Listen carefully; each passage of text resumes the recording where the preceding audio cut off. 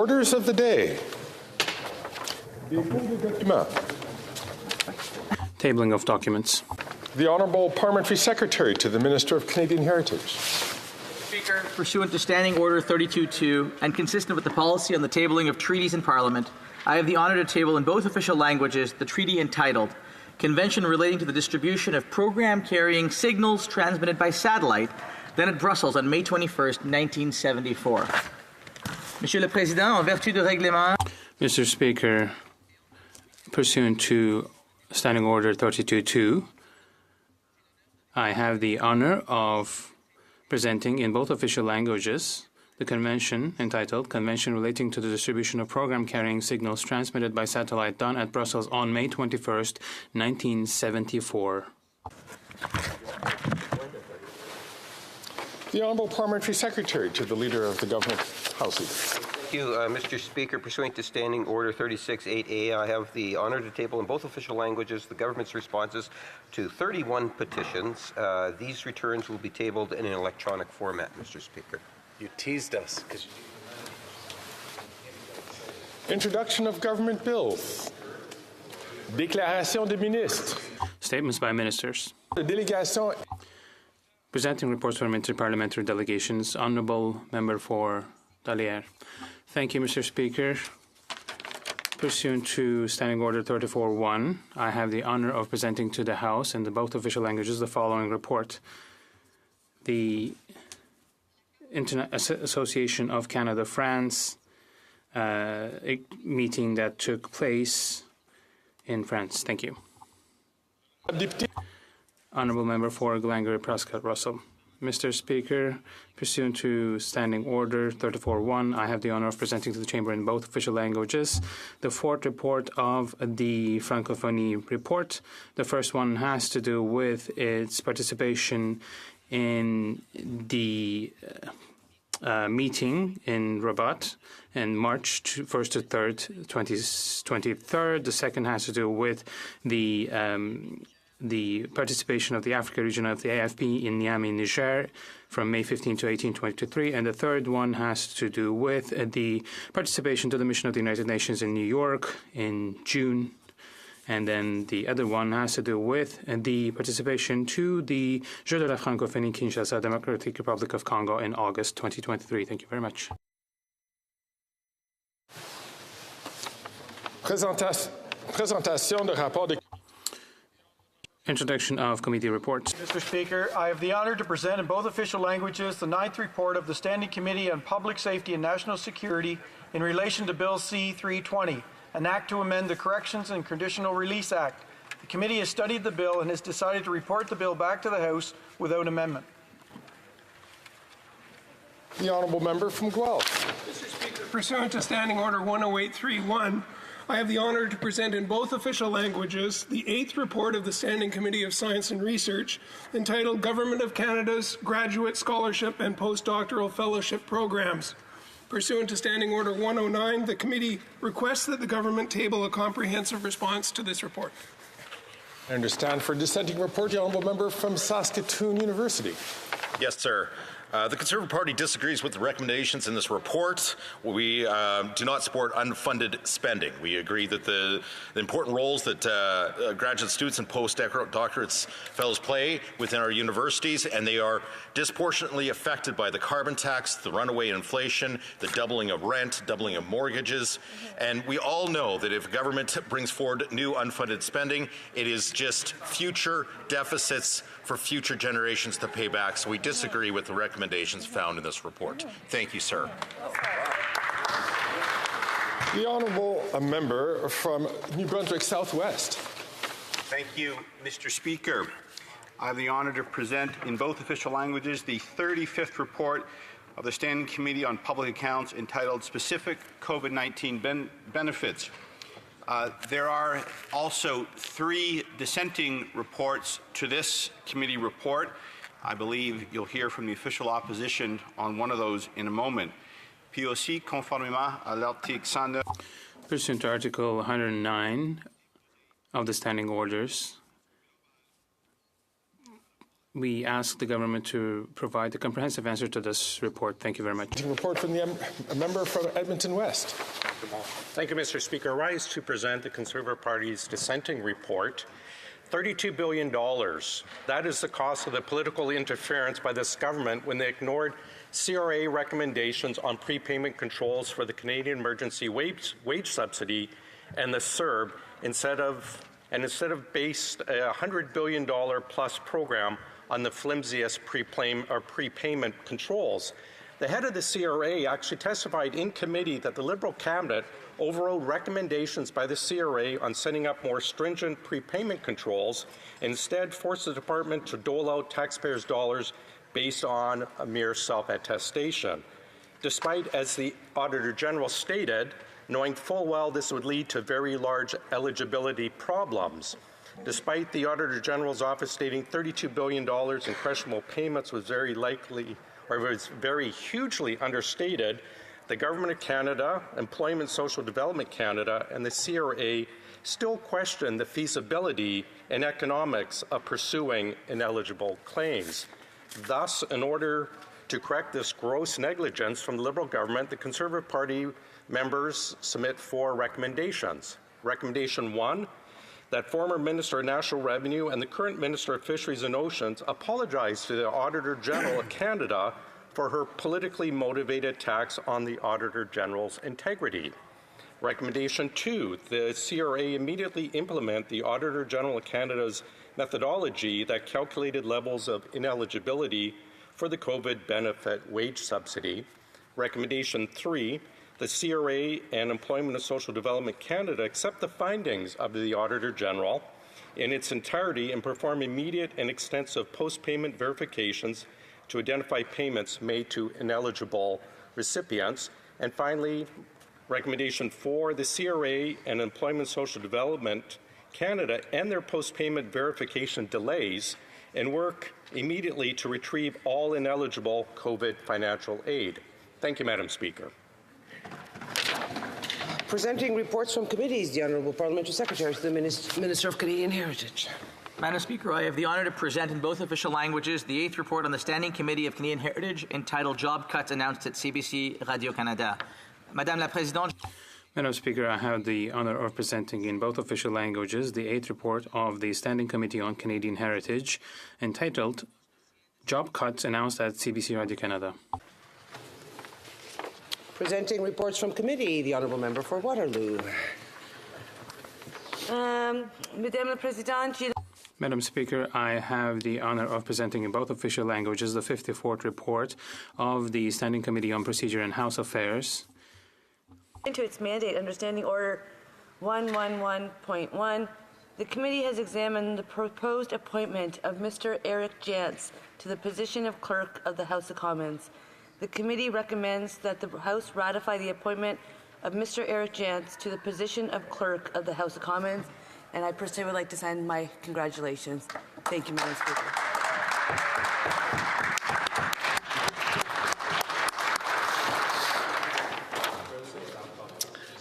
Introduction of private members' bills. First reading of Senate public bills. Motion. Motions. Présentation de pétitions. Presenting petitions. Okay, the Honourable Member for Peace River, Northern Rockies. I think I know. There's one missing. No. The Honourable Member. Madam Speaker, I appreciate the attempt. So I have 2 petitions today, Madam Speaker. After 8 years, this Prime Minister has made life affordable for Canadians with his carbon tax. Mackenzie residents are simply asking for some relief from this Liberal Prime Minister in this petition. We, the undersigned residents of Mackenzie, BC, call upon the House of Commons to reconsider Northern Living Allowance classification for Mackenzie and change from its current prescribed immediate zone 50% deductions to full prescribed northern zone of 100% deductions. Thank you, Madam Speaker. My second petition is from residents of Skeena-Buckley Valley. Sadly, their own MP would not present this petition on behalf of residents of Smithers, Prince. I have a point of order from the honourable member for Westminster. New Westminster, Burnaby. Madam Speaker, the member's experience, he knows that that's a clear violation of what petitions are supposed to be. They're simply... The honourable member's point is well taken, and please do not refer to other members. As the honourable member knows, it's not admissible. The honourable member for Prince George. My petition now. Thank you, Madam Speaker.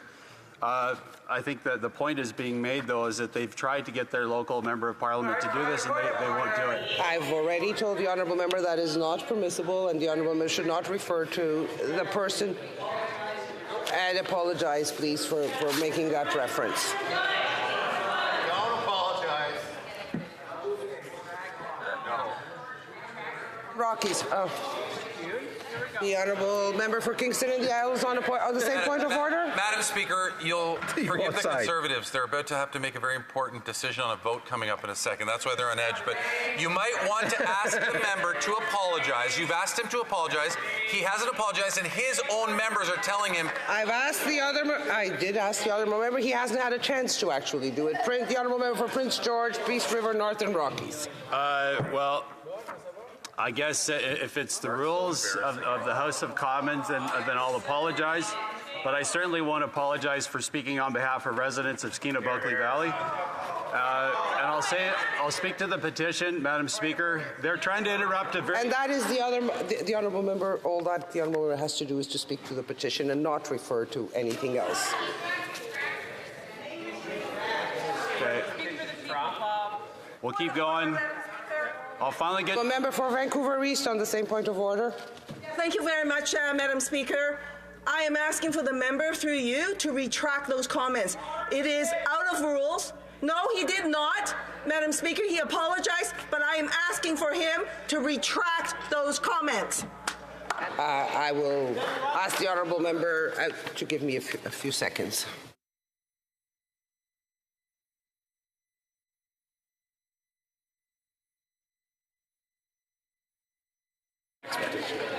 We'll allow the member to go straight to the petition. If not, we'll move to someone else. The honourable member for Prince George, Peace River, Northern Rockies. Okay, so that's one more crack at this. I will get to the petition, thankfully, finally. We, the undersigned citizens and residents of Canada, draw to the attention of the House of Commons to the following petition. Whereas the Trudeau government has attempted to ban and seize the hunting rifles and shotguns of millions of Canadians. Okay. The honourable member will give me a minute here to consult, please.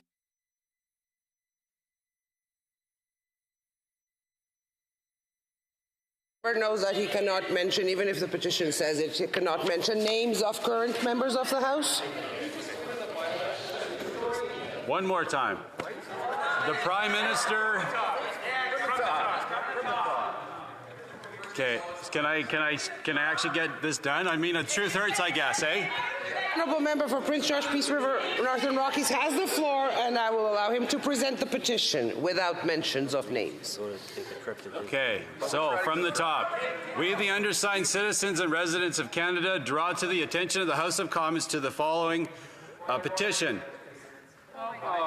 Okay, the Honourable Parliamentary Secretary to the Government House Madam Leader on a Speaker, point of members order. should also know he's not allowed to read the petition. He's supposed to give the essence of the petition.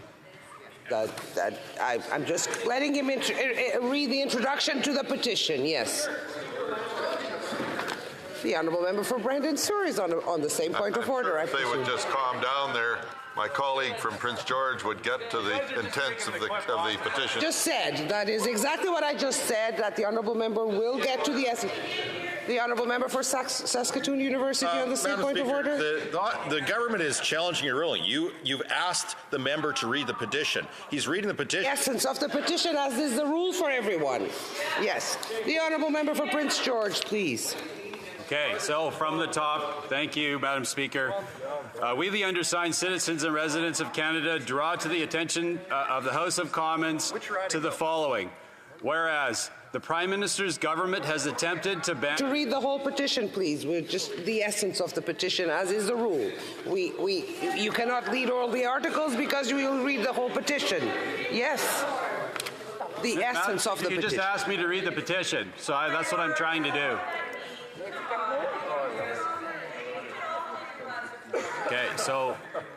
Okay, can I finally get to the petition? I'm trying.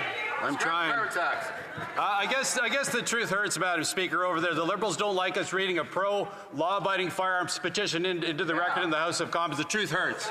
So the Prime Minister's government has attempted to ban and seize hunting rifles and shotguns of millions of Canadians. The targeting of farmers and hunters does not fight crime. And the Prime Minister's government has failed those who participate in the Canadian traditions of sport shooting. Therefore, we, the undersigned, call on the Government of Canada to stop any and all current and future bans on hunting and sport shooting firearms. Thank you, Madam Speaker.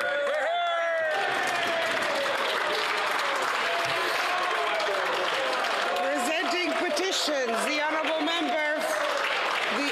member for Battleford's Lloydminster. Okay, I have a few petitions today. The first one on public prayer in the Canadian Armed Forces. So the recent directive that was issued to military chaplains banning religious symbols and prayer at public ceremonies like that of Remembrance Day undermines our religious freedom. So one of the very values, ironically, that our men and women in uniform have fought to defend. So the petitioners are calling on the House of Commons to affirm the right of public prayer in our Canadian Armed Forces. I also am tabling another petition. So Canadians have the right to be protected against discrimination. Canadians can and do face political discrimination, and it is a fundamental Canadian right to be politically active and also vocal. So it is in best interest of Canadian democracy to protect public debate and the exchange of differing ideas, and Bill C-257 seeks to add protection against political discrimination to the Canadian Human Rights Act. And finally, Madam Speaker, I would also like to present a petition. The undersigned understand that adoptive and intended parents are at a disadvantage when it comes to leave and time with their children. So all parents are deserving of equal access to parental leave benefits, and Bill C-318 delivers this equitable access. We understand that the Speaker has said that this bill needs royal recommendation, and the undersigned are asking that the government provide that royal recommendation to C-318. Thank you. Well done. The honourable member for North Island Powell River. Thank you so much, Madam Speaker, and I'll be presenting two petitions today. The first is from members of my constituency that are very concerned about the climate emergency, and they are asking this government to reduce emissions by at least 60% below 2005 levels, to make sure that the fossil fuel industry winds down and related infrastructure, ends fossil fuel subsidies, and transition to a decarbonized economy, and also, of course, focuses on protecting and strengthening human rights and workers' rights and Indigenous rights, sovereignty, and knowledge. I think this is very lots of signatures, and I appreciate their hard work. And of course, they want to talk about making sure that this transition happens by increasing the taxes on the wealthiest corporations and people to finance it.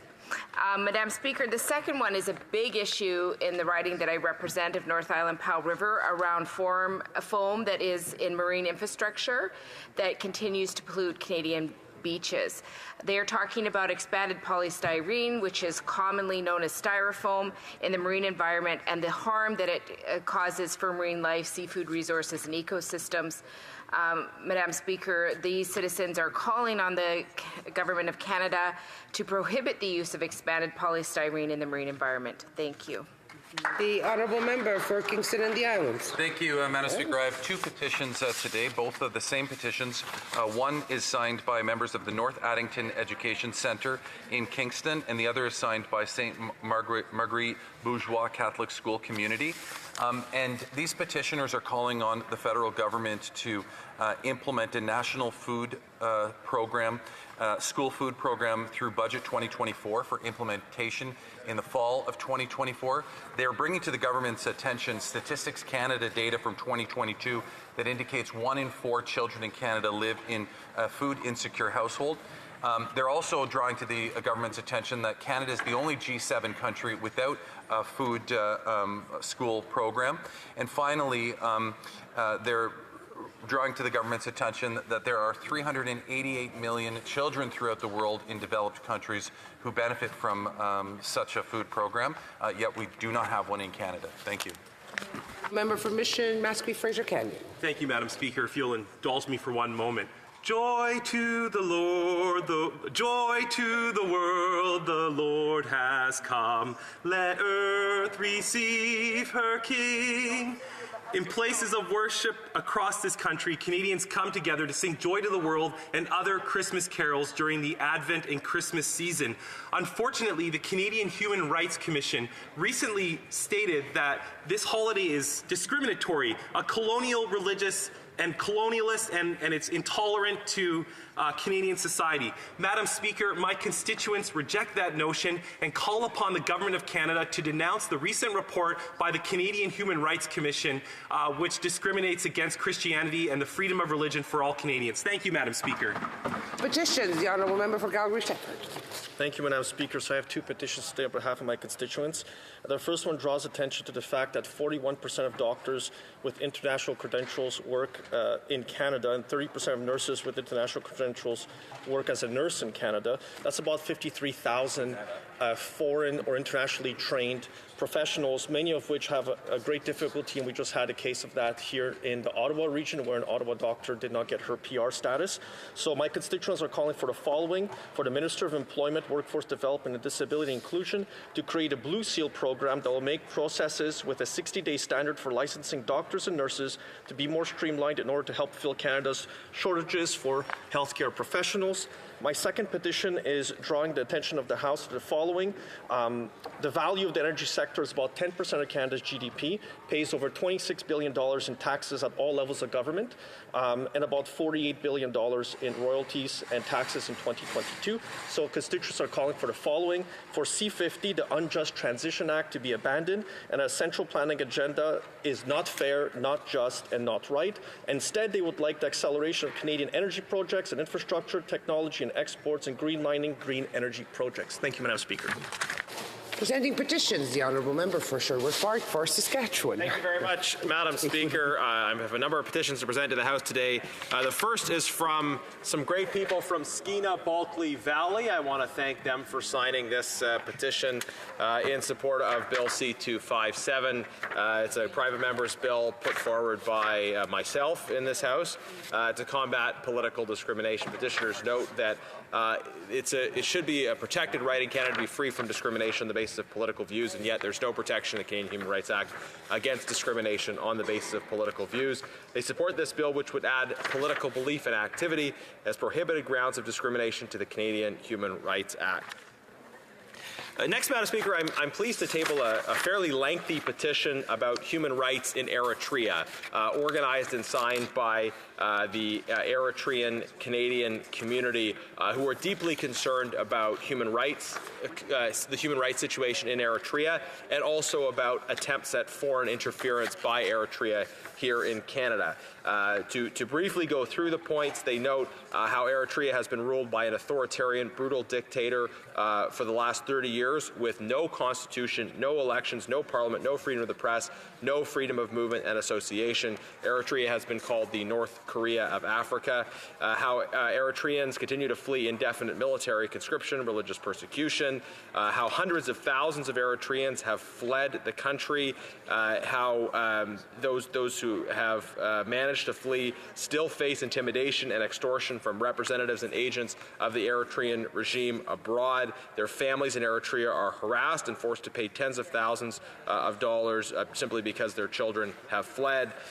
Petitioners note that the Eritrean embassy and other representatives of the diaspora have been utilized to surveil and monitor those in the diaspora, and various concerns have been raised throughout this petition about violence that is organized outside of Eritrea by the Eritrean regime. Petitioners petitioners also note the alignment of Eritrea's dictator with Vladimir Putin and the collaboration with Russia's aggressive agenda around the world. Petitioners therefore call on the Government of Canada to engage Eritrean political and human rights activists and pro-democracy groups, to take a leadership role among Western allies to challenge the Eritrean dictator's malicious conspiracy with Vladimir Putin, to do more to combat foreign interference in Canada by Eritrea, including rejecting the entry visas of those that are affiliated with the regime, to enforce Canada's asylum laws properly against those who provide. May I remind the honourable member that we really just want a short summary of each petition and not the whole reading out of it. I know it's a lengthy one, but it does go into many details. Thank you, Madam Speaker. I do want to commend petitioners who have worked very hard to put many different items in this petition. I am summarizing it, but there was a great deal that is raised in this petition. They want the proper enforcement of Canada's asylum laws, and they want strengthened sanctions against human rights abusers, and they also want Canada to call for the release of imprisoned journalists, including Swedish-Eritrean journalist Dawit Isaak, and 11 imprisoned parliamentarians, Petro Solomon, Mahmoud Ahmed Sharif, Haile Woldensi, Ogbe Abraha. These are political prisoners. The Honourable Parliamentary Secretary, the Government House Leader. Yes, thank you, Madam Speaker. And I think the member who has probably tabled more petitions than any other member inside the chamber is very much aware of the rule that the member is supposed to capture the essence of the petition, not read and the length of the petition. I did remind the Honourable Member, and I would like him to proceed so that other members can present petitions. The Honourable Member for Sherwood Park, Fort Saskatchewan. Madam Speaker, I hope partisanship aside, I can just briefly read the names of these political prisoners, because putting their name on the record is important to them and their families. The 11 imprisoned Eritrean parliamentarians, I read some of them already. Ogbe Abraha, Hamid Himed, Salah Idris Kekya, Estefanos Sayum, Berhaim Gebrez Gab-Ihir, Astir Fezhazian, Germano Nati, and Baraki Kebreselassie. Petitioners want to see those advocacy for their release. Thank you. The next petition that I'm tabling is in support of Bill C-318 from my colleague, which petitioners want to see the government support this bill and provide a royal recommendation to allow all parents to have equal access to parental leave benefits, including adoptive families. The next petition that I'm tabling highlights the decision by, according to petitioners, the decision by the Liberal government to cut funding from women's shelters. They say women's shelters are sadly seeing increased demand. They note the high cost of living and the challenges that those facing domestic violence and other areas of wasteful spending on bureaucracy and consultants, money that could be better spent on helping the most vulnerable. Therefore, they call on the government to restore funding to women's shelters. Next, I'm tabling a petition that is in support of Premier Blaine Higgs in New Brunswick and his policy to protect the rights of parents. The petitioners want to see the federal government butt out and not try to insert itself into decisions that should properly be made by provinces and parents. And the final petition I'm tabling today highlights the ongoing persecution of Falun Gong practitioners in China. Petitioners discuss the history of that petition, various human rights abuses that have taken place as part of that, and they call on the Canadian Parliament and the government to take action to raise the issues of persecution of Falun Gong more frequently and more forcefully in international fora. Thank you, Madam Speaker, and I commend these petitions to consideration of colleagues. Questions on the order paper. The Honourable Parliamentary Secretary to the Government House Leader. Yes, thank you, Madam Speaker. The following questions will be answered today. Question 1861, 1863, 1864, 1867 to 1869, 1879, 1884, 1886, 1891, 1892, 1896, 1901, 1903, 1905, 1909, 1915, 1919, 1922, 1923, 1925, 1927, 1933, 1936 to 1938 and 1942.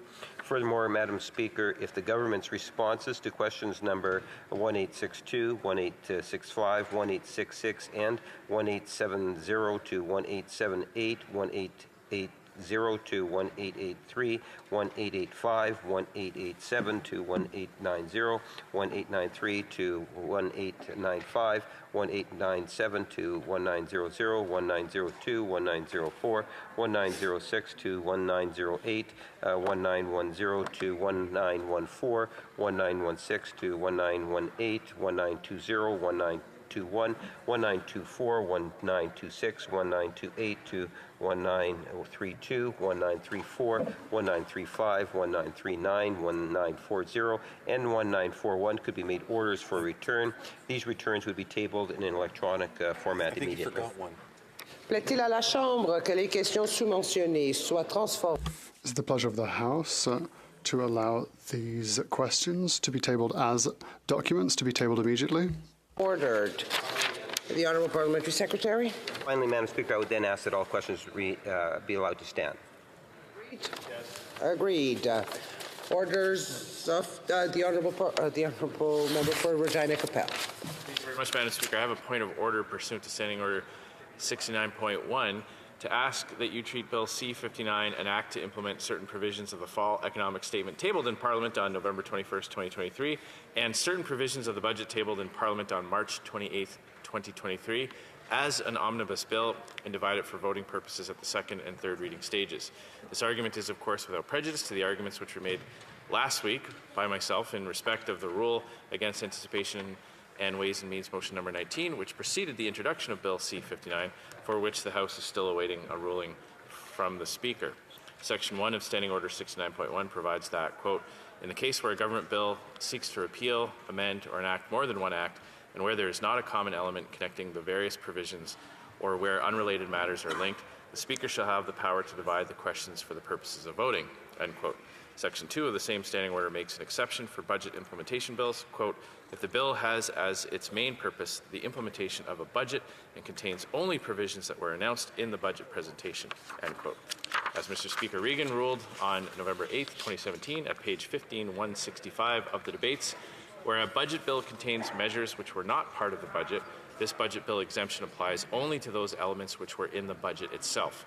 The non-budget elements can be divided under the provisions of Standing Order 69.1, bracket 1.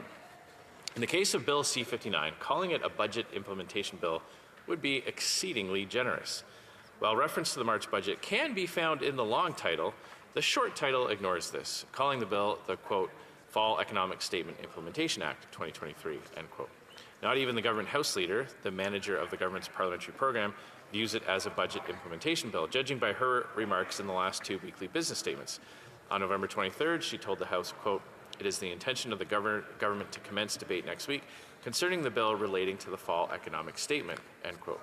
This past Thursday, she said, quote, priority will be given to second reading of Bill C-59, an act to implement certain provisions of the Fall Economic Statement, end quote.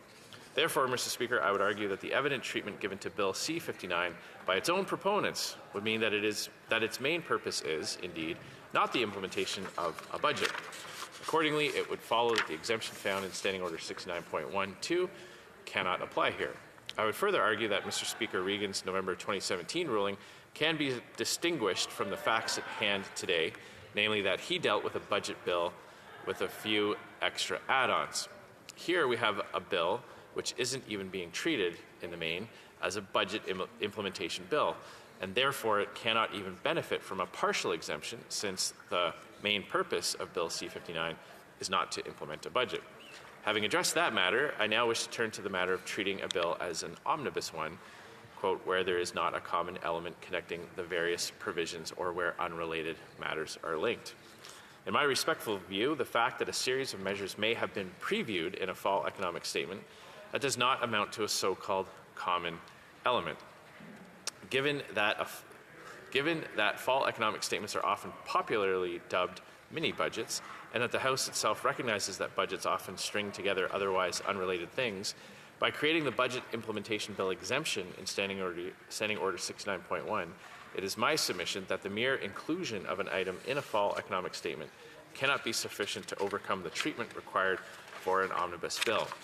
Even if the chair might be persuaded that all of the measures are in one form or another a matter of broad economic policy, I would refer you to Mr. Speaker Regan's March 1st, 2018 ruling at page 17,574 of the debates.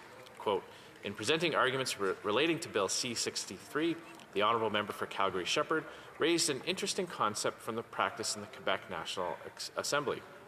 Quoting from page 400 of Parliamentary Procedure in Quebec, he stated, the principle or principles contained in a bill must not be confused with the field it concerns. To frame the concept of principle in that way would prevent the division of most bills because they apply to a specific field. While their procedure for dividing bills is quite different from ours, the idea of distinguishing the principles of a bill from its field has stayed with me. While each bill is different and so too each case, I believe that Standing Order 69.1 can indeed be applied to a bill where all of the initiatives relate to a specific policy area, if those initiatives are sufficiently distinct to warrant a separate decision of the House. In this particular instance, I have no trouble agreeing that all of the measures contained in Bill C-69 relate to environmental protection. However, I believe there are distinct initiatives that are sufficiently unrelated that they warrant multiple votes. End quote. Deputy Speaker Bruce Stanton dealt with another similar situation when he ruled on June 18, 2018, at page 21-196 of the debates, in respect of a former Bill C-59, that it, quote, does clearly contain several different initiatives. It establishes new agencies and mechanisms for oversight of national security agencies and deals with information collecting and sharing, as well as criminal offenses relating to terrorism. That said, one could argue, as the Parliamentary Secretary did, that since these are all matters related to national security, there is indeed a common thread between them. However, the question the Chair must ask itself is whether these specific measures should be subjected to separate votes.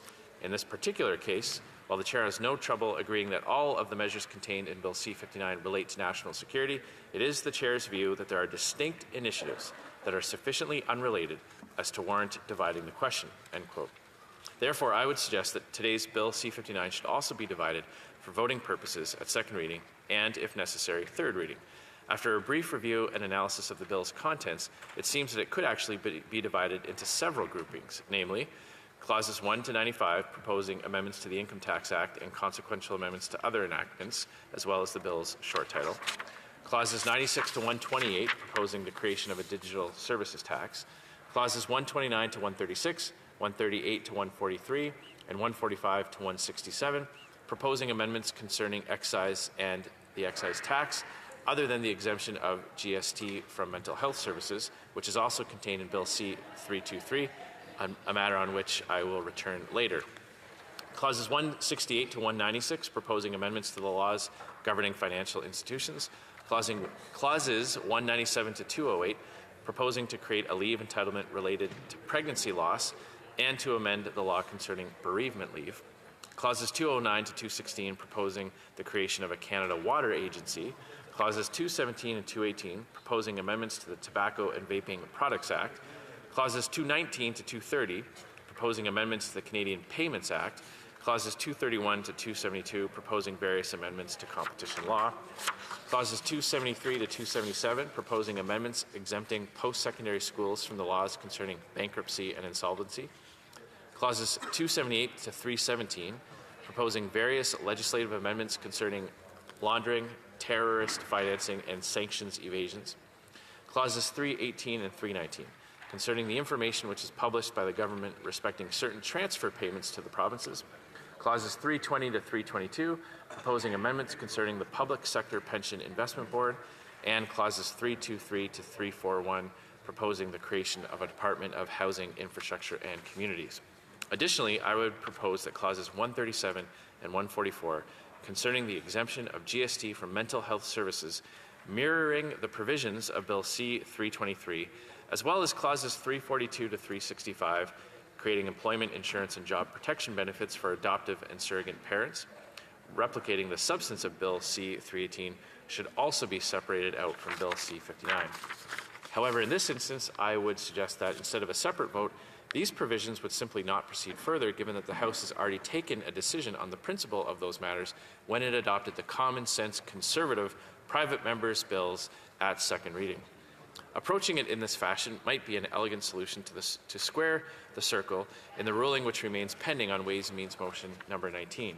In short, Mr. Speaker, Bill C-59, the Fall Economic Statement Implementation Bill, is an omnibus bill under Standing Order 69.1, qualifies in no way for the budget bill exemption in that rule, can and should be divided in separate votes, about 14 or so, based on the thematic groupings of the bill's clauses, and would, if so divided, offer an elegant solution for a pending Speaker's ruling to reconcile the long-standing rules and precedents of this House respecting multiple decisions on the same question which, for reasons we are awaiting, did not apply to Ways and Means Motion number 19, which saw the House vote yet again on the principles found in two Conservative private members' bills which had already been adopted at second reading.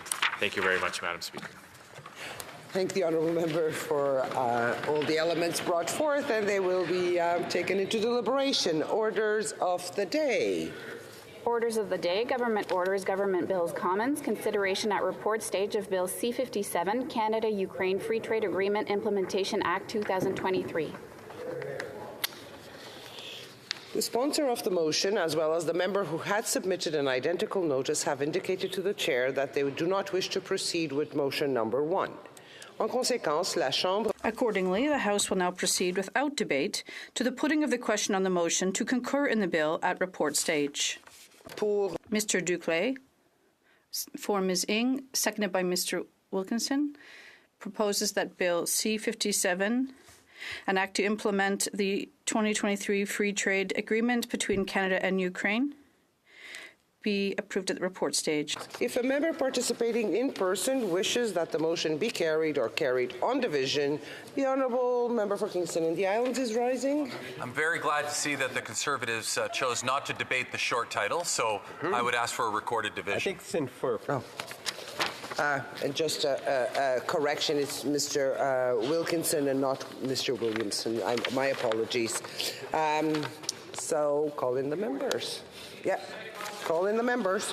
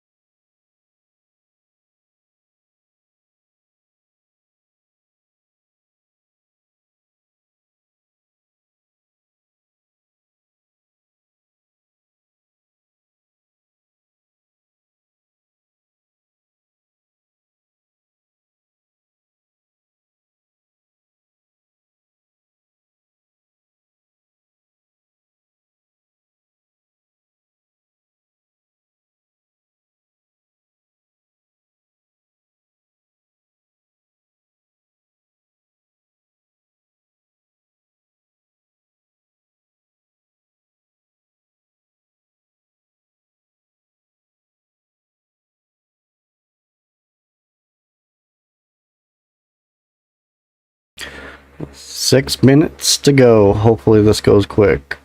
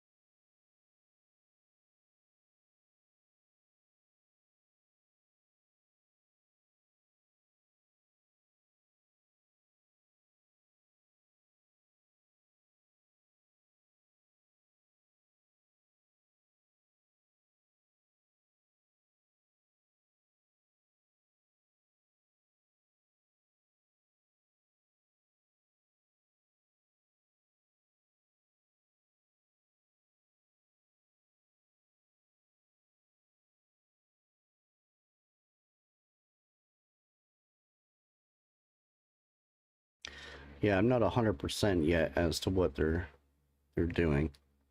They're voting at the moment. They're about to.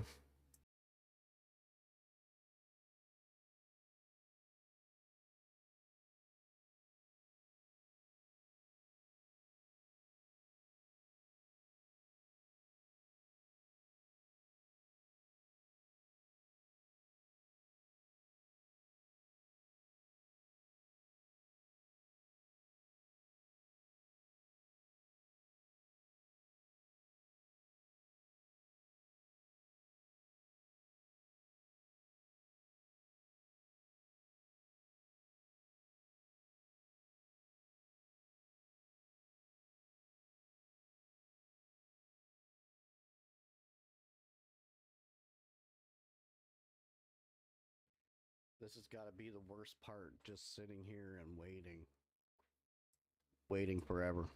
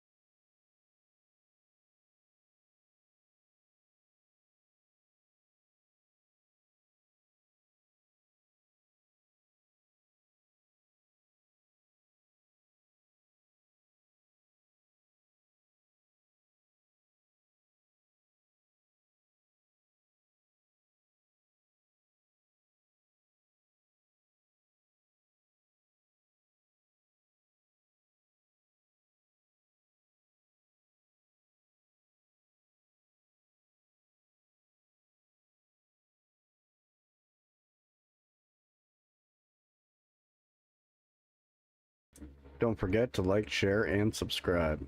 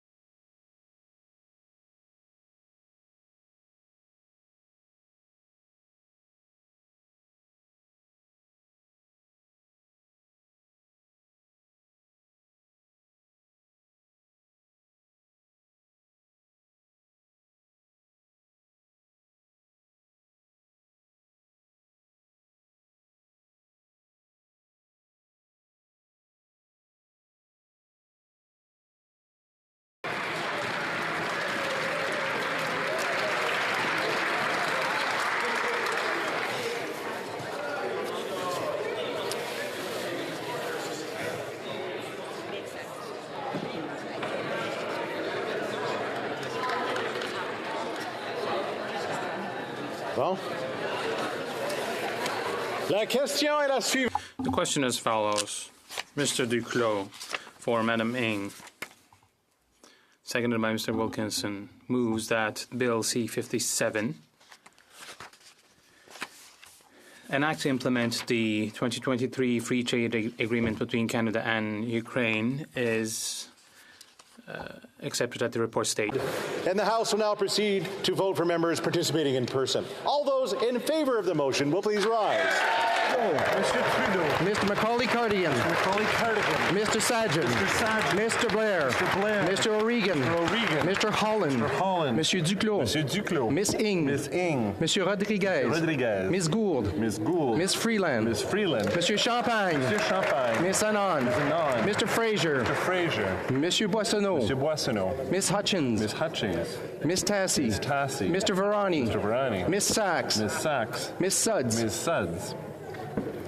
Miss Fry. Miss Fry. Miss Scrow. Miss Scrow. Monsieur Vandal. Monsieur Vandal. Miss Cara. Miss Cara. Madame Saint-Onge. Madame Saint-Onge. Miss Qualtrough. Miss Qualtrough. Miss Haidu. Miss Haidu. Monsieur Miller. Monsieur Miller. Monsieur McKinnon-Gatineau. Monsieur McKinnon-Gatineau. Madame Joly. Madame Joly. Miss Ian. Miss Ian. Madame Le Boutillier. Madame Le Boutillier. Madame Bibot. Madame Bibot. Madame Pittspa-Taylor. Madame Pittspa-Taylor. Mr. Ananda Sangare. Mr. Nanda Sangre. Mr. Beach. Mr. Beach. Madame Martinez-Farada. Madame Martinez-Ferrara. Mrs. Valdez. Mrs. Valdez. Madame Fortier. Madame Fortier. Monsieur Arsenault. Monsieur Arsenault. Madame Lalonde. Madame Lalonde. Mrs. Romanado. Mrs. Romanado. Miss O'Connell. Ms. O'Connell. Mr. Garrettson. Mr. Garrettson. Mr. Lamoureux. Mr. Lamoureux. Miss Sahota. Ms. Sahota. Mr. Fragiscados. Fragiscados. Mr. Bruson. Mr. Bruson. Mr. Vancouverden. Mr. Vancouverden. Mr. Baptiste. Mr. Baptiste. Monsieur Lauzon. Monsieur Lauzon. Mr. Area. Mr. Area. Miss Dillon. Ms. Dillon. Mr. Fonseca. Mr. Fonseca. Mr. Hardy. Mr. Hardy. Mr. Housefather. Housefather. Monsieur Drouin. Monsieur Drouin. Mr. Cito Brampton East. Mr. Cito Brampton East. Mr. Sousa. Mr. Sousa. Mr. Duguid. Mr. Duguid. Mrs. Atwin. Mrs. Atwin. Mr. Maloney. Mr. Maloney. Mr. Sarai. Mr. Sarai. Monsieur Sanson. Monsieur Sanson. Monsieur Serré. Mr. Serré. Mr. Fisher. Mr. Fisher. Mr. Johari. Mr. Johari. Mr. Longfield. Mr. Longfield. Miss Hefner. Miss Hefner. Mr. Noor Mohammed. Mr. Noor Mohammed. Madame Lambropoulos. Madame Lambropoulos. Mr. Rogers. Mr. Rogers. Mr. Aldag. Mr. Aldag. Mr. Baker. Mr. Baker. Mr. Blois. Mr. Blois. Miss Latenzio. Ms. Latanzio. Mr. Van Bynen. Mr. Van Bynen. Madame Chattel. Madame Chattel. Mr. Collins, Hamilton East, Stony Creek. Mr. Collins, Hamilton East, Stony Creek. Mr. Cotto. Mr. Cotto. Madame Diab. Madame Diab. Mr. Hanley. Mr. Hanley. Madame Lapointe. Madame Lapointe. Mr. Meow. Mr. Meow. Miss Thompson. Miss Thompson. Mr. Carr. Mr. Carr. Miss Gainey. Miss Gainey.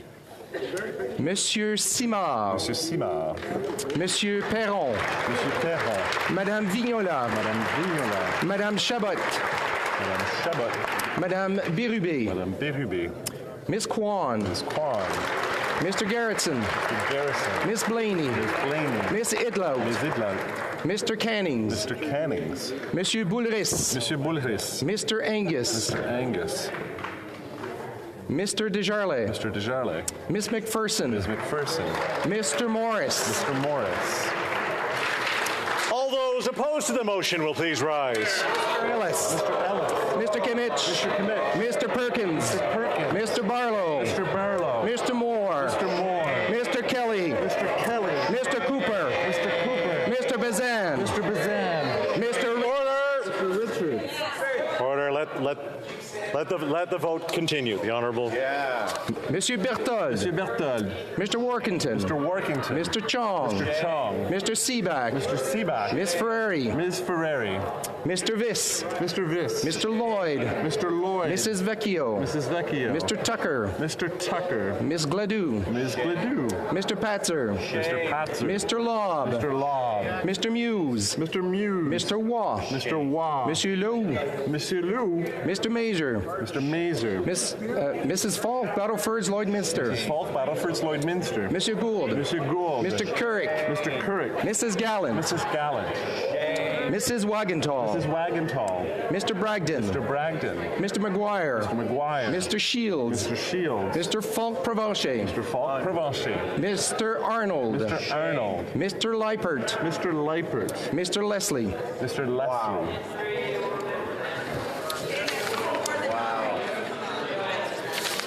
The House will now wait for the electronic voting period to end before resuming its proceedings.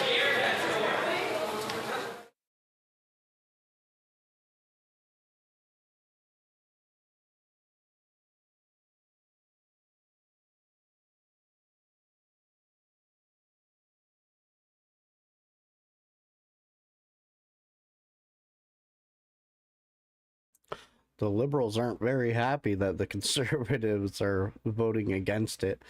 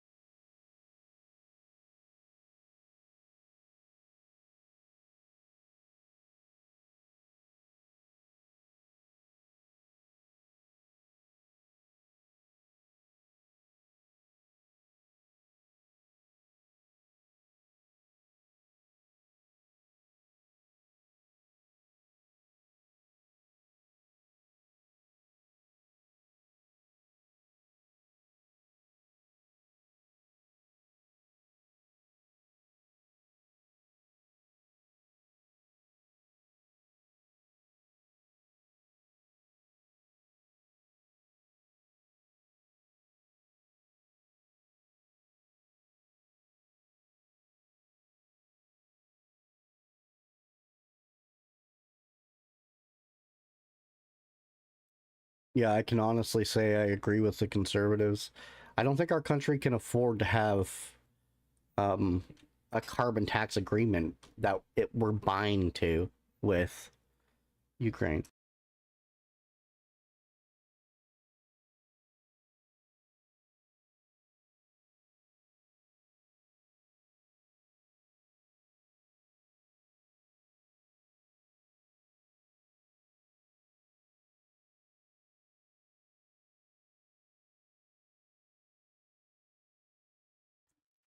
Oh yeah, it'd still be in the agreement.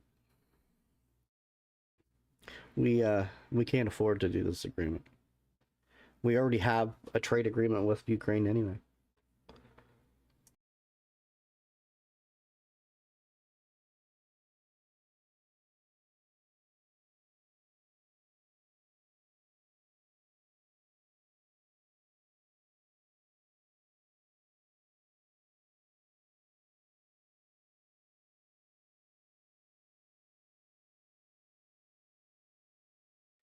I think the whole point of this is so Canada is supplying materials and everything else for the rebuilding of Ukraine, but the taxpayers here in Canada, I believe, will end up paying for it.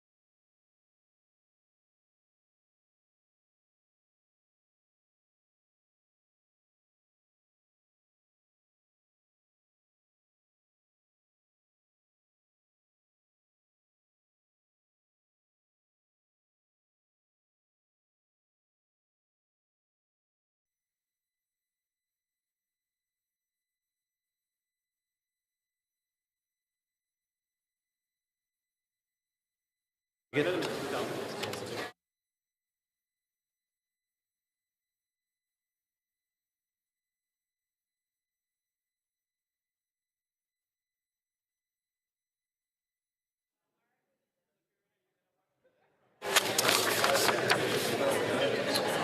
wish to inform the House the electronic voting period has ended.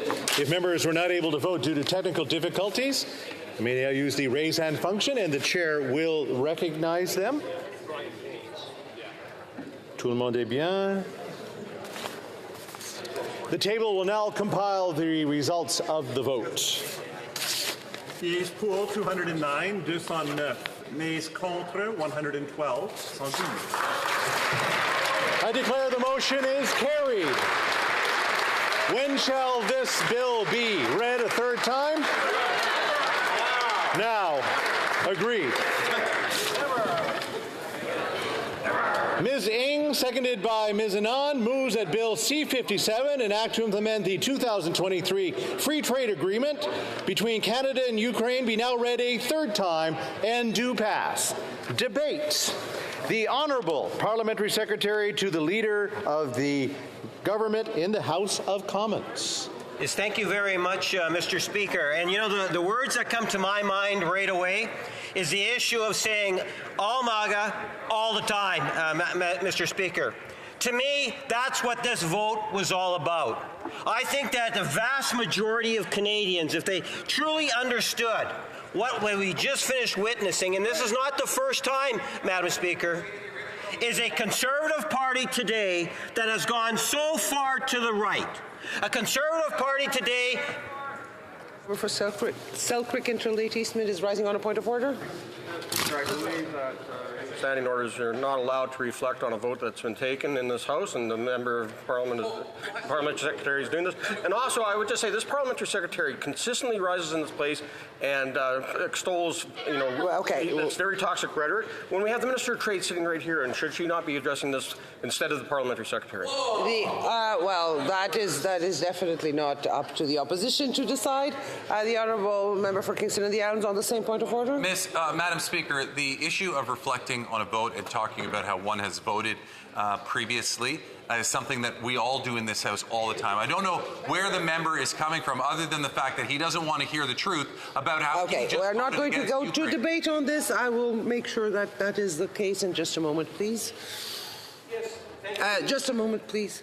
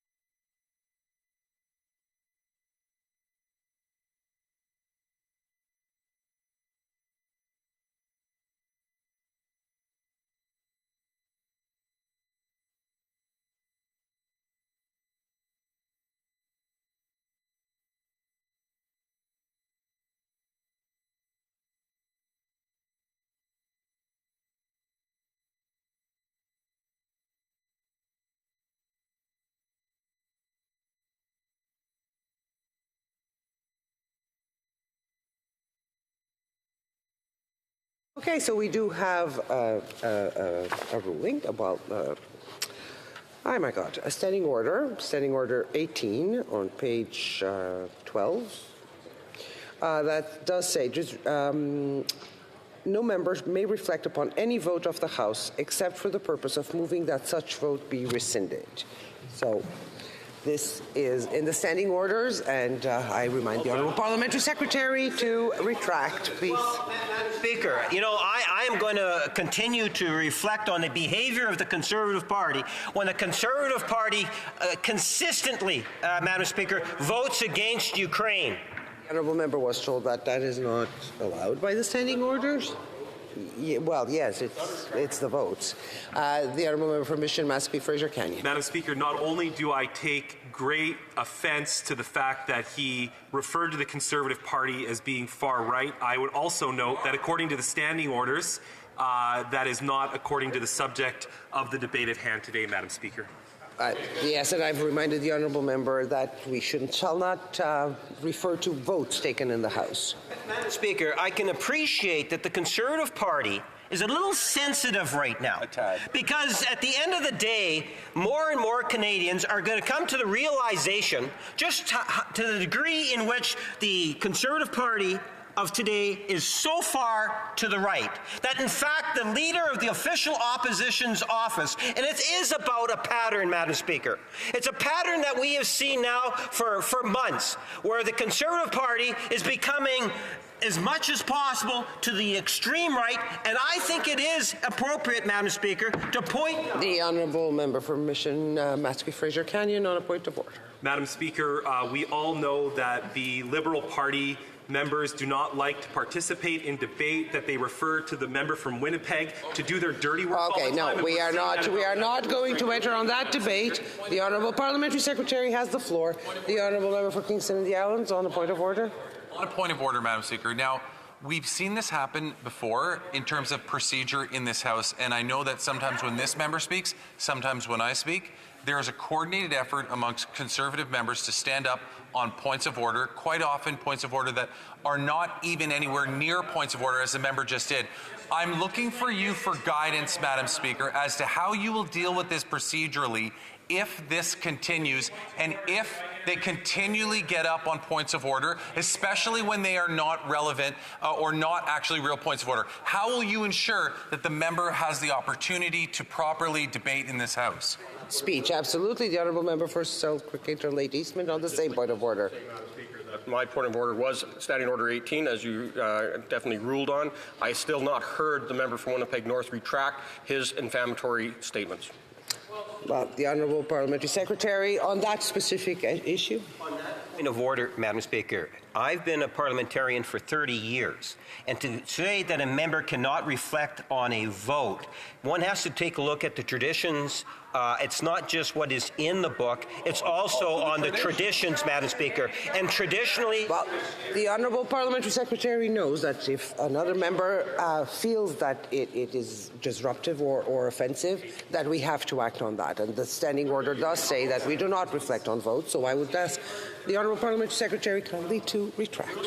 Speaker, I'm looking for clarity on the issue because I think this is really important.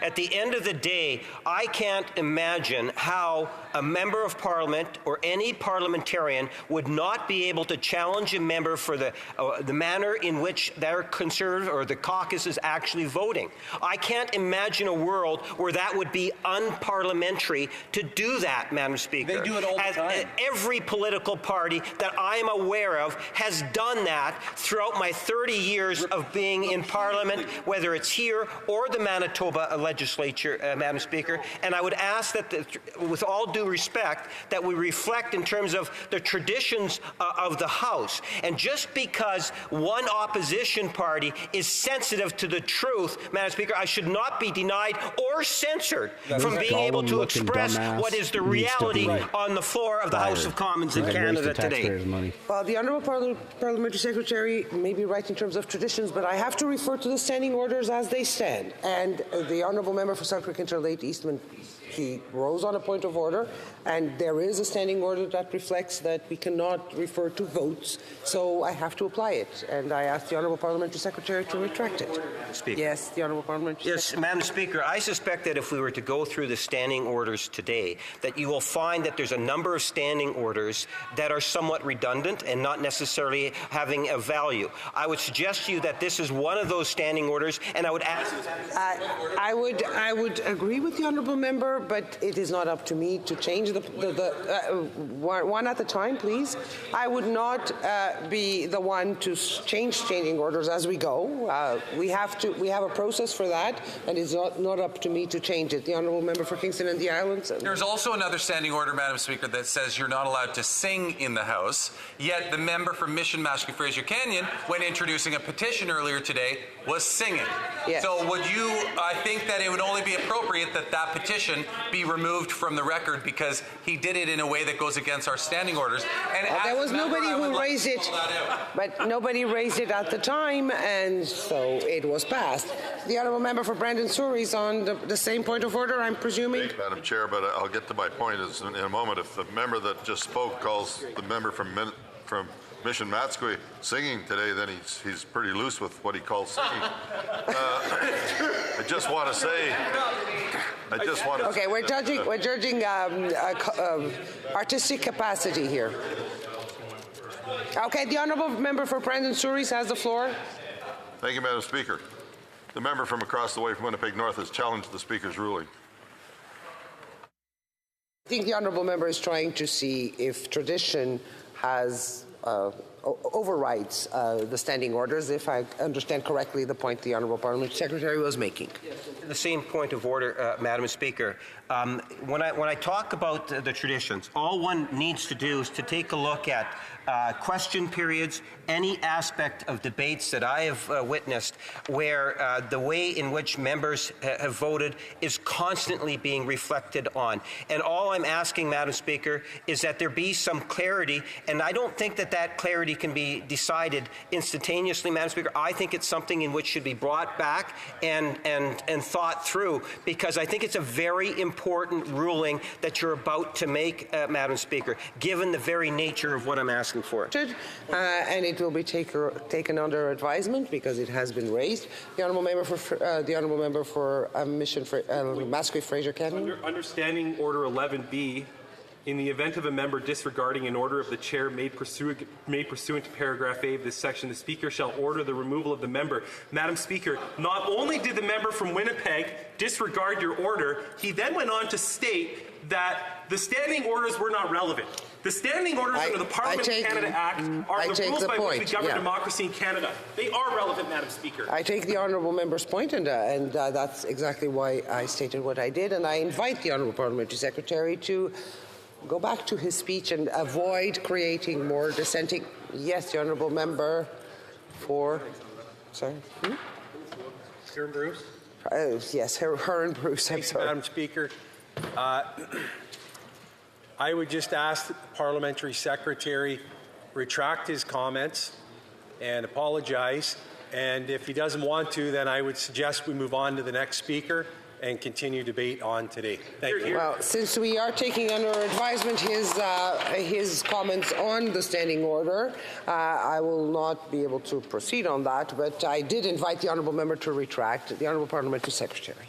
Thank you, Madam Speaker. And if at any point in time it's interpreted that I was challenging the ruling of the chair, Madam Speaker, I would apologize for that. And I'm glad that you have, Madam Speaker, recognized the very serious nature of what the Conservatives are suggesting by implementing that particular rule of the standing orders, because it will have a very profound effect on many speeches, not only for today, but well into the future, as I suspect it will be something that will be referenced well into the future until the actual rule is changed, because I would suggest to you that that is a dated rule and taken out of context only because members on the opposite side, Madam Speaker, are against the Canada-Ukraine trade agreement, which is not a reflection on the vote, Madam Speaker. It is very clear that the Conservatives do not support the Canada-Ukraine trade agreement. Just like, Madam Speaker, as we went through the line by line. Remember the voting marathon that we had, Madam Speaker? Remember the leader of the Conservative Party, Madam Speaker, when he said last week, you know, we're going to hold this government till Christmas. We're going to fight this the government over the price on pollution, Madam Speaker. We are going to fight them. We're going to keep them voting endlessly. 30-plus hours of voting. That was the energy that was coming from the leader of the Conservative Party. And, Madam Speaker, what ended up happening? Well, when midnight came close by, most of them, or a good portion of them, Madam Speaker, decided to have a nap and didn't necessarily participate in the proceedings. There were some that were ultimately, Madam Speaker, that caused a great deal of concern by the way in which, as we went line by line, we saw the true colors of the Conservative Party come out. The true colors, for example, Madam Speaker, and let me get my glasses here, on a couple of the motions. Funding to reinforce Canada's support for Ukraine, better known as Unifier. Canadians would be shocked to see the manner in which the Conservative Party dealt with that particular issue. Madam Speaker, people would be shocked. The honourable member for Sherwood Park Fort Saskatchewan on a point of order. Yes, thank you, Madam Chair. A moment ago, the member was reflecting on the presence or absence of members at the end of last week. I think you'll find very clearly that that's against the rules. This member is not a new member. He knows that reflecting on the presence or absence of particular members is against the rules, and I hope he'll bring himself to order. I remind the honourable member that, yes, referring to presence or absence of members is against the rules. Yeah, Madam Speaker, again, just for clarification, if one says that 40% of the Conservative caucus wasn't present for a portion of the vote, 45%, is that against the rules by saying that? I'm not talking about an individual. No, they didn't. It is saying indirectly what can't be said directly, so I do remind the honourable member that we cannot make those inferences, yes. Well, Madam Speaker, I'm going to continue on then. My apologies to the sensitivities of the Conservatives with regards to this particular issue. And, Madam Speaker, as I said, Canadians would be very much surprised and disappointed because what we've witnessed, not only today, Madam Speaker, but we've witnessed the other day when we had the voting marathon. And that is that the Conservative Party and the influence from MAGA, from Deep South in the United States, where we see a movement that's there, that's very real and tangible, and how it's being brought into Canada, and it's being ushered into Canada through the leader of the Conservative Party. And today, when you take a look at the types of position that they are taking, Madam Speaker, what you will see is that it is now starting to impact Canadian public policy to the degree, Madam Speaker, that it's to the detriment of our community. The honourable member for Mission Matsqui Fraser Canyon on a point of order. Madam Speaker, it goes without saying that Canada is a sovereign nation. For a member to suggest that we are influenced by certain... No. When the member brings into question whether or not Canada is influenced by a foreign government on certain policies... It is debate, and we know that we cannot go that way. The Honourable Parliament. On the same point of order. Yes, Madam Speaker, I am concerned that through points of order that the Conservative Party of Canada, the so-called Freedom Party, is trying to limit and censor what it is that I'm trying to say in the House. And I find that... That is debate, and I invite the Honourable Parliamentary Secretary to restart it. Well, no, not to restart, but to continue on his speech. Yes. Yes, Madam Speaker, if you factor out all the points of order, I would ask the table how much time I have left to 16 minutes. Thank you, Madam Speaker.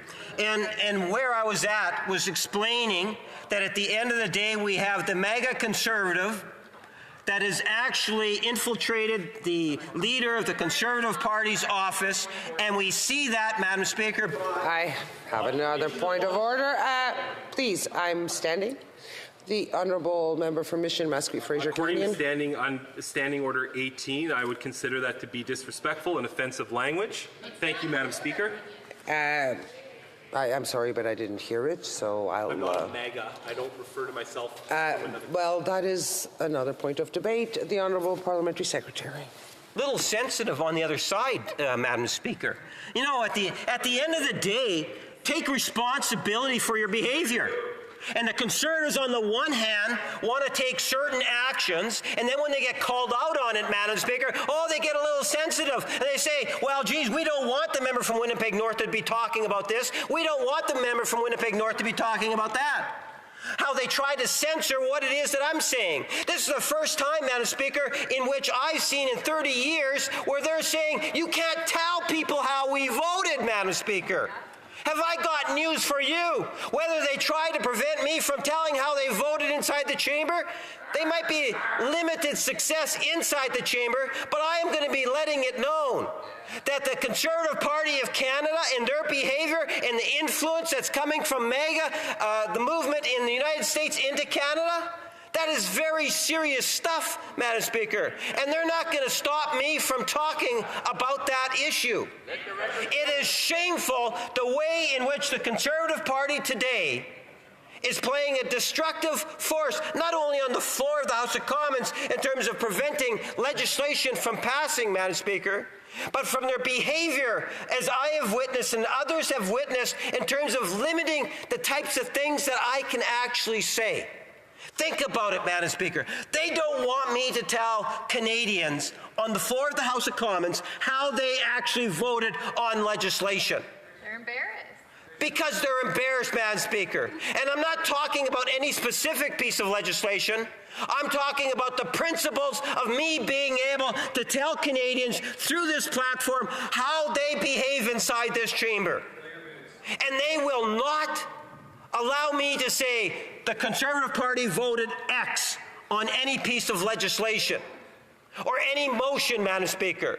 That's what they do not want me to say. The Honourable Member for Mission, Matsqui, Fraser Canyon, on a point of order. Madam Speaker, it is not the Conservative members or the official opposition. It is Standing Order 18, which states no member may reflect upon any vote of the House except for the purpose of moving that. And I did remind the Honourable Member, the Honourable Parliamentary Secretary of that, and the Honourable Parliamentary Secretary is making very broad comments on voting history.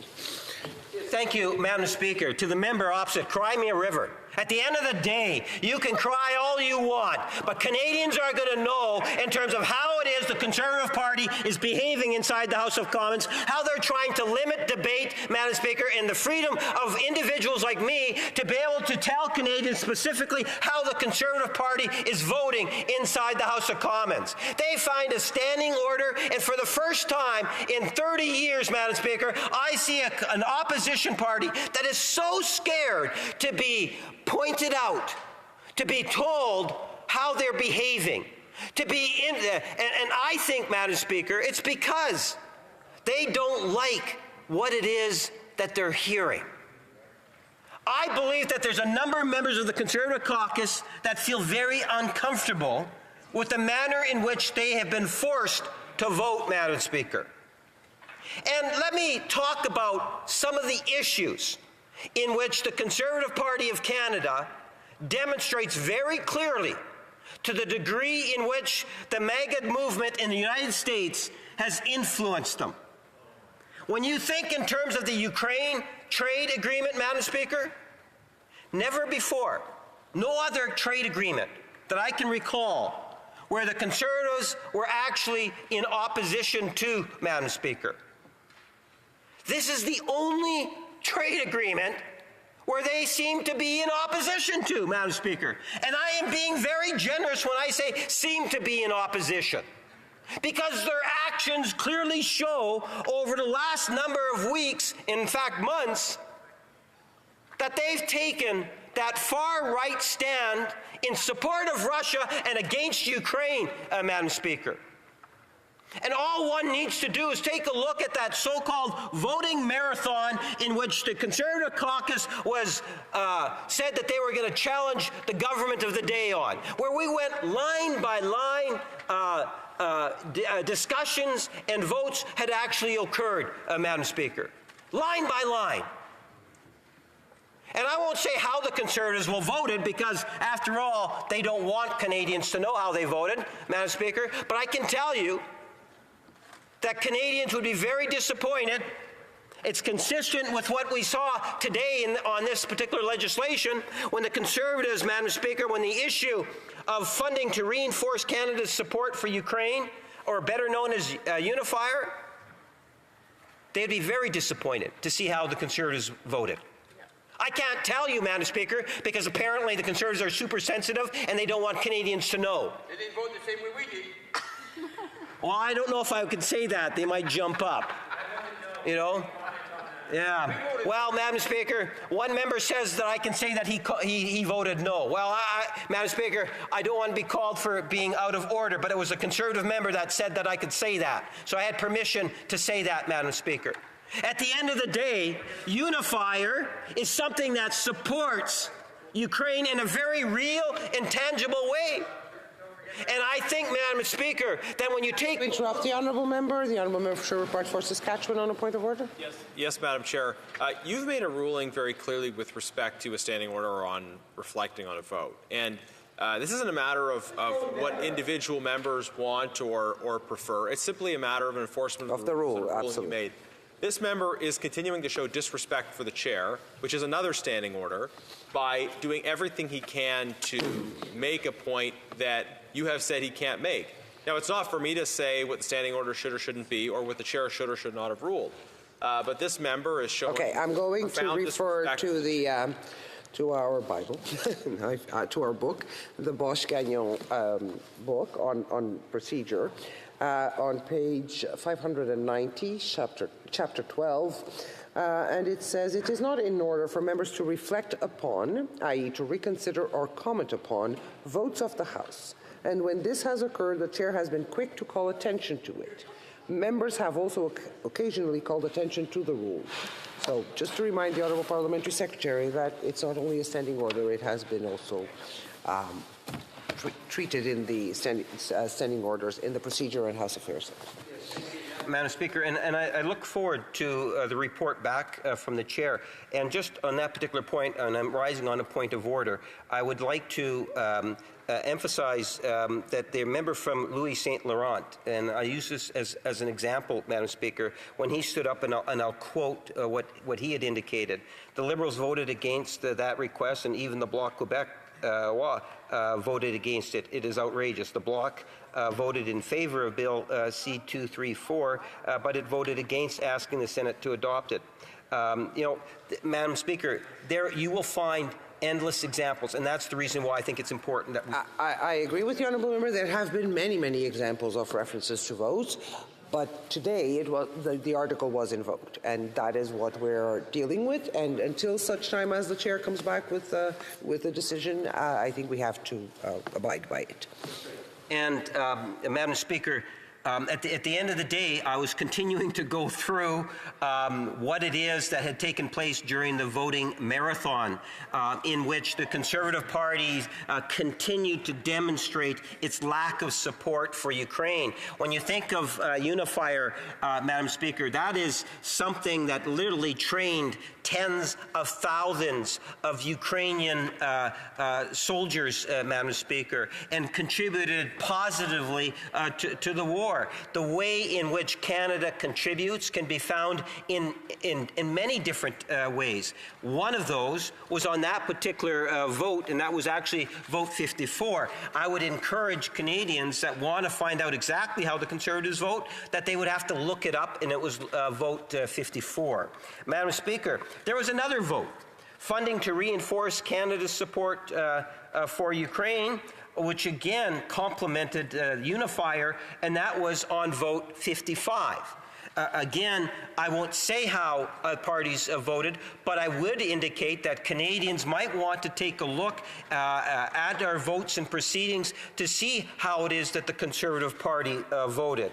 Then there was vote 56, funding for military aid. Think about that, Madam Speaker. Military aid to Ukraine.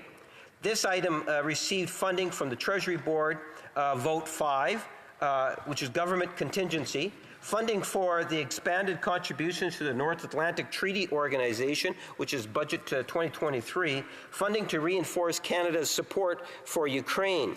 Madam Speaker, Nobody cares, when you Kevin. think of these votes, the Conservatives are supporting Canadians. You're too busy supporting other countries. That if those that are following the debate and they want to understand why it is that I have said what I have said and expressed my disappointment in today's Conservative Party, all one needs to do is to take a look at the voting record on those motions, and I would suggest the report stage of the Canada-Ukraine trade agreement, and what you will find is a lot of Canadians would be very disappointed in the official opposition, Madam Speaker. And I would suggest to you the reason why we have seen that voting pattern coming out of the Conservative Party is because of the MAGA right movement in the United States of America, and how that movement is coming north, and it is being jumped all over on by the leader of the official you guys are jumping all over. In fact, Madam Speaker, as I've suggested in the past, we need to be concerned about Nobody patterns. sees that. And one of the patterns that I have witnessed coming out of the leader of the official opposition's office is the issue of misinformation, and how the official opposition is using that style of politics, that MAGA right, Madam Speaker, in order to generate the type of attention that they want. And they'll do it at all costs, Madam Speaker. Ukraine is but one victim. Honourable member for Mission Mascot Fraser Canyon. Madam Speaker, I continue to rise on points of order because the language we are hearing from the member from Winnipeg is contrary to Standing Order 18, because it is implying that the Conservative Party of Canada is in fact breaking laws related to treason in Canada. This is why they I, as a member of Parliament, find that offensive to assume that we are influenced by foreign governments. I don't think the honourable member was implying Canadians want to support Canadians. The right wants to support Canadians. We don't want to support other countries. We can no longer afford it. Secretary is rising on a point of order. That doesn't mean that we're part of the Trump movement in the United States. Not to mention that Trump in the United States is probably one of the most popular presidents they've ever had. About associations and such. We are going to start. We are not going to start debate on this. Yes, the honourable member for Sherwood Park for Saskatchewan. Thank you, Madam Speaker. I think my colleague knows well the rules about accusing people of lying or being liars in this House. I don't think the honourable member did such a thing. She was just. No, she said that people on both sides accuse each other of different things, and I will let the honourable parliamentary secretary continue. Thank you, Madam Speaker. And you know, guilt is a wonderful thing at times. And when I look across the way, I see a lot of heads, Madam Speaker, that are down and look a little somewhat depressed. And I suspect, Madam Speaker, it might have to do with something that has taken place in terms of their behavior with respect to Ukraine, Madam Speaker. Because as Canadians have unified and understood the importance of what's taking place in Ukraine today, that they are disappointed in what we've been witnessing coming from the Conservative Party. Imagine, if you will, Madam Speaker, the President of Ukraine, at a time of war, comes to Canada. And in Canada, Madam Speaker, he signs a trade agreement. A trade agreement that is very much meaningful, not only from an economic purpose, Madam Speaker, but also in terms of things such as morale and making a strong political statement to countries like Russia, that Ukraine is building relationships with the European Union, with North America, because it wants to be able to expand its economy and its relationship through trade agreements. Something in which, Madam Speaker, as the President during a time of war took the time to come here. And if you go back to when we first introduced it, think about it. September, he's here as the President. A couple months later, we're actually dealing with the legislation. And if you take a look at the comments that I put on the record, Madam Speaker, back then, was that I suspect that all members of the House would be glad to see the legislation and how wonderful it would be for us to pass the legislation before Christmas. And when I said pass, I meant that it had to go through the entire process, Madam Speaker. The entire process, including the Senate. The House rises it in a couple of days, and we haven't even got out a third reading. The solidarity for Ukraine, Madam Speaker, is not there because the Conservative Party of today has made the decision to do what it can to deny that unanimous support that's required in order to get this legislation through. And what we have seen today is the Conservative Party doesn't want us to tell anyone how they're actually voting because they feel ashamed about it, Madam Speaker. That's the reason why. And Madam Speaker, never before, as I said earlier, have I been limited in any way, and that's why I'm very anxious to see the ruling, of being able to tell Canadians how another entity in the House or individual is actually voted. But I will respect what it is that you have said, Madam Speaker, in hopes that we will get clarity on the issue. Because I suspect that there's many people inside this chamber that want to be able to say why and challenge the Conservative Party for their actions. The best excuse that they come up with, Madam Speaker, is because of the issue of the price on pollution. And that's all it is a red herring. Because the Conservative Party says, well, the reason why they're uncomfortable with the legislation is because it has a price on pollution. And Madam Speaker, what they don't say, or they don't recognize, is that Ukraine already has a price on pollution. They've had that for over a decade, Madam Speaker. The whole European Union is moving towards a price on pollution. Only the leader of the Conservative Party here in Canada believes that there is no need for a price on pollution. There is no need to have a plan for Canada's environment. You know, as one of my colleagues says, it's going back to the Stone Age, in which, in a very real sense, I can appreciate why she would say that, Madam Speaker, because they have climate deniers. They don't recognize. They feel all they have to do is, well, I'm scared because if I say the word mislead, they'll jump up like beans, Madam Speaker, saying I can't say that. But think about it. Here's what they actually say. Coast to coast to coast, Conservatives with their star shiny new leader, Madam Speaker, says, well, you know what, we're going to cut the tax, we're going to garbage the price on pollution. We're going to make life more affordable. Madam Speaker, that is what we see from the Conservative right today. I could provide 20-minute comment in regards to their lack of respect for the whole issue of the environment. But rather what I'd like to point out, Madam Speaker, is just to the degree in which they are misleading Canadians. Because this is what, in essence, they're saying. They're saying that they're going to get rid of the price on pollution for the residents of Winnipeg North, and that means they're going to axe the tax. That's what, in essence, they're saying.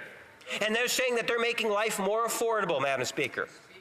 I say balderdash, Madam Speaker, because at the end of the day, they are actually taking money out of the pockets of my constituents because 80% plus, Madam Speaker, get more money back in the rebates than they pay in to the price on pollution. That tells me, Madam Speaker, that they are taking money away from Canadians. But they don't tell Canadians that way because that's not part of the MAGA movement, Madam Speaker. The MAGA movement says you mislead. And that's what they are doing to Canadians from coast to coast to coast. They are deceiving people, Madam Speaker, real people. They are hurting Canadians. They're not helping on the affordability file, Madam Speaker. The honourable member's time is up.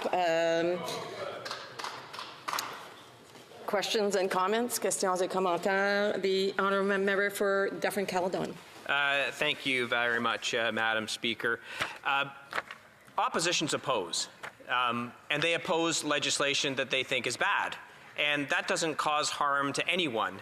The parliamentary secretary's argument that somehow voting against a bill is bad makes no sense. But I'll tell you something that was bad. So that was this government granting...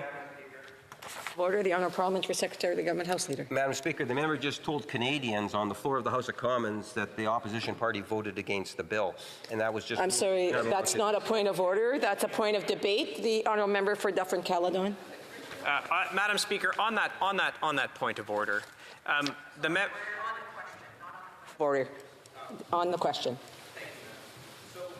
What actually has harmed Ukraine was this government's decision to grant a waiver to export a gas turbine. And it's interesting, President Zelensky they use his name all the time in support of their cause to try and score cheap political points. But President Zelensky had a few things to say about that. If a terrorist state can squeeze out such an exemption to sanctions, what exemptions will it want? Moreover, it's dangerous not only for Ukraine, but for all countries of the democratic world. Zelensky called on the Canadian government to reverse that decision. The Ukrainian ambassador went on to say Russia is using energy as a weapon in Europe and all over the world. This money and fuel are going to support the war in Ukraine. So do they regret that they actually aided President Putin in his war by exporting that gas turbine? Parliamentary Secretary. Well, Madam Speaker, as the member tries to change the channel, we need to recognize the reality of today.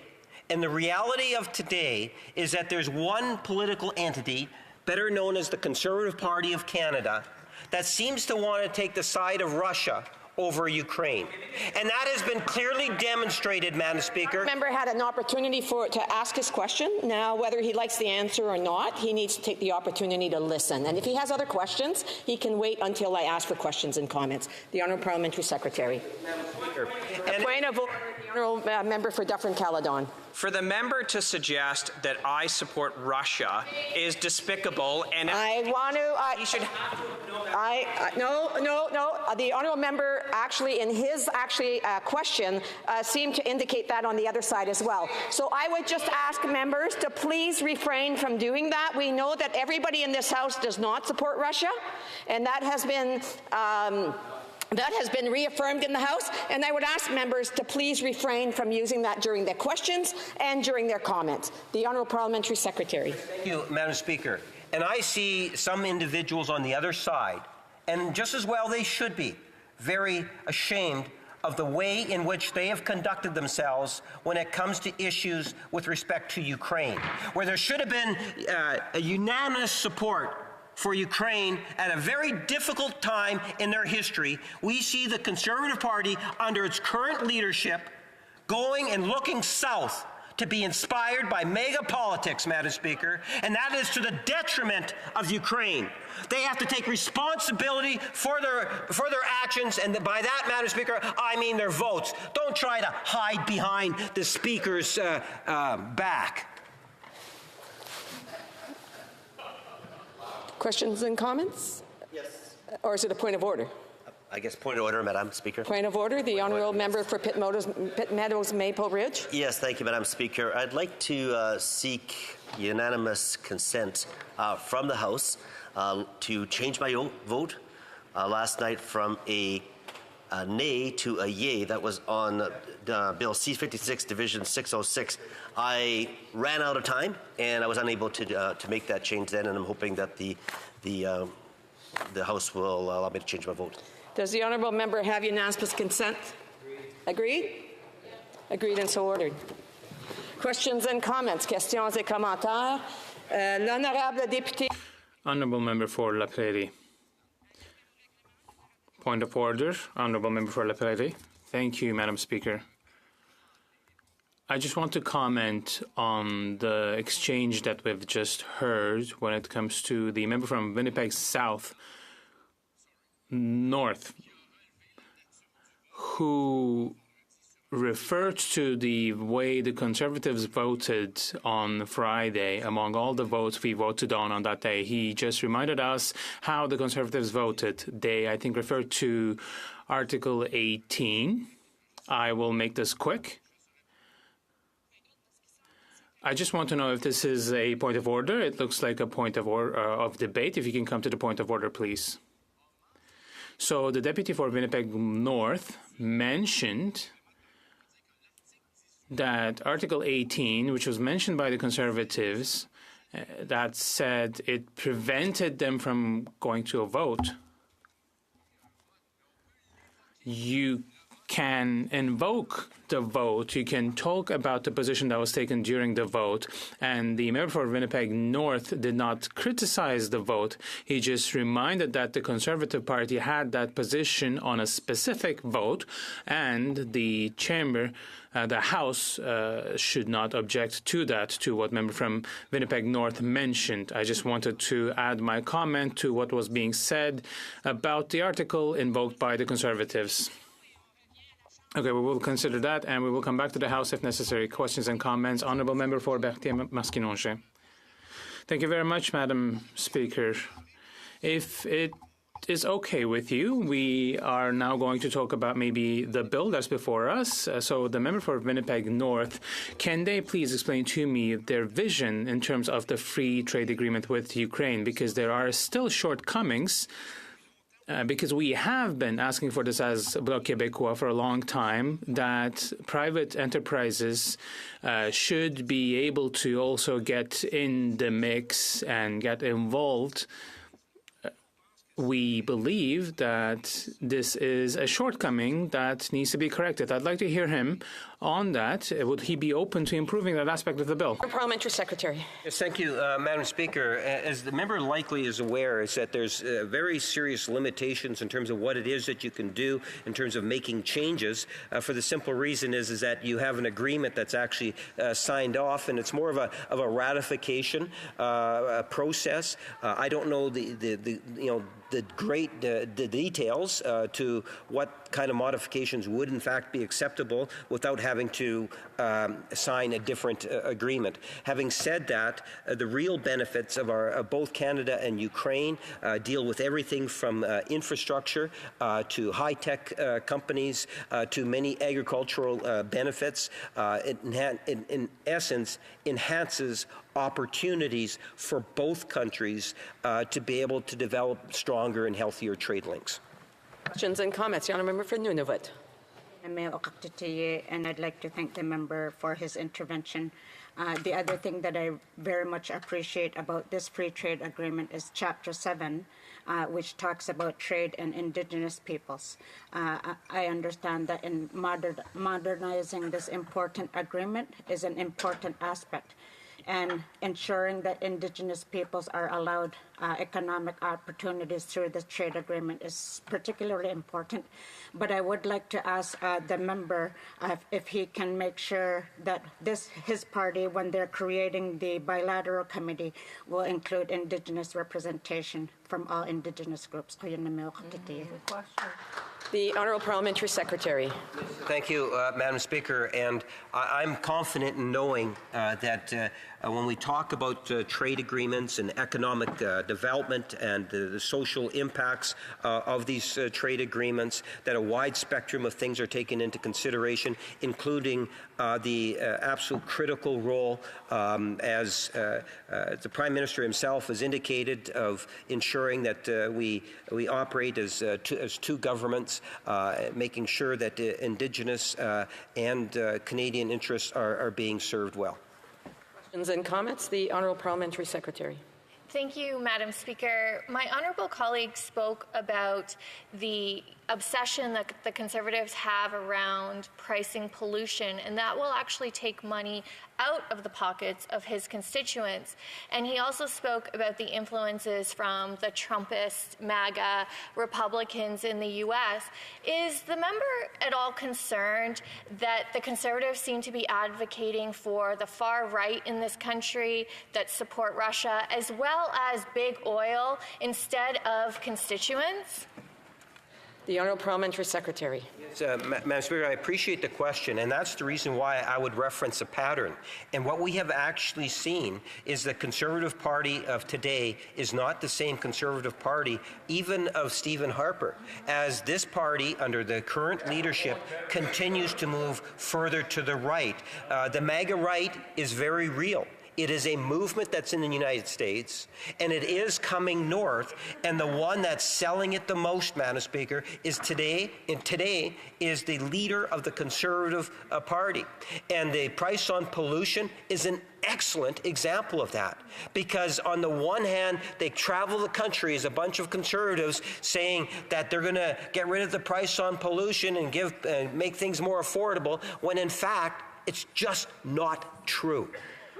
A vast majority of Canadians will actually have less of a disposable income as a direct result of their policy, Madam Speaker. And yet, one wouldn't know that by what they're being told by the Conservative movement today. Canadians need to be made aware of it. It is American-style politics that's coming up north through the leader of the official opposition. And comments, the Member for Sherwood Parkford, Saskatchewan. Thank you, Madam Speaker. Of course, different sovereign states disagree from time to time about policy. Last summer, the Canadian ambassador in Ukraine was actually summoned, and the President of Ukraine publicly, repeatedly expressed his extreme displeasure over the fact that this government granted a sanctions waiver for a turbine that was to facilitate the export of Russian gas. Now, this was a very serious issue for the government of Ukraine. You don't summon an ambassador lightly, and this is what the Ukrainian government did.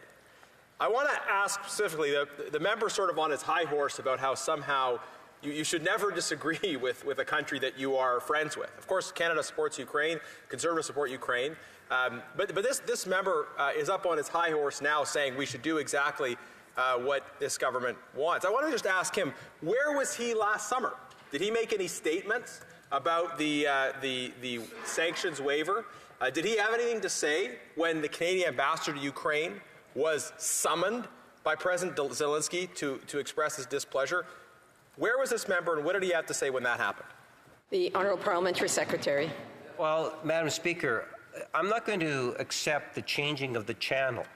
At the end of the day, whether it's the President of Ukraine, the Ukraine ambassador to Canada, the Canadian-Ukrainian Congress, not to mention millions of Canadians that can see the behavior of the Conservative Party today when it comes to the Canada-Ukraine agreement, when it comes to the line-by-line allotments of support to Ukraine, the Conservative Party has been nothing but a disappointment as the far right has taken over the Conservative Party on certain policies, and this is one of them.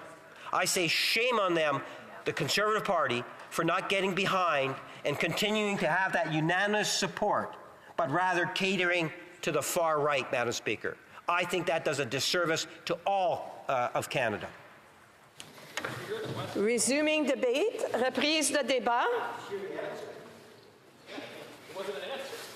Resuming debate. The honourable member for Dufferin Caledon. I should have known that. I've said it enough. That's fine. Thank you very much, Madam Speaker. As I rise for this third reading debate, I have to express my, deep disappointment at the inflammatory rhetoric that you hear from this Liberal government as they sort of desperately try to change the channel from the misery that they've brought to Canadians, whether it's the millions of Canadians visiting food banks, whether it's the 800,000 people in Ontario who have to rely on a food bank now. It would be the 4th largest city in Ontario, completely dependent on the food bank to survive.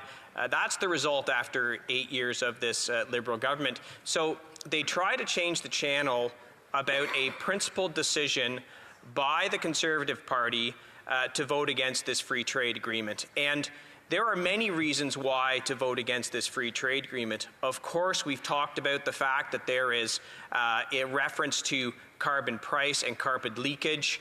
There is also the, as they like to call it, the polluter pay principle, that policies that those who pollute the environment should bear the cost of that pollution.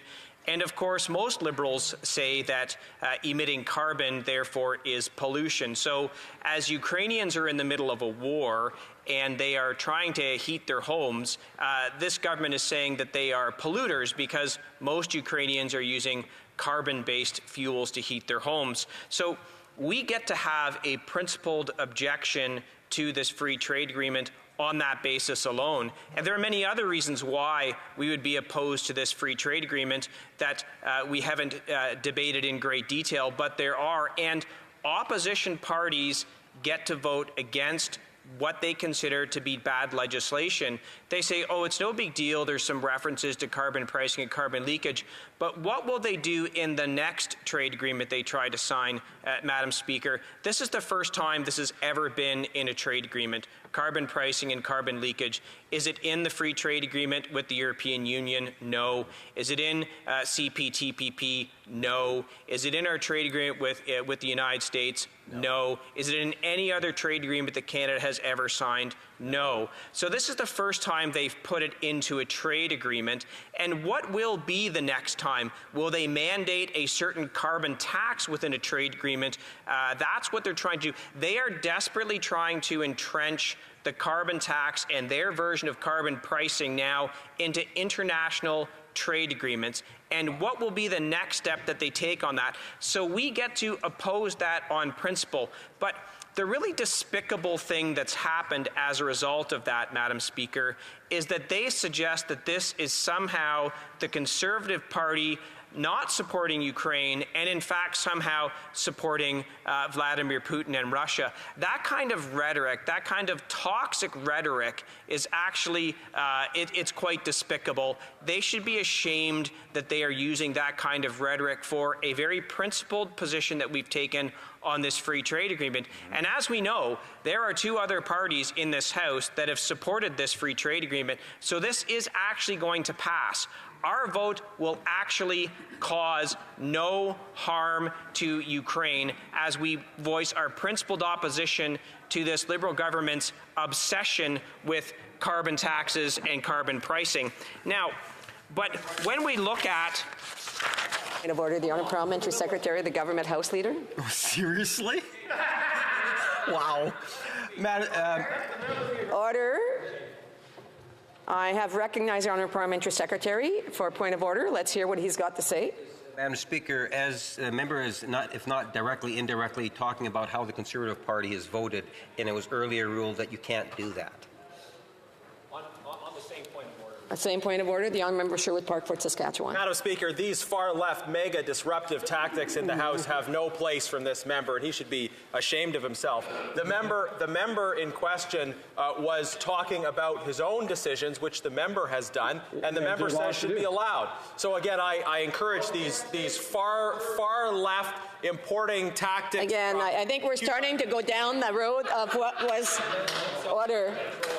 From what I can see, we're starting to go down that road again that was just ruled on earlier this morning based on all of the points of order that was being raised.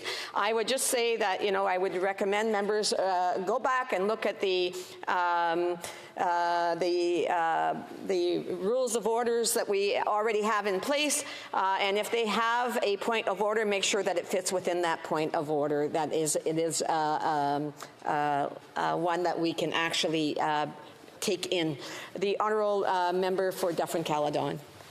Madam Speaker, the party that complains that points of order are disruptive stands up to bring a ridiculous point of order. I'll go back to my point, which is this. So the decision of myself as a Conservative to vote against this agreement, it's a principled decision because I will not stand for trade agreements having carbon pricing and carbon taxes in, because next time, who knows what they're going to do with it. I get to do that. And as we know, this legislation is actually going to pass. So there's actually no harm that's being caused by that.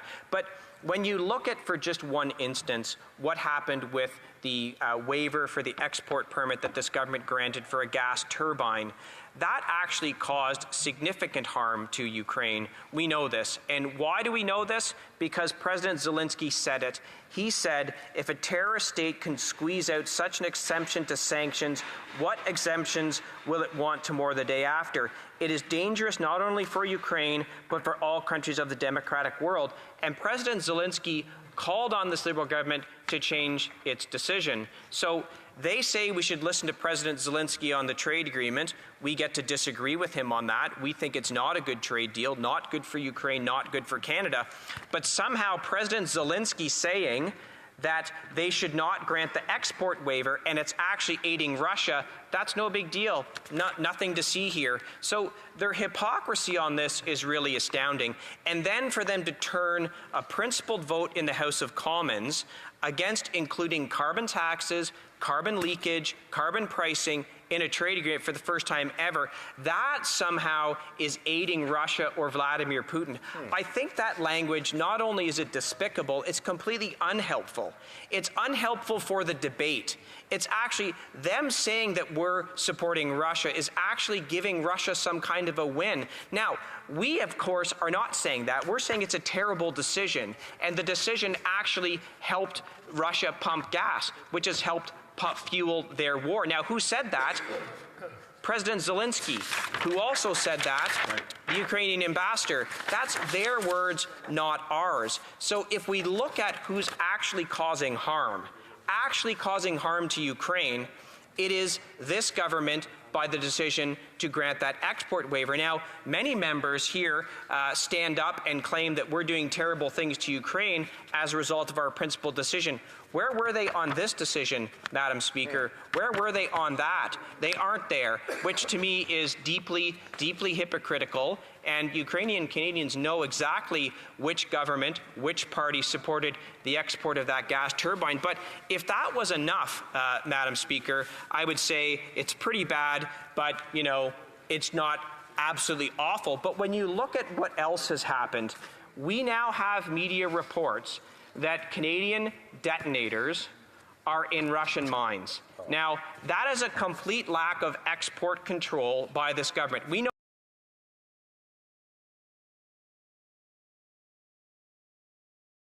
decision, Madam Speaker. Where were they on that? They aren't there, which to me is deeply, deeply hypocritical. And Ukrainian Canadians know exactly which government, which party supported the export of that gas turbine. But if that was enough, Madam Speaker, I would say it's pretty bad, but, you know, it's not absolutely awful. But when you look at what else has happened, we now have media reports that Canadian detonators are in Russian mines. Now, that is a complete lack of export control by this government. We know they're not very good at doing much, but to actually allow Canadian detonators to find their way, as media have reported, into Russian mines, that is inexcusable.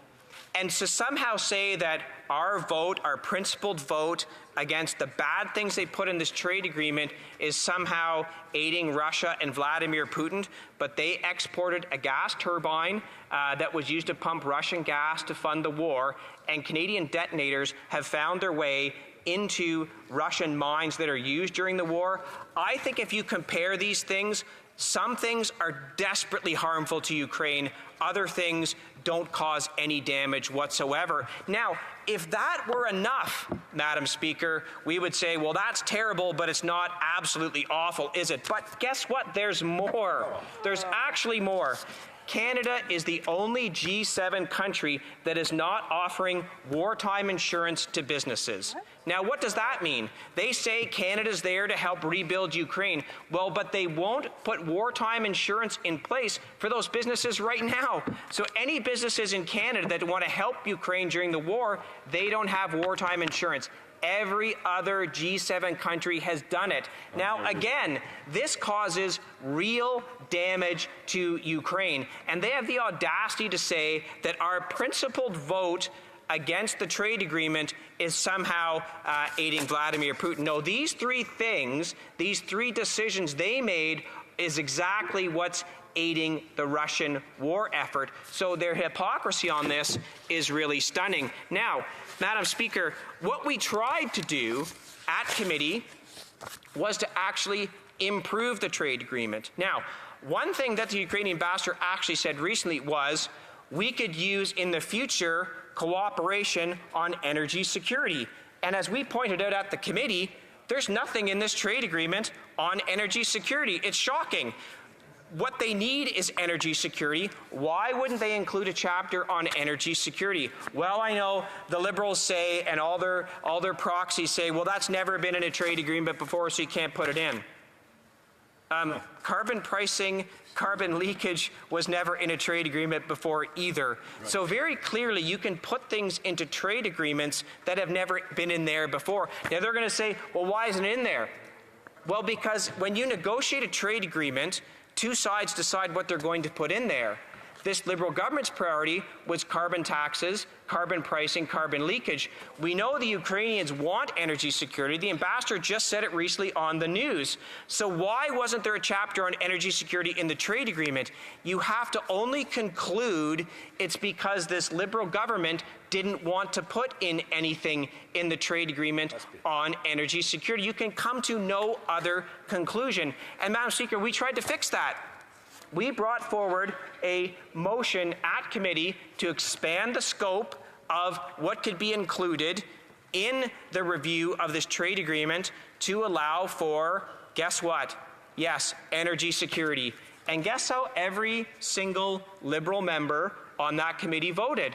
They all voted no, which is the exact opposite of what the Ukrainian ambassador was just asking for. So when you talk about what's causing harm, there is only one wrecking ball that's going through this, and it's the wrecking ball of the Liberal Party, because they exported the gas turbine, they won't grant wartime insurance, and Canadian detonators are finding their way somehow into Russian mines. So, look, I subscribe all of that to gross incompetence, because you see gross incompetence from this Liberal government on virtually every single thing they touch right now here in Canada.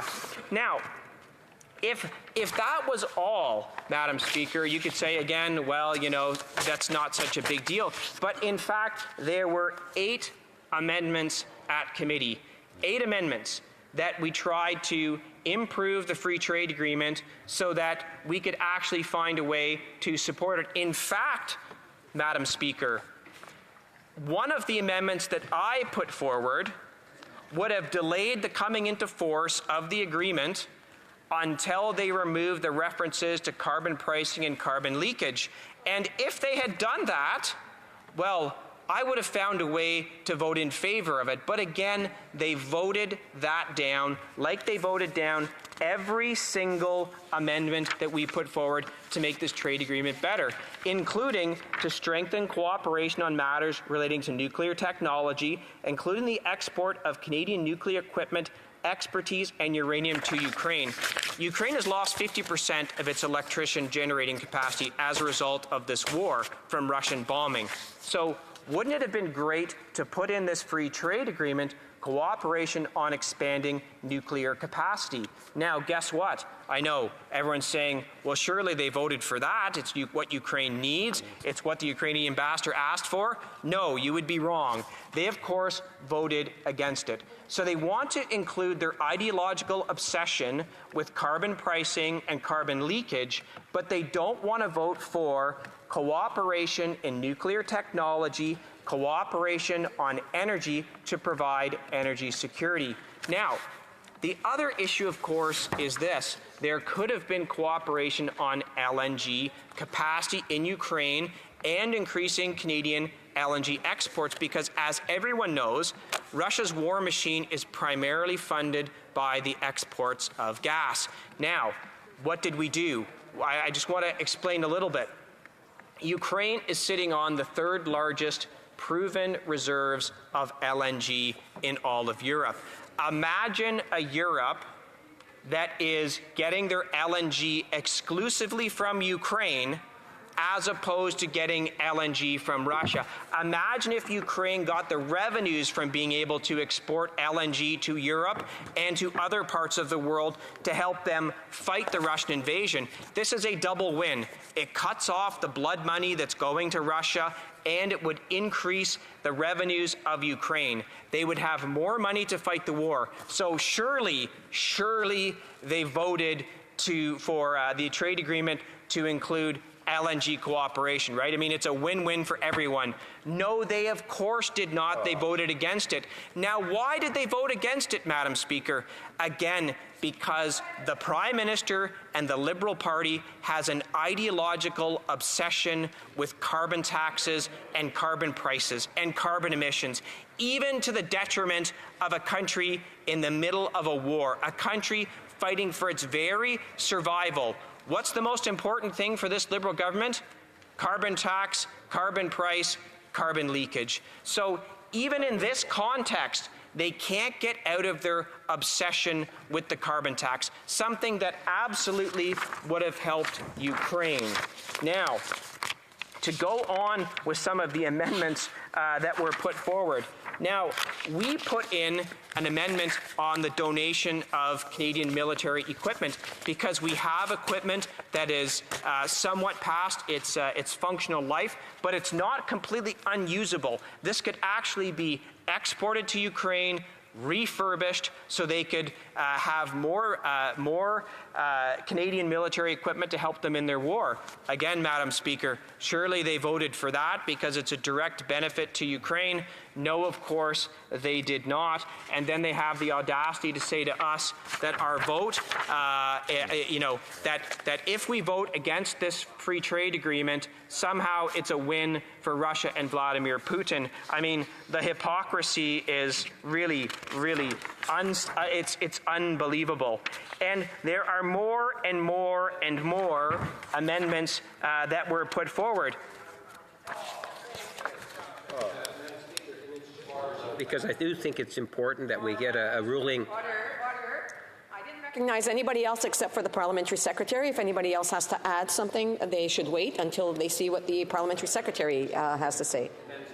I rise only because I do think it is important that we do get some sort of a ruling sooner as opposed to later. The member has now on a couple of occasions been reflecting on votes, whether they're in committee or here, and that is a concern I think that all members should be having. Another point of order, the honourable member for Calgary-Shepherd. Thank you, Madam Speaker. On what the Parliamentary Secretary just said, a member is allowed to reflect on their own votes. And I don't believe that the standing orders in the House of Commons directly affect how committees have votes. I don't believe that has ever been part of the rules directly. Votes cannot be referred to in the House or are taken here. That should be part of the ruling that is made as well, whether we can refer to votes taken on committee, especially if they are a member's own votes, which a member is allowed to reflect on because it's part of the public record that should be public, and they can refer to it when speaking constituents and speaking in the House on it. That is what the member for Dufferin-Caledon was doing. If it wasn't for the interruption of the parliamentary secretary, I'm sure he would have finished by now. On the point of order. Sorry, I have another point of order. The honourable member Sherwood Parkford, Saskatchewan. Thank you, Madam Chair. I'll read very specifically from the standing order that I think the member is trying to refer to. This is Standing Order 18, the second half of it. No member may reflect upon any vote of the House except for the purpose of moving that such a vote be rescinded. I think that makes fairly clear that reflecting on a vote of committee is not covered by the standing order.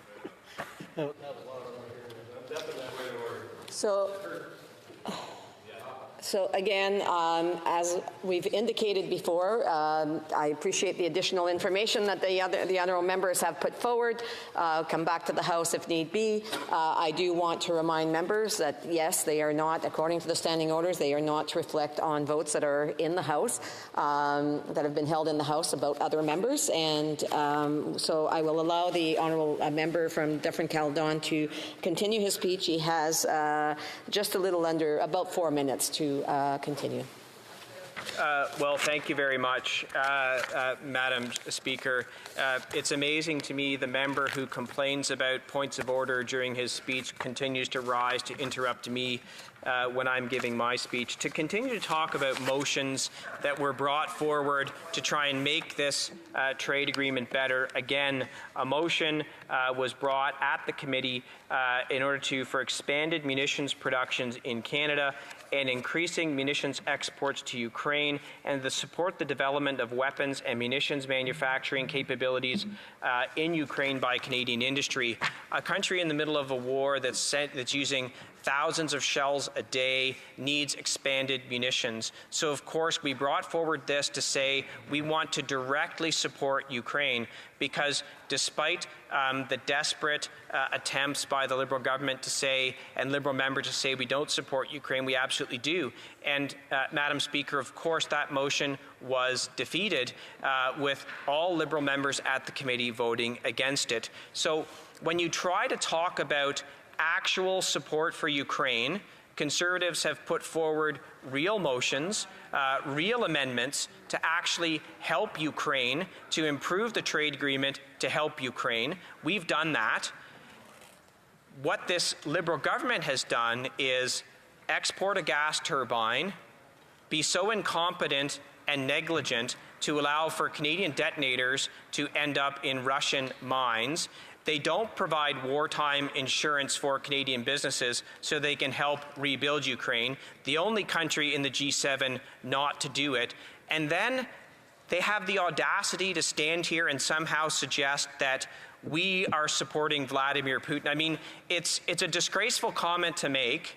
They should be ashamed of themselves for making it. But I got a point of order. The honourable member for Timmins James Bay. Well, I think it would be really shocking if the Liberals accused the Conservatives of supporting Vladimir Putin, but I think the issue was that they voted against Operation Unifier on 3 separate occasions. Again, and that's a point of debate. The honourable member for Dufferin-Caledon.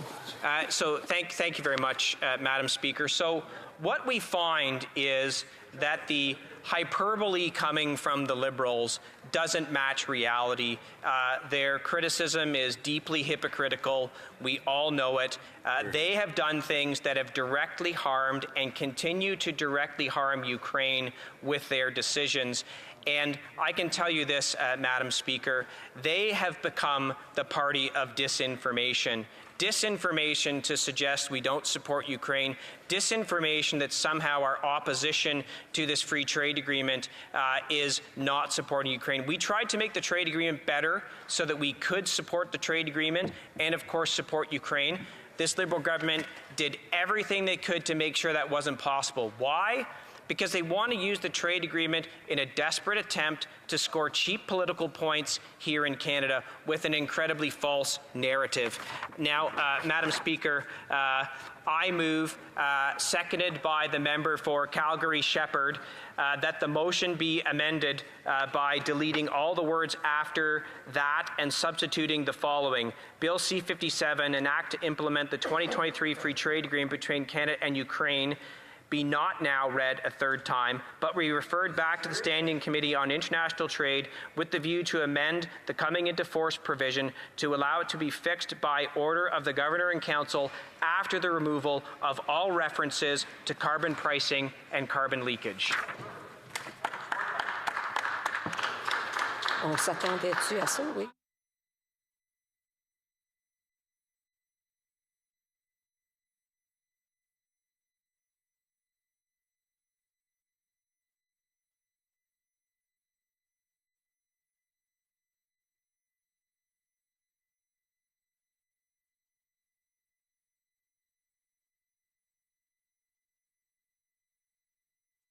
Looks like they muted us.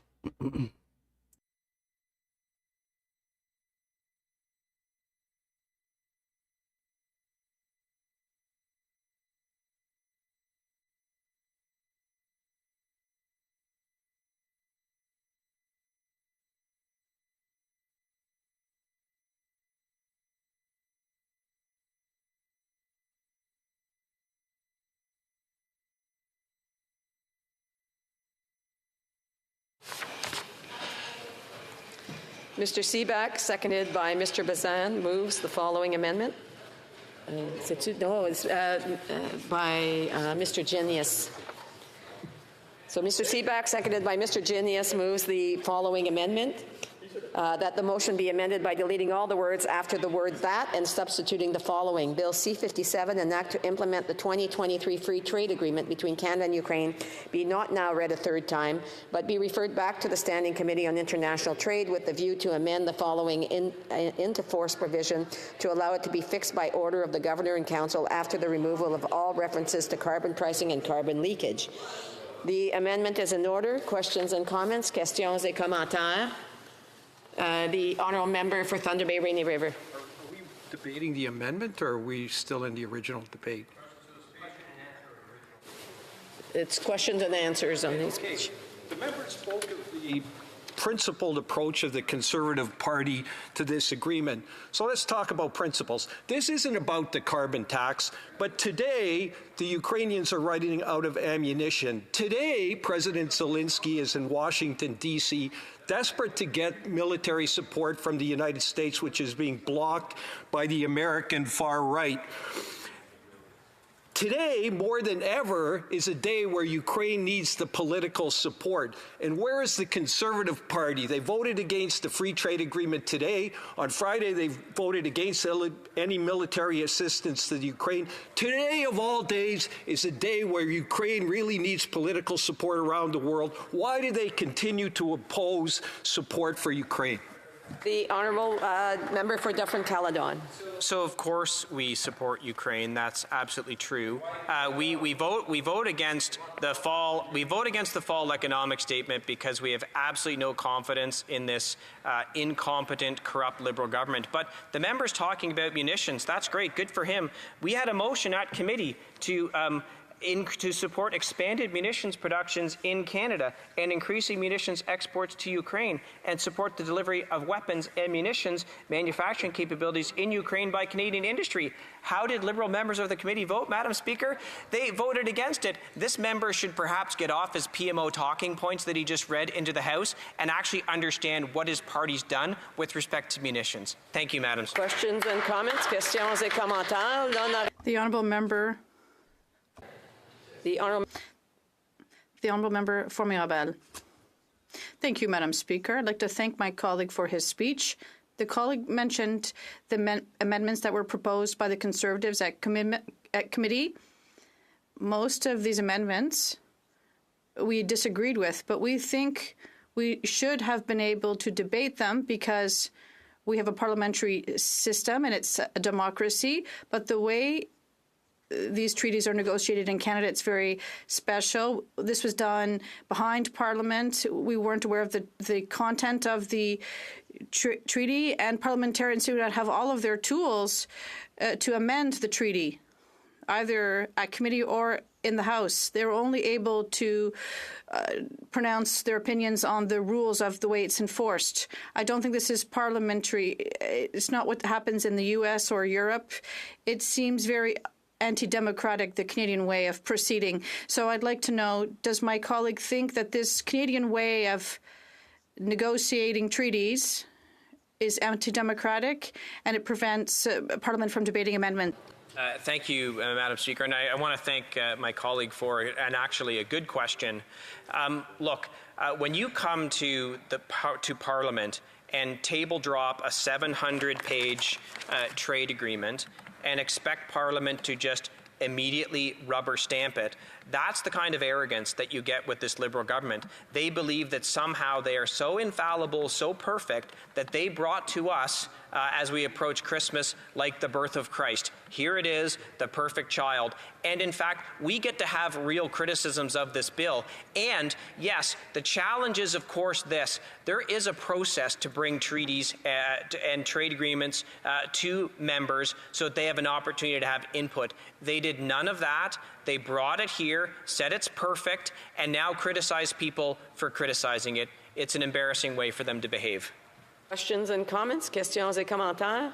L'honorable député de... The honourable member for Selkirk. And I want to thank our Shadow Minister for Trade for his very thoughtful and well-articulated concerns about the Canada-Ukraine Free Trade Agreement. I think he was very clear that Conservatives support Ukraine.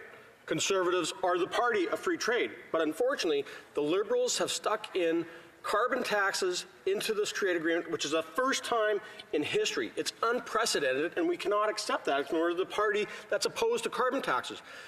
But, Madam Speaker, I just want to point out, and I know the members already reflected on this, we've been calling on this government since 2018 to provide lethal weapons to Ukraine. They didn't wait 4 weeks to send lethal weapons. They didn't wait 4 months. They waited 4 years till the hot, full-scale invasion happened in Ukraine.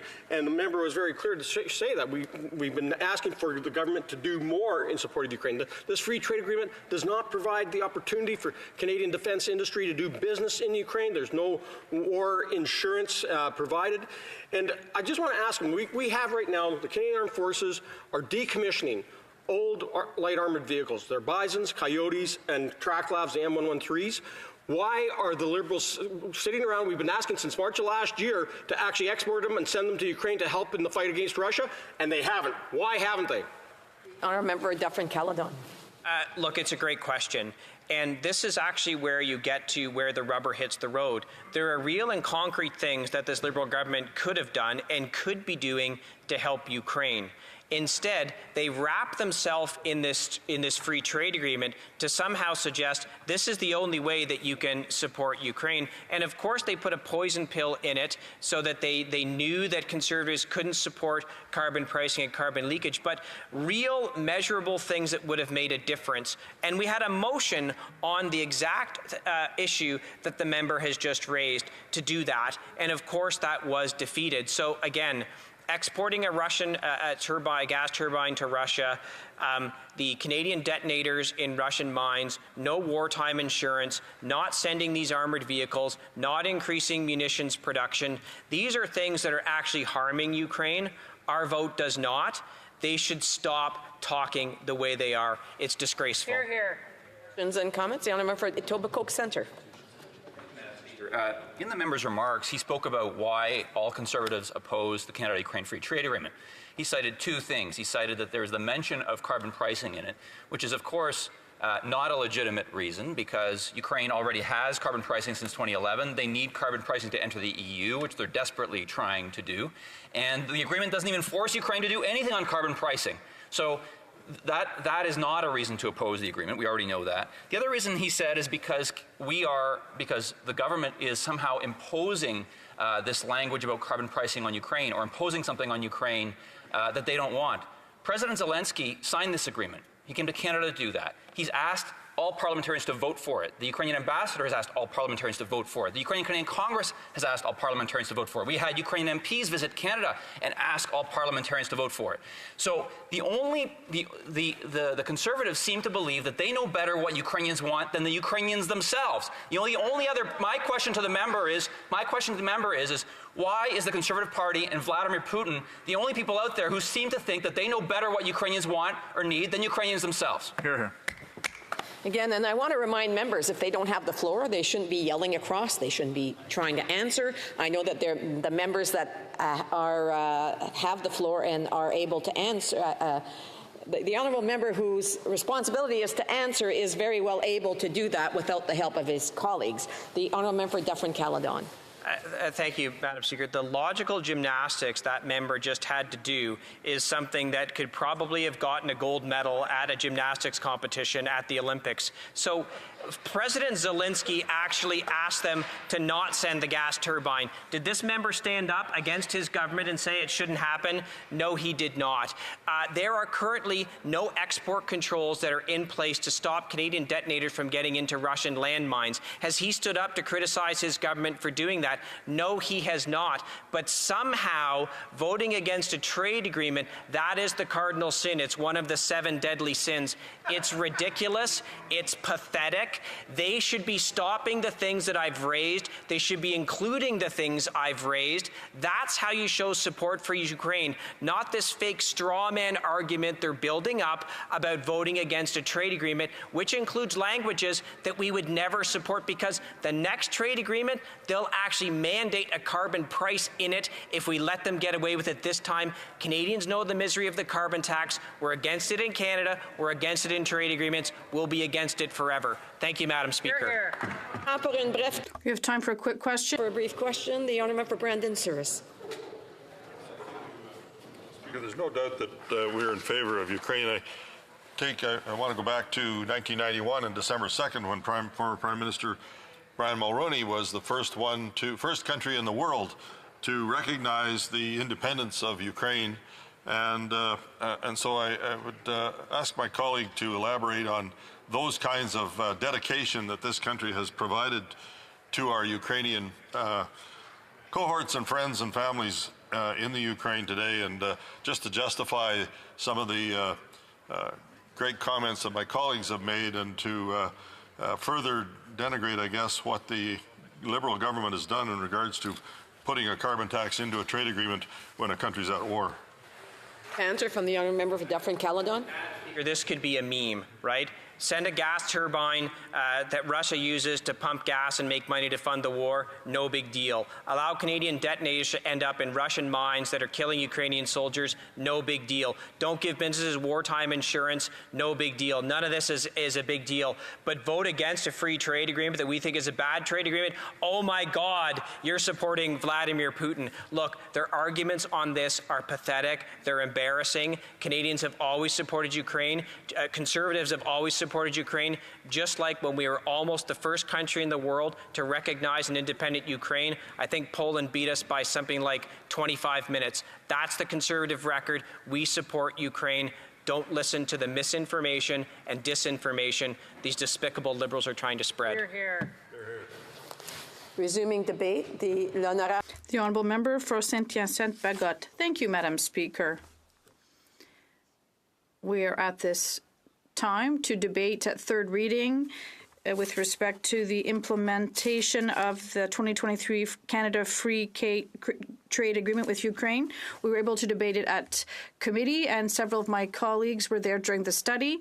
So nothing much has changed fundamentally because we support this bill. We're trying to flesh it out. In the former version of it, there wasn't a lot. It doesn't make Quebec and Ukraine a big trading partner of Canada and Quebec, but Ukraine will remain a partner of value. This trade agreement does flesh things out, even though while the former agreement was more like a declaration of friendship. In terms of pork production, there will be more exports to Ukraine. Also, since we have a lot of firms in Quebec and that will be able to be active in the reconstruction of Ukraine, we hope, as quickly as possible. Also, there'll be interesting contracts for our companies, and also we hope this agreement will be good for Ukraine as well. At committee, there was an article I voted against, a clause. I asked it not to be adopted on division, and I asked for a recorded division. It's with respect to the state investor dispute mechanism that was removed. It's in NAFTA, and how come Canada is still negotiating agreements with such clauses which put multinationals on the same footing as states? Yes, there are a lot of exceptions. It was more cautious than the former Chapter 11 that was in NAFTA, but it still allows multinational companies to send states before the courts when certain measures don't allow them to make profits. In the current case, it could mean, well, let's take the case we saw with Ukraine, who has seized goods from Ukrainian citizens because they funded Russians. Because of that agreement, saying that they're protecting foreign investments, they could do the same thing and seize assets of Ukrainian citizens because they support Russia here, and they could be taken to court by investors against the Canadian state. This is unacceptable. We still can understand that this clause is still here, and that's why we asked for a recorded division. This clause is anti-democratic. It limits the state's power to create legislation and to create policies, and I asked for a recorded division. The NDP member, the member for St. Central, Okanagan, West Kootenay, was the only one who voted with me on this. The Liberals and the Conservatives were in a rush to vote to keep this clause, and they didn't want to ruffle the feathers of their large multinational friends. So I just to mention in the agreement, there is a chapter where there are a lot of nice principles and that were put forward. Principles stating that there is now responsible conduct from companies. Now there are Canadian companies that will behave properly, don't worry. But these are just pretty principles. But there's nothing binding in this agreement. That's why I'm very proud to say the only amendment that was voted on, the one I tabled, came from the bloc. So I will read it. Bill 56B amended after line 11 to respect the principles for Canadian companies. Clause 1.1, that the Minister of conducting activities in Ukraine respect the principles and guidelines under Article 15.5 of the Accord. And also there's a process for receiving complaints. 3, at January 1st, at the latest of every year, there should be a report that resumes the activities under these obligations in this article. Chapter 11, every table of House of the Parliament must receive a report. So thanks to the impact of the bloc and the work of the bloc at committee, we just had nice principles, but now we have an obligation to be politically responsible in this bill, and that is something I'm very proud. I'm very proud of the work we have done on this. Nevertheless, the question of respect shown by companies and Canadian companies of all human rights abroad is very far from being solved. In the 2023 budget, I'm going to quote it, what is written. The 2023 budget announced the government's intention to table a bill by 2024 to eliminate forced labours in Canadian supply chains with respect to goods from this sector. Legislation must respect the government's legislation to protect Canadian supply chains. This was written in March 2023. We said this has to be in place before 2024. The government has 3 days left to respect its commitment and table legislation, and the House will adjourn in 3 days. I'd like to remind them, rather than have them not keep their promise. At the Standing Committee on Trade, we wrote to the Labour Minister because we want to remind him of their commitment. My colleagues and even the Liberals voted for this proposal. The letter was sent, and I'm looking forward to see the government's reply to this. Or perhaps we'll have a nice surprise. Maybe we'll wake up tomorrow morning and there'll be a piece of legislation before us and they'll keep their promise. But I'd like to remind them they have 3 days left. Yes, sir. Of course, they can say, yes, then there was S 2011 that makes it compulsory for Canadian companies to file an annual report, but that doesn't solve the whole problem. It's not human rights per international conventions that are taken into account as a whole. So with S 211,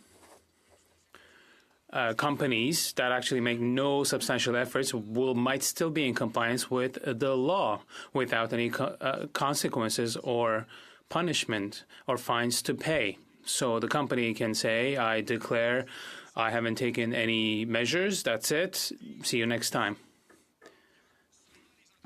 So it's only companies who have more than 250 employees and who earn above a certain threshold that are to comply with these rules.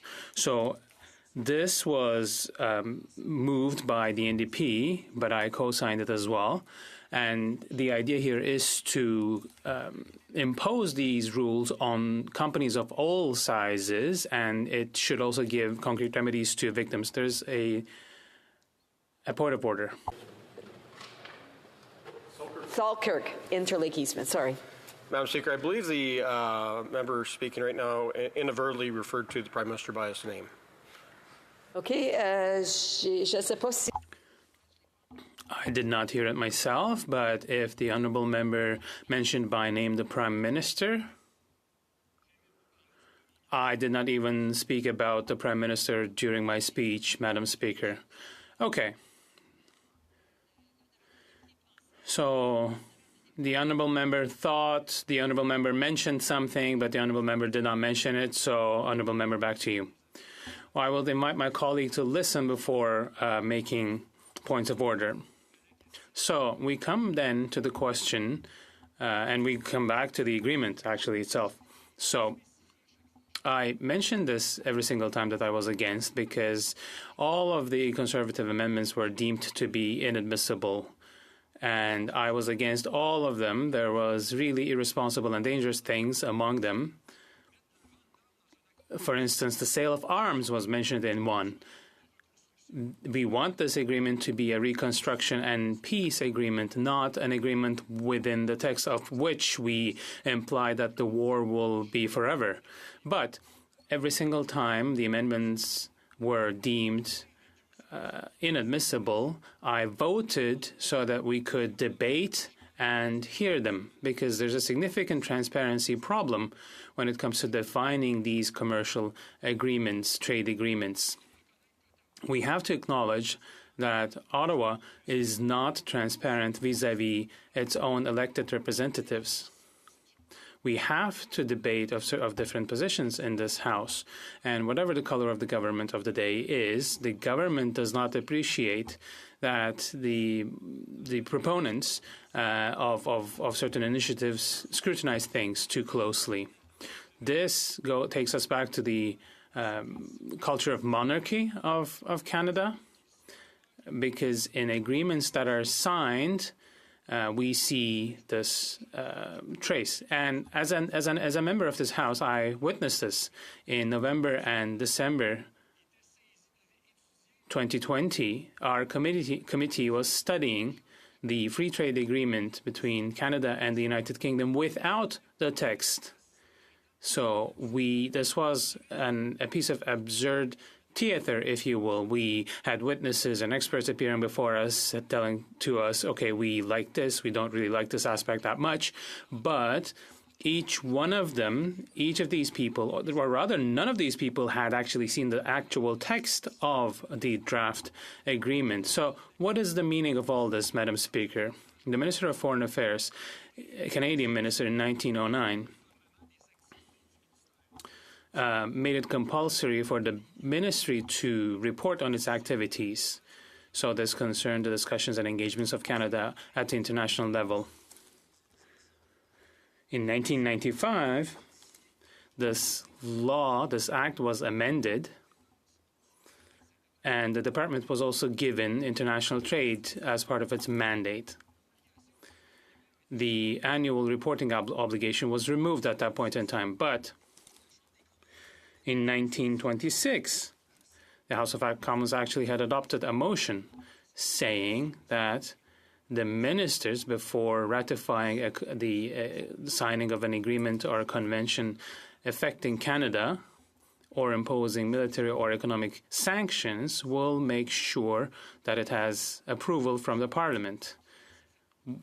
This was done at different levels, but it was completely abandoned in 1966, so after only 40 years. Therefore, there is need for tools that would increase democratic scrutiny on these instruments. Our political party, Bloc Québécois, moved 7 bill proposals to impose upon the minister to bring before the parliament the texts or the drafts of such agreements and conventions before parliamentarians before the ratification stage. So this compulsory presentation within a reasonable time frame to the elected representatives should become a policy, but no government has actually turned it into binding piece of legislation. It's not the same thing. It might be a policy, but it's not a binding piece of legislation. Therefore, each government operates in an arbitrary fashion, but in the British parliamentary tradition, this should be respected. So what we have is ridiculously insufficient, and members of the parliament are put in a difficult position because this is not really involving members of the parliament into these agreements. These policies turn into an instrument to stifle opposition to these initiatives. Certain parliaments across the globe actually consult with members of their parliaments before starting negotiations on such agreements or conventions. For instance, there was one that impacted sugar and sugar trade. For instance, this is also a policy in the European Union. They ask members of the parliament about what kinds of agreements they would like to see. So parliamentarians are elected by the population. They are tasked with representing the values and interests of their citizens. So before, during, and after these negotiations, Canada unfortunately missed the mark on consulting MPs. Now, during an agreement between the Liberal Party and the NDP, yet another agreement, you might say, this was in 2020, and we thought that this would improve the transparency of these procedures. We were examining the free trade agreement between Canada, the United States, and Mexico at our committee, and before adopting it, the NDP had come to an agreement with the Liberal Party of Canada, and they agreed to reducing the opacity of these negotiation processes. So the study of the new agreement was not very transparent, but we were being promised more transparency going forward. But what happened at the time, we spent many weeks studying it without having the text of the agreement. So that shows you how big of a success this agreement was, Madam Speaker. There have also been agreements with Indonesia, India, with the United Kingdom for a provisional agreement, and there will be one eventually with Mercosur. So on all of these questions, we don't know anything. We have no information. The International Trade Committee, as committee members, when Canadian negotiators actually come before us, we don't end up learning much. So this agreement between the NDP and Liberals did not really yield the expected results. But when it comes to transparency, we hope to do better the next time. Now, I'll also talk about transparency at the provincial level. There's nothing in Canadian federalism, and that is maybe not the best name for it, because it's actually a centralized unitary state, has more traits of it at least, but in this tradition, there is the obligation of consulting provinces, but with one exception. That was when we had the agreement with Europe. During negotiations, Quebec could have a negotiator, but the negotiator wasn't at the negotiating table. The lead negotiator of Quebec, former premier, told us that his role was very limited, and the actual negotiation was actually happening on the hallways. For the same agreement, Wallonia because that's how the Belgian system functions, they almost blocked the entire agreement. So maybe Canada should take inspiration from such a system. That would be respecting the provinces, Madam Speaker. Of course, this is a reform proposal. My preferred solution is not that. My preferred solution is that Quebec sits at the negotiating table as an independent country. We should also add that if Ottawa is going to represent the entirety of Canada in international negotiations, and then we're not even able to do that properly, then Quebec actually is having more of a reduced presence at this Parliament. So through electoral reforms from year on year, we are having occupying less of a space in this Parliament, turning into a minority, because the electoral reform that will come before us, the number of seats given to Quebec will actually go down. So Quebec's political weight will still be reduced. It will go from 22 to 20% of the total number of MPs. But given the population of Quebec, it will go down, and its influence in the House of Commons also will move towards becoming more and more insignificant. And we see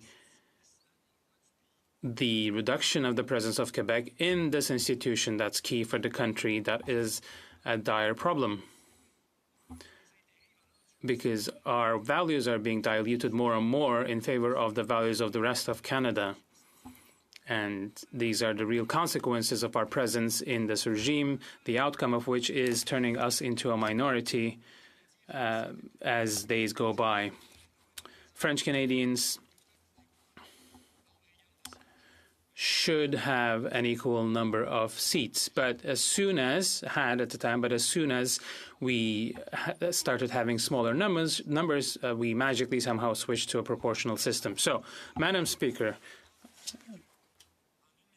as I conclude, a minute? Okay, I was about to conclude anyways. Just to reiterate that we are in favor of this agreement, but we would have liked a different method of proceeding, such a different method of proceeding where provinces and elected representatives could have a say in these negotiations. Thank you, Madam Speaker.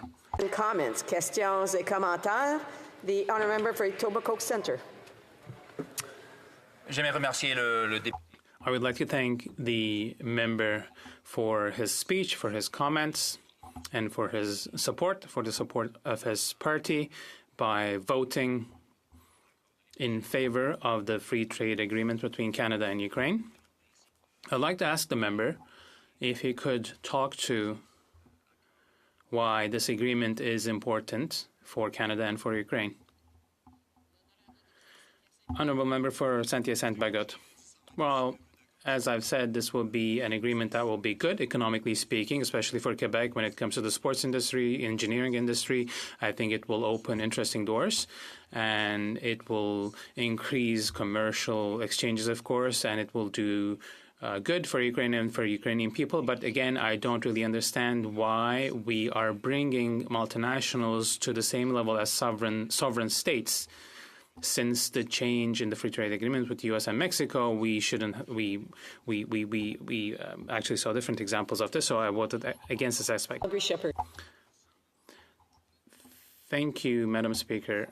I would like to thank the member for his speech on this free trade agreement and on this bill, which will implement it. I traveled with him many times. We went to Washington together, and he was a champion of workers' rights in the energy industry, for instance, and in different labor sectors, the batteries industry. I know for a fact that every single time we had a meeting with the Americans, he was very active. We were having difficulties even with our closest allies, the Americans. Us as Canadians, we have something that we can put on the table to help them out. So when it comes to Ukraine, the trade in services and goods we have with Ukraine is about $1 billion in value, and we as Conservatives, we brought forward 8 amendments to the free trade agreement in order to expand it further. So can the member maybe talk about that a bit, because he referred to it in his own words. I'll try to resume it myself, that they would want a free trade agreement for peace. But of course, in Ukraine, there is a war that's going on that is being imposed on Ukraine by Russia, by Vladimir Putin. So it is necessary that they receive weapons, that they are capable of producing weapons on their own territory. So should this not be in the free trade agreement? Honourable Member for Saint-Hyacinthe-Bagot. I'd like to thank my colleague with whom, of course, I traveled quite a bit, and he defended the interest of his region quite strongly in our discussions with American representatives. Having said that, it is the prerogative of every sovereign state to sell arms. Of course, there are conventions, rules, and regulations to follow, but it is their prerogative to support one of the belligerents in an armed conflict. But should the agreement include a provision to this end for the long term, that is where I have a problem. But I was radically against it. I insisted on it in the name of transparency. Even though I told them I was against all of the Conservative amendments, I was still favorable to deem them admissible so that we could have a debate, because this is going to impact people. Okanagan, West Kootenay. Thank you, Madam Speaker. I would like to thank my colleague, member for Saint-Hyacinthe-Bagot, for his speech. Him for his support in committee during the discussions on the investor-state dispute mechanism question. And I'd just like to give him some more time to expand on that, how the ISDS, he mentioned how it gives corporations the status of sovereign nations. It puts them above Canadian corporations here in Canada. And it really brings up the possibility that Ukraine would be on the hook for huge settlements if one of these disputes was made against Ukraine by a Canadian company. Just wondering if he could comment on that and comment on why the world is moving away from ISDS agreements and Canada seems stuck in that lane. The Honourable Member for Saint-Hyacinthe-Bagot. Well, I also don't understand. In COSMA, it was removed, so I don't know why it's in this trade agreement now. That having been said, the general consequences are as follows. ISDS means that profit can be a reason to sue. People sue for profit now instead of for valid reasons. This led to many abuses. Some countries have been sued for increasing their minimum wage. Some countries have been sued for cancelling oil extraction. Some countries have been sued because they no longer wanted to use dangerous chemical weapons. This was a step back in democracy. The United Nations noted that in 60% of cases, governments stepped back, either partially or fully. Questions and comments? The Honourable Member for Berthier-Masquin-Angers. Thank you, Madam Speaker. I'd like to thank my colleague for his excellent speech and the excellent way in which he defends Quebec's values. Earlier, before he turned up in the House, I asked a question. The question was, here we're approving this agreement, we're not amending it. My question to my colleague, how can we make sure that this isn't the case in our next trade agreement? How can we revisit the way international agreements are adopted here? The Honourable Member for Saint-Hyacinthe-Bagot. There's a culture to change, Madam Speaker, simply put. We've heard all sorts of things, not all good, in the negotiations for this trade agreement. We did 2 tours of Quebec, one virtually and one in person. It was this year, time flies, and we heard all sorts of things, saying that Parliament shouldn't have its word to say because negotiators have no longer have their word to say. mandates should be given upstream. Debates should happen upstream before we send negotiators abroad. And then, through a statute, not through policy, through statute, there should be a time calendar between tabling the report, debating it, and actually passing it. Questions et commentaires? The Honourable Parliamentary Secretary, the Government House Leader. Yes, thank you, Madam Speaker. And my question's in regards to, when we talk about the Ukraine-Canada trade agreement, there's a great deal of interest that goes well beyond this chamber, obviously, whether it's the ambassador from Ukraine to Canada, to the President Zelensky himself. And this is a letter that I've received from the Ukrainian Canadian Congress, in which it was sent to the leader of the Conservative Party. And what it's asking for, Madam Speaker, and I quote directly from the letter, that the UCC therefore asks the official opposition to revisit their position on Bill C-57 and vote to support the bill. Madam Speaker, it would be, I would think, in the best interest. At one point, it seemed that everyone inside this chamber was behind the Canada, Ukraine, and Ukraine solidarity in terms of what's taking place in Europe. The trade agreement is something that's sound, it's solid. I'm wondering if the member could provide his thoughts in regards to maybe the Conservative Party rethinking their position so we can get unanimous support for this trade agreement. The honourable member.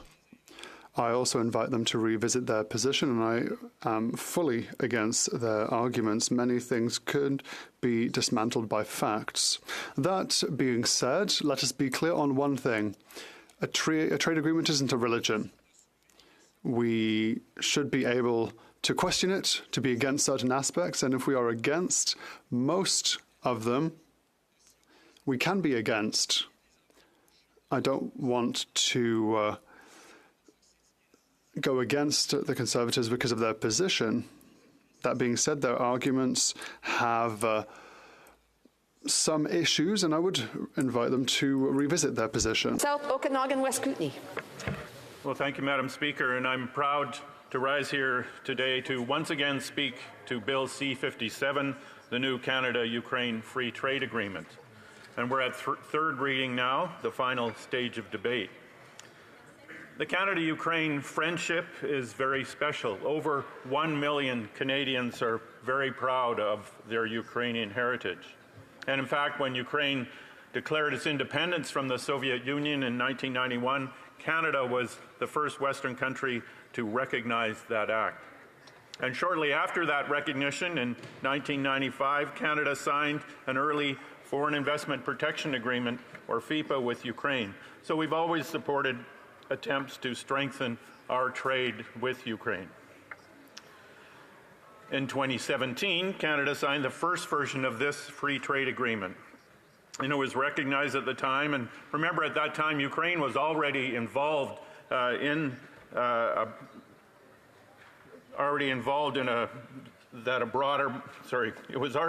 with conflicts with Russia.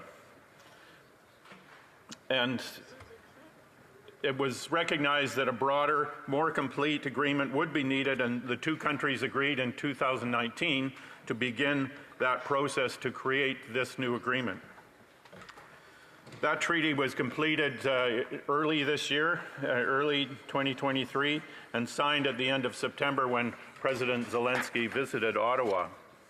The text of the treaty, however, was not released until this implementation bill, C-57, was tabled on October 17th, and debate on the bill began only a few days later. And the compressed timeline of parliamentary debate on this agreement is problematic, and I'll speak to that later. So, Madam Speaker, Ukraine is now literally fighting for its life in an illegal war instigated by the Russian invasion in 2022. Canada has been providing aid in many forms to Ukraine since that war began. With respect to trade, Canada issued remission orders to temporarily open up trade with Ukraine, allowing supply-managed products such as poultry to enter Canada. We've heard some concerns about these remission orders in the International Trade and Agriculture Committees, but I think it's fair to say that most Canadians are happy to help Ukraine in any way during these horrific times in their struggles. Now, I talked earlier about I mentioned the FIPA agreement that predated the free trade agreements with Ukraine, an agreement signed in 1995. FIPA agreements allow foreign corporations to sue Canadian governments if they feel that new laws or regulations in Canada impact their profits. The most famous of these in Canada is the FIPA agreement that Stephen Harper signed with China in 2012 without any debate here in this place that still haunts us to this day. Now, FIPA agreements now find their way into broader free trade agreements in the form of investor-state dispute systems, or ISDS. And it's no secret that the NDP is not a fan of ISDS. When we have voted against free trade agreements in the past, whether it was the CETA agreement with the EU or the CPTPP agreement with Pacific nations, it was almost always because those agreements included ISDS clauses. We were happy when the new CUSMA agreement with the United States and Mexico eliminated the ISDS provisions that had been included in the original NAFTA. So we're very disappointed that this new agreement with Ukraine has inserted ISDS provisions in its investment chapter, basically rolls the old FIPA conditions into this treaty with some updated language. And we joined the Bloc Québécois, the member from Saint-Hyacinthe-Bigotte, in committee to try to remove the ISDS implementation in this agreement, but we were voted down by the Liberals and Conservatives. The world is moving away from ISDS language in trade agreements, and Canada should be at the forefront of that trend, not a laggard trying to catch up. Australia and New Zealand have negotiated side letters with the United Kingdom, taking out ISDS language in the CPTPP agreement as part of the UK's accession process to that agreement. The UK Parliament is actively debating whether they want to include ISDS provisions in future trade deals. The European Union is moving away from ISDS, and Canada should do the same. Bill C-57 passed second reading on November 21st. Surprisingly, the Conservatives voted against it, voted against a bill, against a trade agreement that Ukraine very much wanted full support for. And why? Because they found buried deep in the environment chapter the words carbon pricing. They concocted a scenario of Canada forcing Ukraine in its time of need to agree to support carbon pricing. Fact is that Ukraine has had carbon pricing since 2011, long before Canada put the carbon tax in place. And they strengthened that resolve in 2018 as part of their efforts to join the European Union. So if anything, the Ukraine has been leading Canada in the carbon pricing scenario. And the mention of carbon pricing in this agreement is no way obliges either Canada or the Ukraine to implement or continue carbon pricing. And Ukraine and Ukrainian Canadians noticed that the Conservatives voted against the agreement. They pleaded for unanimity. So what did the Conservatives do in response to Ukraine's concerns? Well, they voted against funding for Ukraine aid in the supplementary estimates last week. They voted against funding for Operation Unifier as well. And the Ukrainian Canadian Congress commented online that, and I quote, "For the second time this month, Conservative MPs undermined support for Ukraine by voting against funding for Operation Unifier and other support for Ukraine in the supplementary estimates. Canada's support for Ukraine should be unanimous and beyond political games." Unquote. And just a few minutes ago, the Conservatives doubled down and once again voted against the Ukraine Free Trade Agreement at report stage. And then they had an amendment to send the bill back to committee, further delaying a bill that the Ukraine government has asked us to pass without delay. You can't make this stuff up. Now, I'd like to turn back now to the issue of how we debate free trade agreements in this Parliament. Too often in the past, We've barely known that a trade agreement is being negotiated before it is presented with a signed agreement and that we are asked to ratify. A fait accompli. The NDP thinks it's important to allow Parliament to have input into trade negotiations before they begin. When the government negotiated CETA and CPTPP, Canadians were kept in the dark about what was being negotiated. When we finally learned what was on the table, the deals were already finalized. The government said there was absolutely no way to change anything at that point. Now, it's not too much to ask for input to these important policies. The United States Congress has the right and ability to debate what priorities their country will be entering, the priorities of their country will be before entering into free trade negotiations.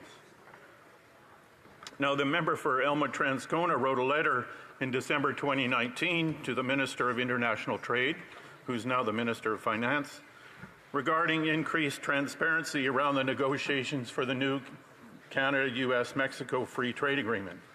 And in response to that letter, the Minister agreed on February 19, 2020, to change the policy on tabling treaties in Parliament. And those changes were, and I quote, to require that a notice of intent to enter into negotiations toward a new free trade agreement be tabled in the House of Commons at least 90 days, calendar days prior to the commencement of negotiations. That's 3 months. Under normal parliamentary procedures, the notice of intent would be referred to the Committee on International Trade. Secondly, to require objectives for negotiations towards a new free trade agreement to be tabled in the House of Commons at least 30 calendar days prior to the commencement of negotiations. And under normal parliamentary procedures, those objectives would be referred to the Committee on International Trade, unquote. Now, as I mentioned previously, there were discussions with some stakeholders around the scope of changes to this free trade agreement in the winter of 2020, but the International Trade Committee was only able to provide input well after negotiations had begun. It's also important to allow ample notice once the treaties are signed for debate in this place before they're ratified. We should know what the treaty contains as soon as it is signed. The standing policy of this place is that there should be 21 sitting days between the tabling of treaties and the tabling of implementing legislation. And at the same time, the government must table an explanatory memorandum and a final environmental assessment. When the first Canada-Ukraine Free Trade Agreement was tabled in 2017, the government followed that policy. But that didn't happen at all with this agreement. What we had was the treaty and the implementing legislation were tabled on the same day with the memorandum. And on top of that, the minister tabled the legislation on a Tuesday, and we began debate the following Monday. And as the Conservative member mentioned, it's hardly enough time to read a very large agreement and find out what it's all about and really make meaningful debate in this House to properly discuss the ramifications of these treaties that mean a lot to Canadian companies and Canadians. This has to change. MPs should have the opportunity to debate the priorities of free trade negotiations before they begin, and should have ample opportunity to debate the implementation of treaties after they're signed. And I urged the minister and her government to follow the standard policies on how to introduce treaties and implement legislation before Parliament. These are not minor details. They're important points on how Canadians expect us here in this place to hold the government to account. So to conclude, the NDP is very much in favor of free trade. We supported the original version of this agreement with Ukraine in 2017. Our main caveat for free trade agreements in general is that they must be designed to protect and create Canadian jobs and protect the ability of Canadian governments at all levels to care for our environment and promote the well-being of all citizens. The measure of success of free trade deals must not be just the profits made by Canadian corporations. They must include measures of good labor agreements, both here and in the countries we are making deals with, and measures of good environmental and human rights laws on both sides as well. These agreements must be beneficial to the people of both countries involved. And I have to say that this new agreement with Ukraine and the bill before us that implements this agreement seems to do a good job in that direction. We must do everything we can to support Ukraine and to prepare for the rebuilding of Ukraine after its victory over Russia. Thank you. Questions and comments? The honourable member for Etobicoke Centre. Thank you, Madam Speaker, and I thank the member for his thoughtful remarks, and I hear his points about the process of negotiating free trade agreements, and I've taken that under advisement and to heart. One of the things that he did speak about was the issue of the carbon tax that purportedly is the reason that the Conservative Party has voted against this agreement, doesn't support this agreement. And I'm wondering if he could share with the House and with Canadians whether what his point of view is on the Conservative rationale for opposing this free trade agreement. The honourable for South Okanagan, West Kootenay. Well, I'd like to thank the member for that question. I mean, I can't speak for the Conservatives, and I really can't understand their position here. We have mention in this agreement of carbon pricing in a way that doesn't hold either Canada or the Ukraine to having a carbon price or increasing it or promoting it, whatever. It simply talks about this in a broad list of environmental objectives. And as I mentioned, Ukraine already has a carbon price. It has had one for 12 years, much longer than Canada.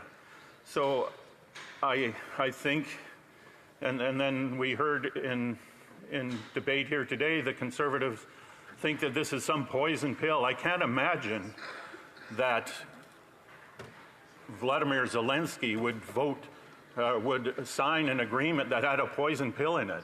And I think it's sort of the height of illogical thinking that Canada would put a poison pill in a free trade agreement so the Conservatives would vote against it. It simply does not make any sense at all. And so I'm baffled. You should ask the Conservatives that question. Questions and comments? The honourable member for Dufferin-Caledon. Thank you, Madam Speaker, and I appreciate my colleague's speech. I appreciate his fair criticism of the decisions that the Conservatives have made on this, unlike the hyper-partisan rhetoric that we hear from the Liberal government. He talked about how President Zelensky signed this agreement, wants Canada to go forward with it, so he accepts that what President Zelensky says means something. So I'm wondering if he wants to comment on President Zelensky's comments about how this Liberal government allowed a gas turbine to be exported from Canada to pump Russian gas to actually help fund Putin's illegal war in Ukraine. And President Zelensky said, this is, moreover, is it not only dangerous for Ukraine, but also dangerous for all the countries of the democratic world. And President Zelensky called on the Canadian government to reverse the decision. And the Canadian ambassador said, Russia is using energy as a weapon in Europe and all over the world. This money and fuel are going to support the war in Ukraine. Now, does the member also agree with President Zelensky that this was a terrible decision by the Liberal government that actually helped fund Putin's war machine? Question. The honourable member for South Okanagan, West Kootenay. Yes, I think it was the wrong decision, and for all the reasons he mentioned. Questions and comments? Questions et commentaires? The honourable member for Nunavut. Mayor Okafditi, and I'd like to thank the member for his important intervention. I very much always appreciated his solidarity with Indigenous peoples and the work that he does to meet the needs of his constituents. One of the things that seems quite important about this particular modernization of this free trade agreement is Chapter 7 on Indigenous peoples and trade. I think that these are important acknowledgments about what we need to do for Indigenous peoples. Unfortunately, we've been hearing about causes trumping these kinds of important issues. And I wonder if the member can speak to what the difference is in terms of advocating for people's human rights, people's Indigenous rights, as well as the difference between how fighting for a cause might not be as effective as what we are seeing today. Honourable Member for South Okanagan West Kootenay. Well, I'd like to thank the member for Nunavut for that question and how important and wonderful it is to have her voice here in this Parliament, constantly reminding us about the rights of Indigenous people and to give more than just words and thoughts to their rights, but to actually put those rights into action in our agreements, in our laws. And yes, I'm very happy that we have a chapter here on Indigenous rights in this agreement. It speaks to the Tatar people of the Ukraine as well as the Indigenous people here in Canada, and that these types of chapters will be in further agreements. And it's the similar thing with, we have the United Nations Declaration on the Rights of Indigenous People that we have recognized here in Canada, and British Columbia has laws in that. But we have to make sure that every day we think of what those rights mean and how we make our laws and decisions here to uphold those rights. And comments, the honourable member for Humber River Black Creek. Thank you very much, Madam Speaker, and to my colleague, who's a wonderful member of the International Trade Committee, contributes very significantly to whatever the discussion or debate is in a very comprehensive and thoughtful way. And I understand he, after the next election, is not going to be returning to the House, which I think is a real loss for the House of Commons, because he adds a tremendous amount in the House and at committee level. So I would like to ask my honourable colleague about the concerns of so many Canadian National Congress, so many other organizations that have echoed their support for this. President Zelensky sat right in front of me and urged us to pass this free trade agreement very quickly. And was my honourable colleague concerned with the amount of opposition that was led by the Conservative Party of Canada? Honourable member for South Okanagan West Kootenay. Well, thank you, and I'd like to thank the member for Humber River Black Creek for those comments. Thank her for those warm regards, and I'd like to thank her for being a wonderful chair of the International Trade Committee. And yes, it's, as I said before in answer to a previous question, I'm surprised at the Conservative response to this agreement. They seem to have reacted to a couple of words in the agreement and used that to vote against it when Ukraine and Ukrainian Canadians have been very vocal in calling them out on this decision.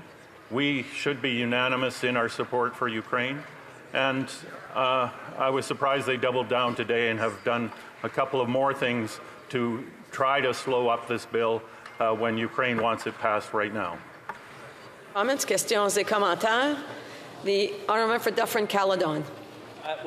Thank you, Madam Speaker. I was wondering if the member would like, so the point of this trade agreement, or part of it, is allegedly to help rebuild Ukraine. That's some of the rhetoric that we hear from the government, the Liberal Party. But one thing that actually is a problem is that Canada is the only G7 country that has not offered wartime insurance to Canadian businesses that want to rebuild in Ukraine. Now, what's the consequence of that? That means that the projects they would undertake are subject to enormous risk because, of course, it's a war. Every other G7 country has recognized this risk, has provided wartime insurance to their businesses. Canada has not. Was he aware of that? And does he think that's another major failure of this Liberal government? The honourable member for South Okanagan West Kootenay. Well, I'd like to thank the member for his question and comment. He's another valuable member of the International Trade Committee. And this issue of wartime insurance for Canadian companies. You know, it's an important issue. I don't believe it belongs in a free trade agreement, just as if I don't believe that, you know, calls for more munitions to Ukraine or natural gas to Ukraine belong in a free trade agreement. These agreements are about, you know, taking tariffs off things, not trying to promote one thing or the other. And this is something that this government should be looking into. This is an agreement that is supposed to help rebuild Ukraine. And right now we're talking about issues within the war experience. Resuming debate, the honourable member for Etobicoke Centre. Thank you very much, Madam Speaker, and I'll be sharing my time with the member for Humber River Black Creek. Madam Speaker, as we speak, the Ukrainian people are risking their lives and sacrificing their lives to defend their homeland. And notwithstanding the courage and resolve of the Ukrainian people, the situation in Ukraine is dire. There are millions of refugees in and outside of Ukraine. Russia's committing genocide in Ukraine every day. We've heard about many forms of war crimes, including the deportation of Ukrainian children to Russia, as one example. There are hundreds of millions of people in the global south that are facing food shortages and famine because of Russia's invasion and blockade of Ukrainian ports. The war is the primary reason for food and energy price inflation around the world, including here in Canada. So when Canadians pay higher prices at the pumps, when they pay higher prices at the grocery store, the primary reason for that is Russia's invasion of Ukraine.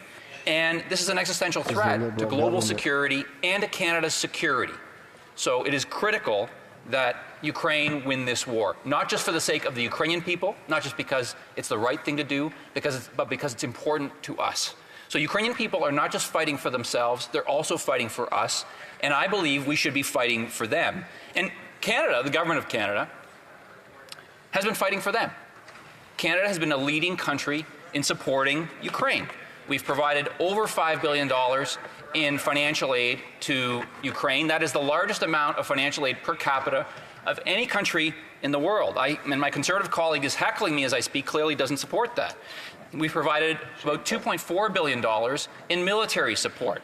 $2.4 billion in military support that's going to help the Ukrainian people, Ukrainian armed forces on the front line fight against this invasion.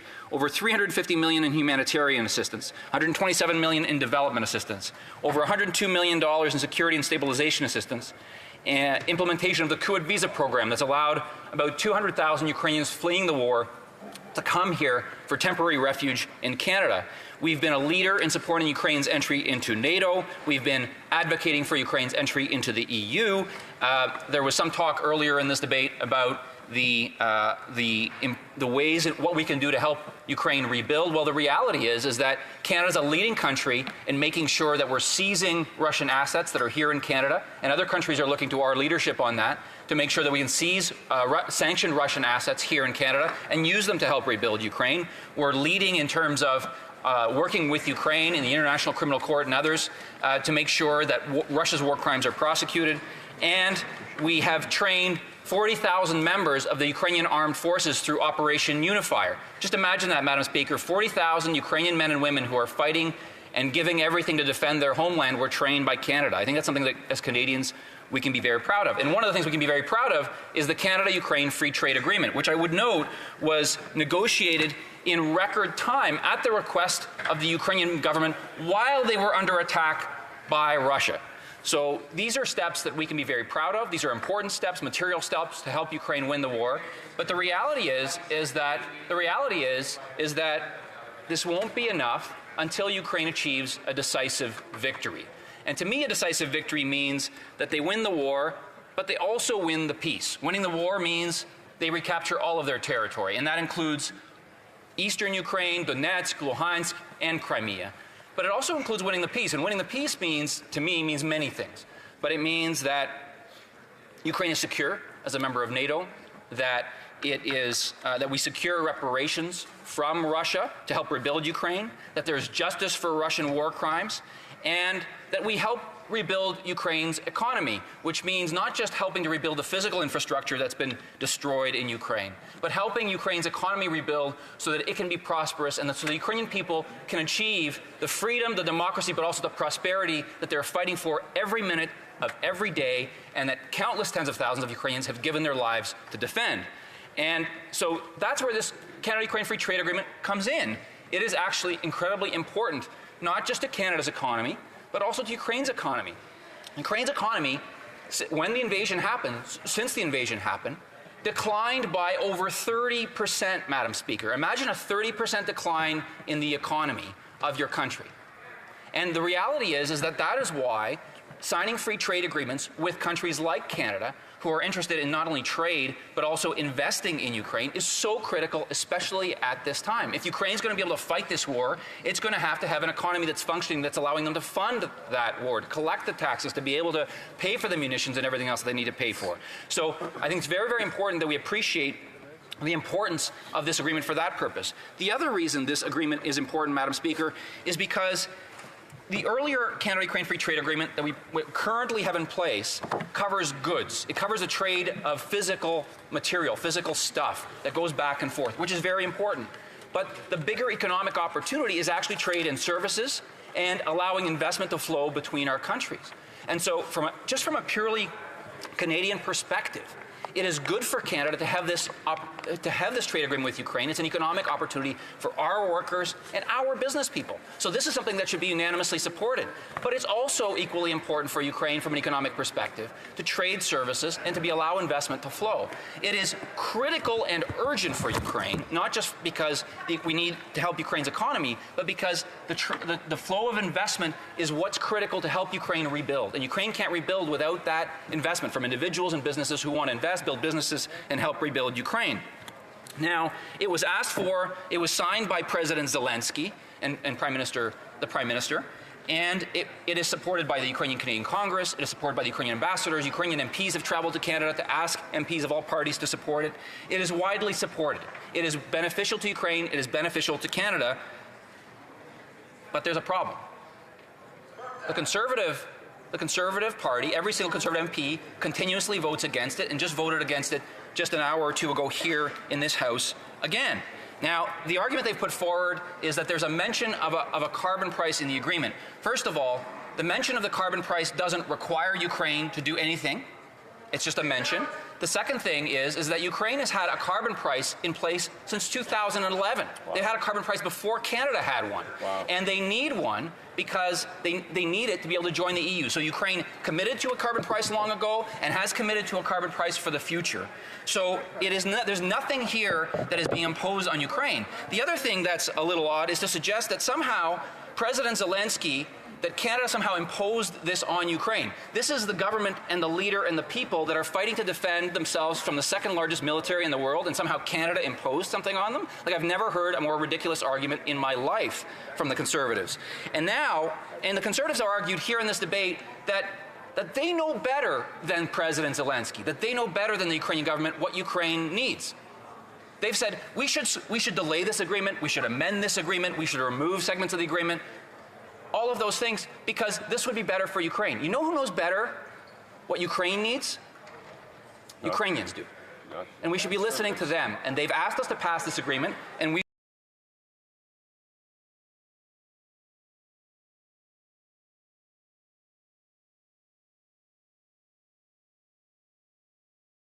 the other day on Order. There's going to be an opportunity for questions and comments. If members are not in agreement with what the honourable member says, they can raise it during questions and comments.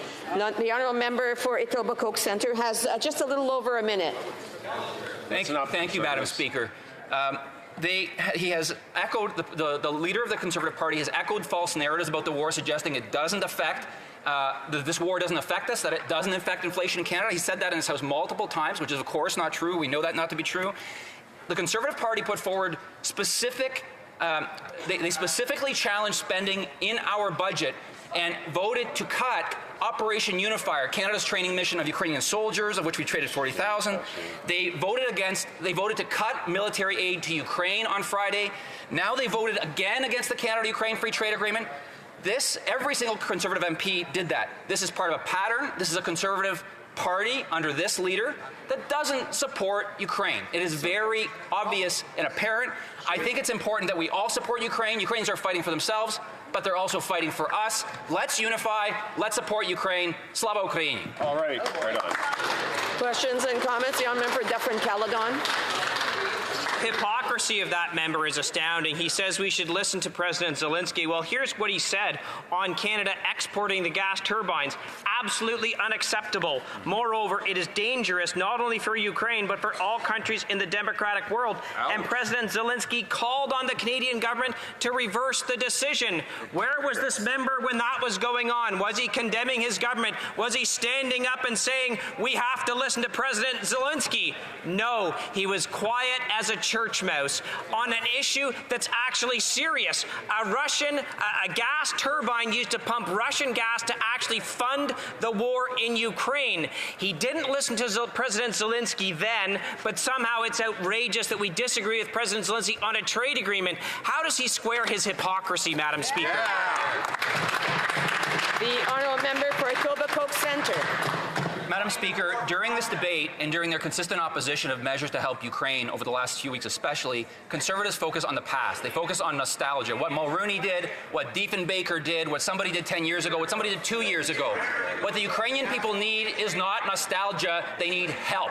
They're fighting for their lives and they're fighting for us. And the members opposite should stop focusing on what happened 10 years ago and 20 years ago and focus on today. Today, President Zelensky is asking us to pass this free trade agreement because it's vital to Ukraine winning this war. Let's support them. Slava Ukraini. Order. Question period in 15 I want to minutes. remind members they had an opportunity to ask a question. They were not disturbed while they were asking the question. They should return that respect when they're listening to the answer. If they're not in agreement with the answer, they wait for questions and comments. Questions and comments. Questions et commentaires. The honourable member for Humber River Black Creek. Thank you very much, Madam Speaker. And again, I want to applaud the efforts that my colleague has done, along with many other members of the House of Commons, to advance the issue of this free trade agreement between Canada and Ukraine and the importance of it. We know that they are fighting an illegal Russian aggression against them. I'd like to know what else the honourable member is suggesting that we could be doing in advance of promoting the free trade agreement with Ukraine. Honourable member for Etobicoke Centre.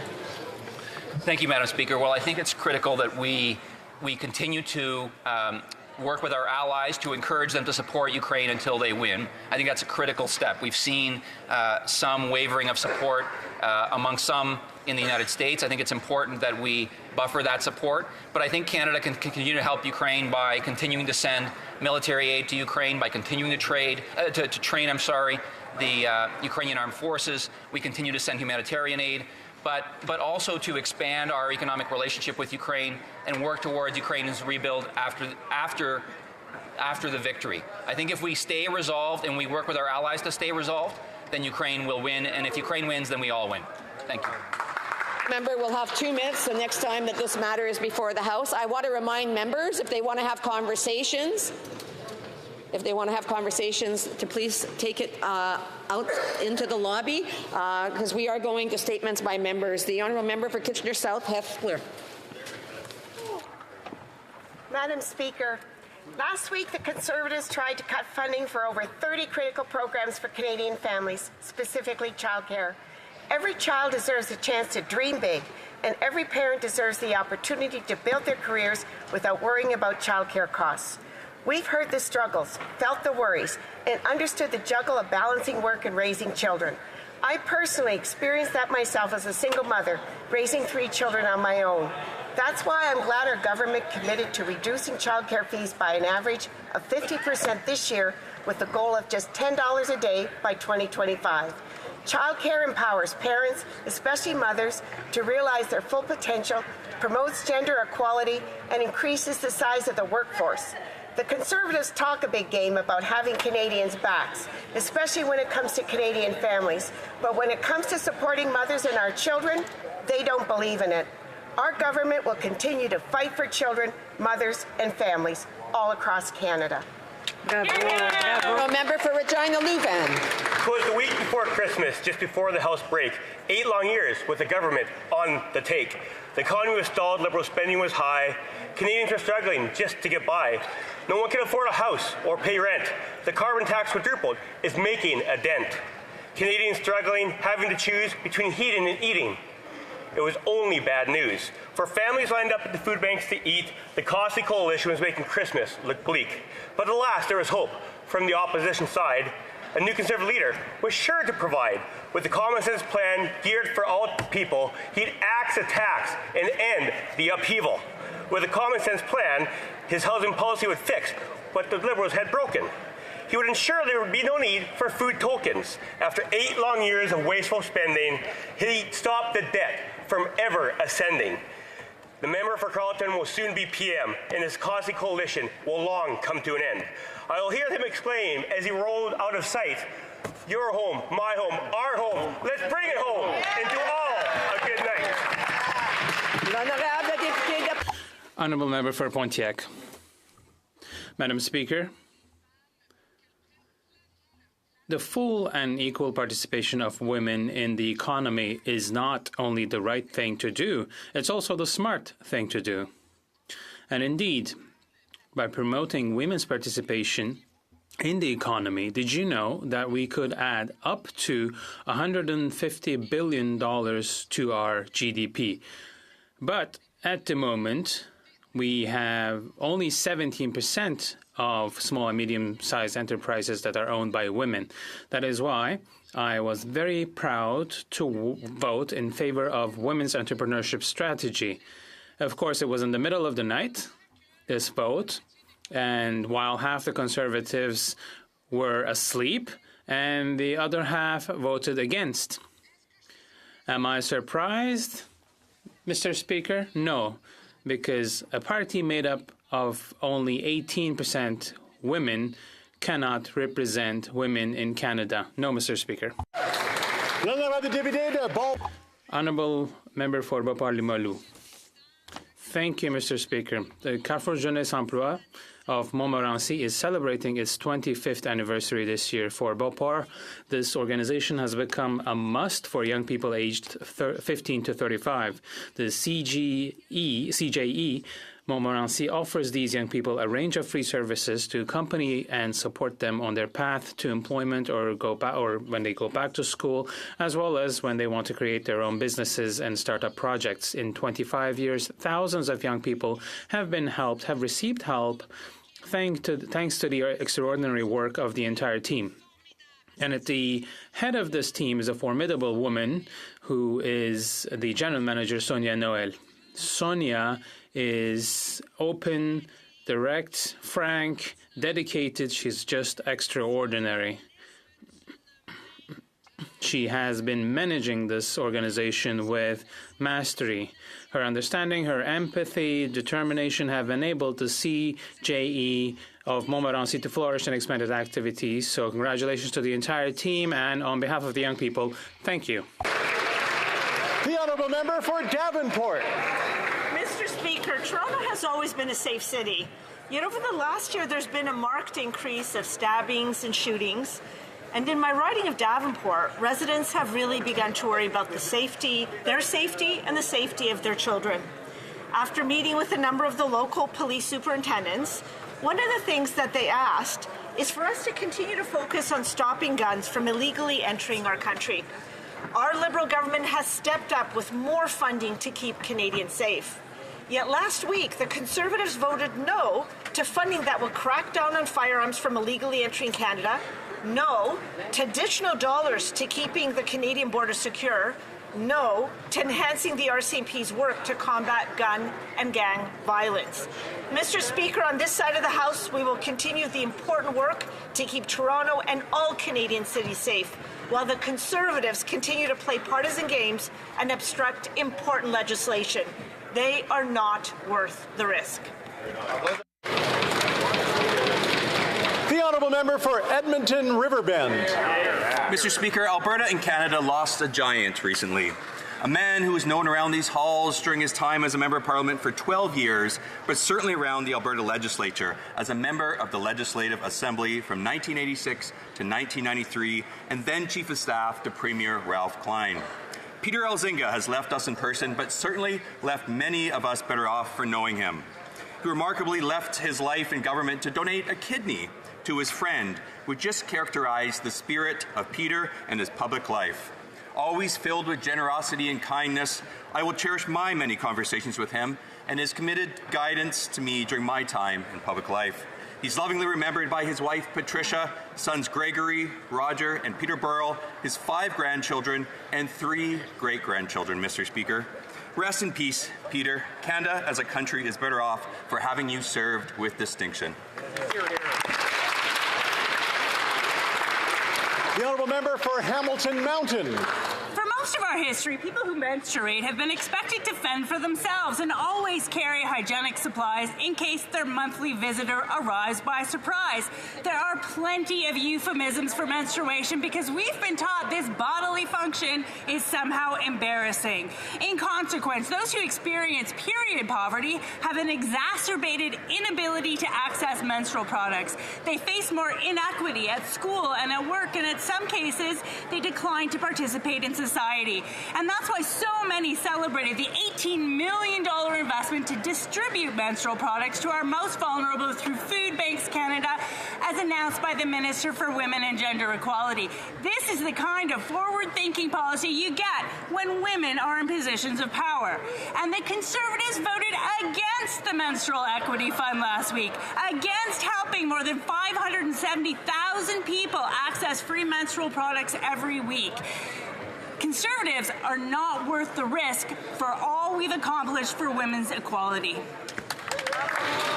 The honourable member for St. John's East. Mr. Speaker, leading the country takes stamina, and that's why our team, cabinet, and leader were here vote after vote for 30-plus hours last week, while the opposition and its leader could barely fill their benches and not show their faces. When they did, they voted against our plan to help Canadians, including innovative Atlantic Canadian businesses, communities and businesses recovering from Hurricane Fiona, Atlantic Canada's growing bioscience sector, and marine conservation. Further, the Fall Economic Statement is a plan that supports the people of St. John's East and across the country. And if we wanted to compare the opposition's plan, it's nowhere to be found, because all it has is cuts and political stunts. Their true colors were on display last week as they voted against 100 measures to help this country. Right on. The honourable member for Flamborough-Glenbrook. Mr. Speaker, after 8 years of this NDP Liberal government, the dream of home ownership has become a nightmare. Today, mortgages have become unmanageable, devouring 2/3 of average Canadians' monthly income for a typical Canadian home. And I've heard from far too many families in Waterdown and Bimbrook that now teeter on the brink because their monthly payments are up thousands. All because these Liberals' reckless spending and deficits. For young Canadians not yet in the market, they've totally given up. Saving for a down payment used to be achievable with a few years of hard work, but now that takes 25 years, which is what it used to take to pay off the entire home. Proving once again that this Prime Minister is not worth the cost. Rents have doubled, mortgages have doubled, down payments have doubled. It's double trouble. But hope is on the way. Common sense Conservatives have a plan to build homes, not bureaucracy, and restore the dream of home ownership for Canadians once again. Let's bring it home. The honourable member for Vancouver Quadra. Mr. Speaker, our government is continuing to invest in affordable housing.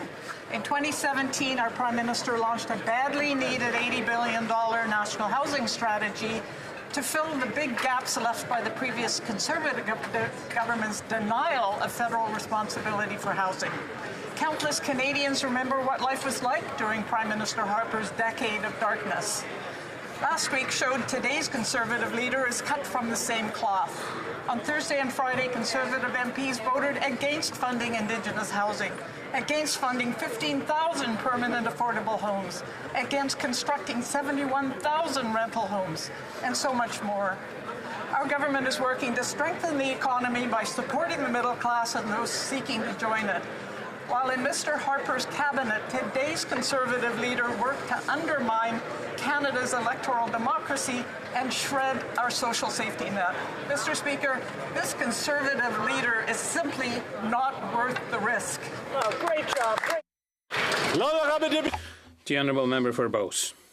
Mr. Speaker, after years under this government, the price of food, housing and gas has never been higher. And with the Liberal Bloc coalition in power, who want to radically increase the carbon tax, prices will only go up. I'm so tired of hearing these two parties say that the carbon tax does not affect Quebec. In fact, the second carbon tax will add 17 cents per litre to the price of gasoline. Quebecers must also pay the carbon tax on propane imported from other provinces. They also have to pay higher prices on products imported from other parts of the country indirectly. The Conservatives want the carbon tax abolished in all provinces and territories. We knew right from the start that this was not an environmental plan, but a tax plan. Our party has introduced motion after motion, but the Liberal Bloc coalition has opposed them every time. The Conservatives will continue to fight to get rid of the carbon tax that is imposed to farmers and families, bring back common sense in the next elections, and show these two parties what Canadians really want: affordable housing to call home and a full fridge they can afford. Member from Prince Albert. Mr. Speaker, Canadians hate the carbon tax. We see premiers suing the government, we see First Nations taking the government to court, and we see people lined up in bread lines at the food bank because they can't afford to eat. Farmers feed this country. They don't understand why the Prime Minister continues to tax the inputs they must purchase to grow foods. Inputs, taxes their competitors don't pay. Yet the Liberal Rural Affairs Minister has just made a spectacle of herself, stating that the country needs to vote for more Liberals if they want an exemption to this unfair tax. The Prime Minister has instructed his appointed senators to gut the Conservative bill to remove carbon taxes on farmers. And we have the NDP leader willing to vote against farmers in the House of Commons to keep this Prime Minister in power. Mr. Speaker, Canadians agree. This Prime Minister and this NDP Liberal government are just not worth the cost. The Honourable Member from London West. Mr. Speaker, last week's 30-hour circus put on by the Conservatives cost Canadian taxpayers nearly $2 million. And while I was happy to sit through the House with my colleagues to ensure that services that Canadians need most were passed and protected, Conservatives spent their night voting against Canadians. Let me tell you one of the most shocking votes they made against communities like my riding of London West. They voted to cut the funding to combat the toxic drug overdose crisis. They voted against substance use prevention programs for youth and the new National Suicide Crisis Hotline. The toxic drug crisis has claimed too many Canadian lives, and the risk of plunging an already struggling population, Mr. Speaker, by the opposition is too high. Cutting a bilingual, trauma-informed, and cultural appropriate suicide prevention, Mr. Speaker, is a risk Canadians cannot afford to take right now. On this side of the House, we're going to keep fighting to make sure that Canadians have access to mental health and addiction supports that they need most when they need it most. Thank you, Mr. Speaker. The Honourable Member from Algoma, Manitoulin, Kapuskasing. Monsieur le Président. Mr. Speaker, Canadians are suffering from a crisis of food insecurity that is jeopardizing our citizens' fundamental right to nutrition. The pillars of this right, availability, adequacy, and accessibility, are compromised not only in my riding of Algoma, Manitoulin, Kapuskasing, but across the country. Food insecurity in Ontario has been steadily increasing from 7.8% in 2008 to 18% in 2022. Feed Ontario reports a 36% rise in food bank visit last year, soaring by 101% compared to pre-pandemic levels. Among the most affected are 41.7% of First Nations on-reserve households, followed by single mothers at a distressing 41%. Moreover, over one-third of food bank users are children. Parliament needs to implement a national school lunch program, a guaranteed livable basic income, and crack down on corporate greed. Let's all affirm our commitment to a society where every citizen lives in dignity, free from the specter of food insecurity. Thank you, Mr. Speaker. The Honourable Member for Bécancour-Nicolet-Sorel. Mr. Speaker, allow me to take a few moments to pay tribute to Mrs. Danielle Gamelin, who's the Executive Director of the Fondation Santé Bécancour-Nicolet-Yamaska. As soon as she took the helm of this organization 8 years ago, she restructured its internal operations to improve efficiency and organized fundraising activities to stabilize its financial health. In addition, she has increased her contacts with municipalities, the 2 RCMs, the Chamber of Commerce, and all organizations that offer health and community services, so that the foundation can respond effectively to their needs. Madame Gamelin, you're a committed, convincing, inspiring, authentic, daring, and extremely rigorous individual. May you remain at the helm of the Fondation Santé Bécancour-Nicolet-Yamaska for many years to come. Our beautiful region says a big thank you. The Honourable Member from Yellowhead. Mr. Speaker, last night the Industry Committee heard from the former employee of the Prime Minister's Green Slush Fund about $150 million of taxpayer money being misappropriated. Canadian tax dollars being funneled to companies with Liberal insiders. Let me quote their witnesses. An embarrassing lack of oversight that has allowed these problems to persist. An egregious cover-up of the truth. Conflict of interest breaches. Millions approved of companies owned by operating board members. A staggering level of incompetence, willful ignorance, and corruption. The Minister of the Privy Council office actively engaged with altering memos before they were sent.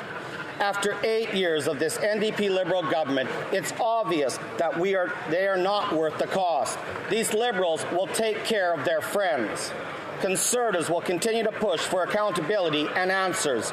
When will the Canadians get back to missing millions from Liberal insiders already? Here. The Honourable Member from Winnipeg South Centre.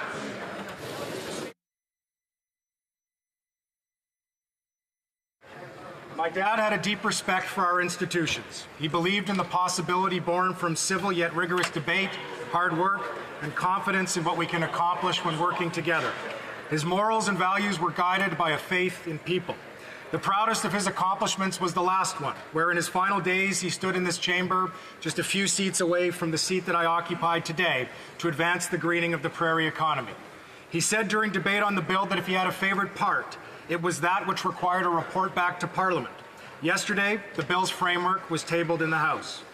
Dad's final moments here saw him surrounded by people he loved, in a place he loved, working to improve the well-being of everyone from the region that he loved.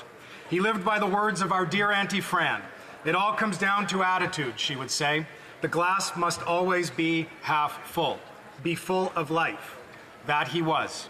Whenever the time may come that I look back at my own parliamentary career and judge its successes and shortcomings, I hope that I will be able to genuinely say that I have lived up to the standard that he set for us all. We miss you, Dad.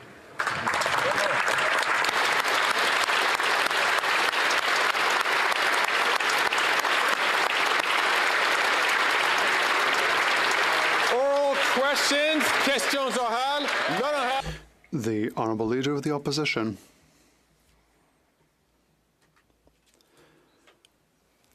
When the Prime Minister inflates the price of groceries and forces 28,000 young Quebecers to write to Santa Claus for food rather than presents, he spends $1 billion on a scandalous green fund, the officials of which are saying that money is thrown for free to friends and wasted, and now a whistleblower said, and I quote, that the minister lied to the committee about this scandal. Why did this minister hide the scandal? The Right Honourable Prime Minister. Mr. Speaker, the Conservative leader's plan that seeks to close Parliament last week failed. All it served to do was show the true colours of the Conservatives. It cost $2 million to Canadian taxpayers. The Conservative Party tried to reduce access to affordable childcare services, reduce the construction of affordable housing, and cut in the budgets of policing and military bodies. They want to bring us back to the Stone Age. We, on our side, will meet the needs of Canadians. The Honourable Leader of the Opposition. Mr. Speaker, the question was about the Prime Minister's billion-dollar green slush fund scandal.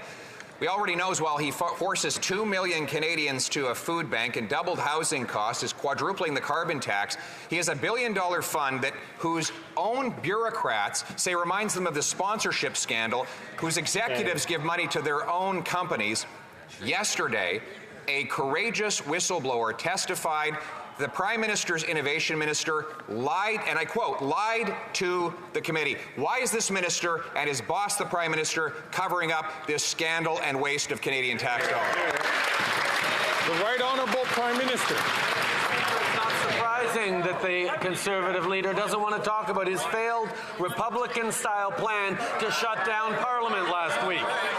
His 30-hour temper tantrum achieved was to show Canadians the party's true colours and cost Canadians $2 million in wasteful spending. The Conservative Party tried to cut affordable childcare, cut construction of affordable housing, and defund the police and Canada's armed forces. While they want to bring us back to the Stone Age, we'll stay focused on Canadians. The Honourable Leader of the Opposition. Canadians are forced to eat stone soup this winter after this Prime Minister gave us the worst food price inflation in 40 years, and we have 2 million Canadians, a record-smashing number, lined up at food banks. I know the Prime Minister is desperate to avoid defending his own track record, or worse yet, his quadrupling of the carbon tax. There is a common-sense Conservative bill, C-234, in the Senate, up for the vote today. Will the Prime Minister stop blocking the bill, axe the tax so that our farmers can feed families? The Right Honourable Prime Minister. Mr. Speaker, the Conservative Party of Canada had the opportunity to support affordability measures for Canadians, but instead they chose to take 30 hours attacking the most vulnerable. During the Conservative leader's $2 million temper tantrum, they gladly stood against veterans experiencing homelessness, against emergency shelters for women and girls, against Indigenous housing, against rapid affordable housing construction. They even tried to prevent support for those who lost their homes in Hurricane Fiona. That leader is reckless and should be ashamed. The Honourable Leader of the Opposition. The truth is that the Prime Minister is not spending money on any of those things. He has a food program that doesn't feed kids, it feeds bureaucracies and creates frameworks that kids can't eat. He has a housing affordability program that doubles the cost of housing, a housing accelerator that hasn't built a single house, a carbon tax that hasn't reduced emissions. So instead of spending billions on programs that cause inflation and do nothing but sound pretty, why won't he axe the tax on our farmers so that they can feed Canadians this winter? The Right Honourable Prime Minister. Whether the Leader of the Opposition makes a homemade video about it or not, a key factor contributing to food inflation around the world is Putin's illegal war in Ukraine.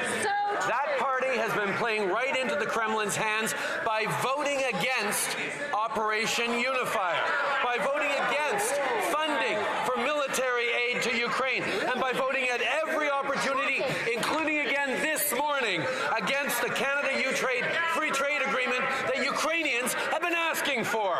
We will never abandon Ukraine, unlike the Conservative leader who's shown Canadians.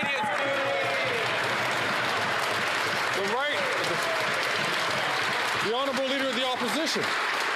The Prime Minister is desperate to distract from the misery that he caused here at home. I wonder if he could just for once think about Canadians instead of thinking about himself. We have 2 million Canadians lined up in food banks, a record-smashing number. He's doubled the cost of housing. He wants to quadruple the carbon tax. 9 in 10 young people say they'll never be able to afford a home. We understand with this miserable record, he doesn't want to talk about Canada or Canadians. He'd rather spread falsehood about faraway foreign lands, Mr. Speaker. Will he not stand up for once for Canada, axe the tax so our families can eat? The Right Honourable Prime Minister. Speaker, the Conservative leaders' partisan vitriol and performance games are hurting Canadians. Let's talk about their record directly. When it came to 988, the Suicide Crisis Helpline, how did they just vote? Against. When it came to the Lac-Mégantic rail bypass, how did they vote against? Against. When it came to the new Montreal Holocaust Museum on the first night of Hanukkah, how did they vote? Against. Mr. Speaker, there is clearly nothing this Conservative leader won't compromise.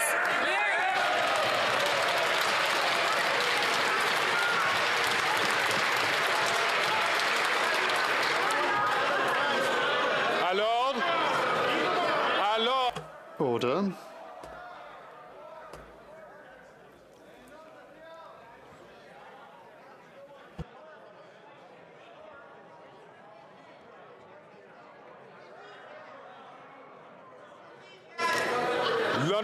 The Honourable Member for Belleuil-Chambly. I sought to understand the government's new dental program. It's not an easy one. We have 3 types of dental programs. A private one for those who have money, the federal program, and then Quebec's program. But there is one single jurisdiction, and that is Quebec's jurisdiction over healthcare. It's easy to explain what is clear. The Liberal government is throwing sweets and candy to the NDP to try and keep its government alive. Can the Prime Minister explain to us at least his dental program once and for all and make it clear? The Right Honourable Prime Minister. Well, it's rather bizarre, Mr. Speaker, because the leader of the Bloc Québécois is talking about sweets and candy, and we're trying to fight against that with a dental program. We have a plan that will help from coast to coast to coast, help families who cannot currently send their children to dentists. And next year we'll be here also for seniors with dental care. We'll be here for those under 18 who need dental care and who can't pay for it. And eventually we will cover absolutely every Canadian who cannot pay for their dental care, because we know that mouth health is general health, and we're here to help families. The Honourable Member for Belleuil-Chambly. That's what we were being told when we were in grade 8. About dental plans, but I understand that this is a difficult to explain program. A program was announced. The program was poorly drafted. Now, this is surprising from the NDP. It's a program that is great for the private sector. It also harms Quebec, which is of no surprise to anyone. When the Prime Minister authorized the dental program, did he keep in mind the health of Canadians or the financial health of his alliance with the NDP? The Right Honourable Prime Minister. Mr. Speaker, we recognise that far too many Canadians do not currently have access to dental care. We are a government that has always been here to invest in Canadians in order to help them socially and economically, and we know that many families can't pay for dental care, and so they don't use dental care because they can't afford it. Now we're making sure that Canadians won't have to choose between dental care and groceries, for example, because we will be here to help them. That is something that counts for all Canadians. Thank you, Mr. Speaker, and we will be here for them, Mr. Speaker. The Honourable Member for Rosemont-la-Petite-Patrie. Mr. Speaker, to date, 20,000 Palestinian civilians have been killed in Gaza, half of whom are women and children. Despite this, the Liberals and the Conservatives refuse to demand a ceasefire. It's revolting. It's inhuman. The NDP continues to ask for a ceasefire and has done so for the past 2 months. Today, there's an important vote in the United Nations. We know that Liberals have refused to listen to the families of those who have lost their family members, but perhaps they'll listen to their donors who are now abandoning them finally. At the United Nations today, Canada will vote for a ceasefire, yes or no? The Right Honourable Prime Minister. For the past 9 weeks, Mr. Speaker, the Government of Canada has had a responsible position that defends civilians, that seeks to establish a two-state solution with Israelis and Palestinians so that they can work and live safely in recognized countries. We will do everything in our power to continue to make sure that Canadians agree with one another, see eye to eye so we don't see hatred, Islamophobia, anti-Semitism. This government will continue to be here for everyone. The honourable member from Edmonton Strathcona. The Liberal position is appalling, not responsible. For 2 months, this government has sat and watched while 18,000 innocent civilians have lost their lives and have refused to call for a ceasefire. Exactly. We need a ceasefire. We need the hostages removed. Last week, it was reported that Liberal donors were withholding support because of the moral failure of the Liberals. Today, there is an important vote at the United Nations. The Liberals have failed to listen to the Palestinian people and to Canadian Palestinians. Will they at least listen to their fundraisers and vote for a ceasefire today? Yeah. Ceasefire! The Right Honourable Prime Minister. Mr. Speaker, since October 7th, we have recognized the terrorist attack by Hamas that killed well over 1,000 innocent Israelis, and we have recognized Israel's right to defend itself. But at the same time, the cost of justice cannot be the continued suffering of all Palestinian civilians. That is why we're continuing to put forward, including today, in a statement with Australia and New Zealand, a strong and clear Canadian position that we will continue to work with allies around the world on moving towards a two-state solution with peace for Israelis and peace for Palestinians living side by side. The honourable member from Leeds, Grenville, Thousand Islands and Rideau Lakes. There's been explosive testimony by a whistleblower on this Prime Minister's billion-dollar green slush fund that's seen $150 million misappropriated and gone to Liberal insiders. And senior NDP Liberal government officials have said there is no plan to get Canadians back their missing millions. After 8 years of this Prime Minister, it's clear that he's not worth that cost, and probably why he wouldn't even stick around. Will the Prime Minister shut down the slush fund and get Canadians back their money?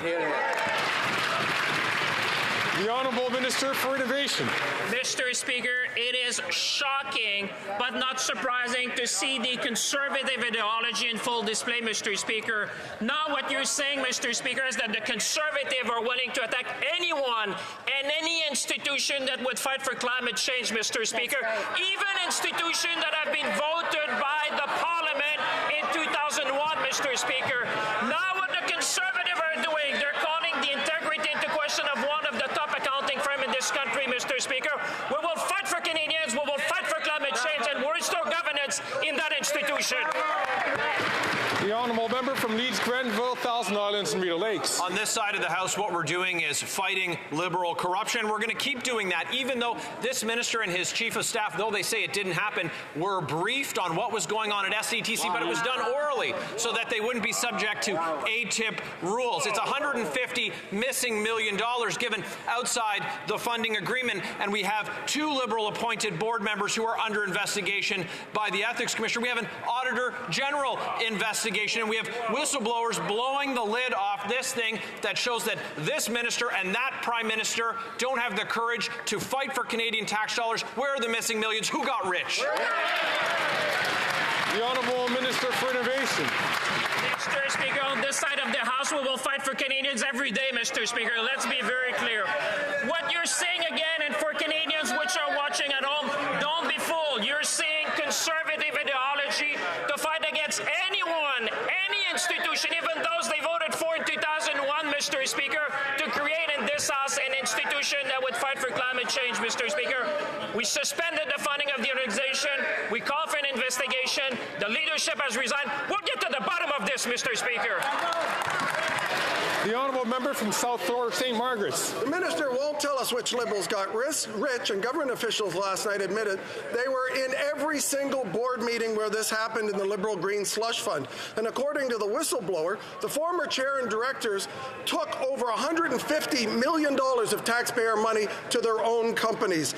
They were present, government officials were present during these meetings and allowed it to happen. So I'll ask the minister, why didn't he fire these corrupt Liberal directors? The honourable minister. Speaker, it's great to see my honourable colleague from Atlantic Canada stand up. I wish he stood up last week, and I wish he and his 7 other colleagues stood up last week.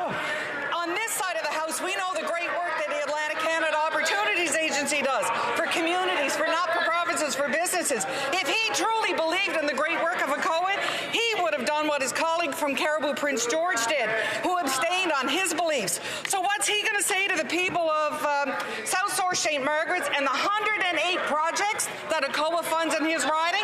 I'm going to tell them, we have your back.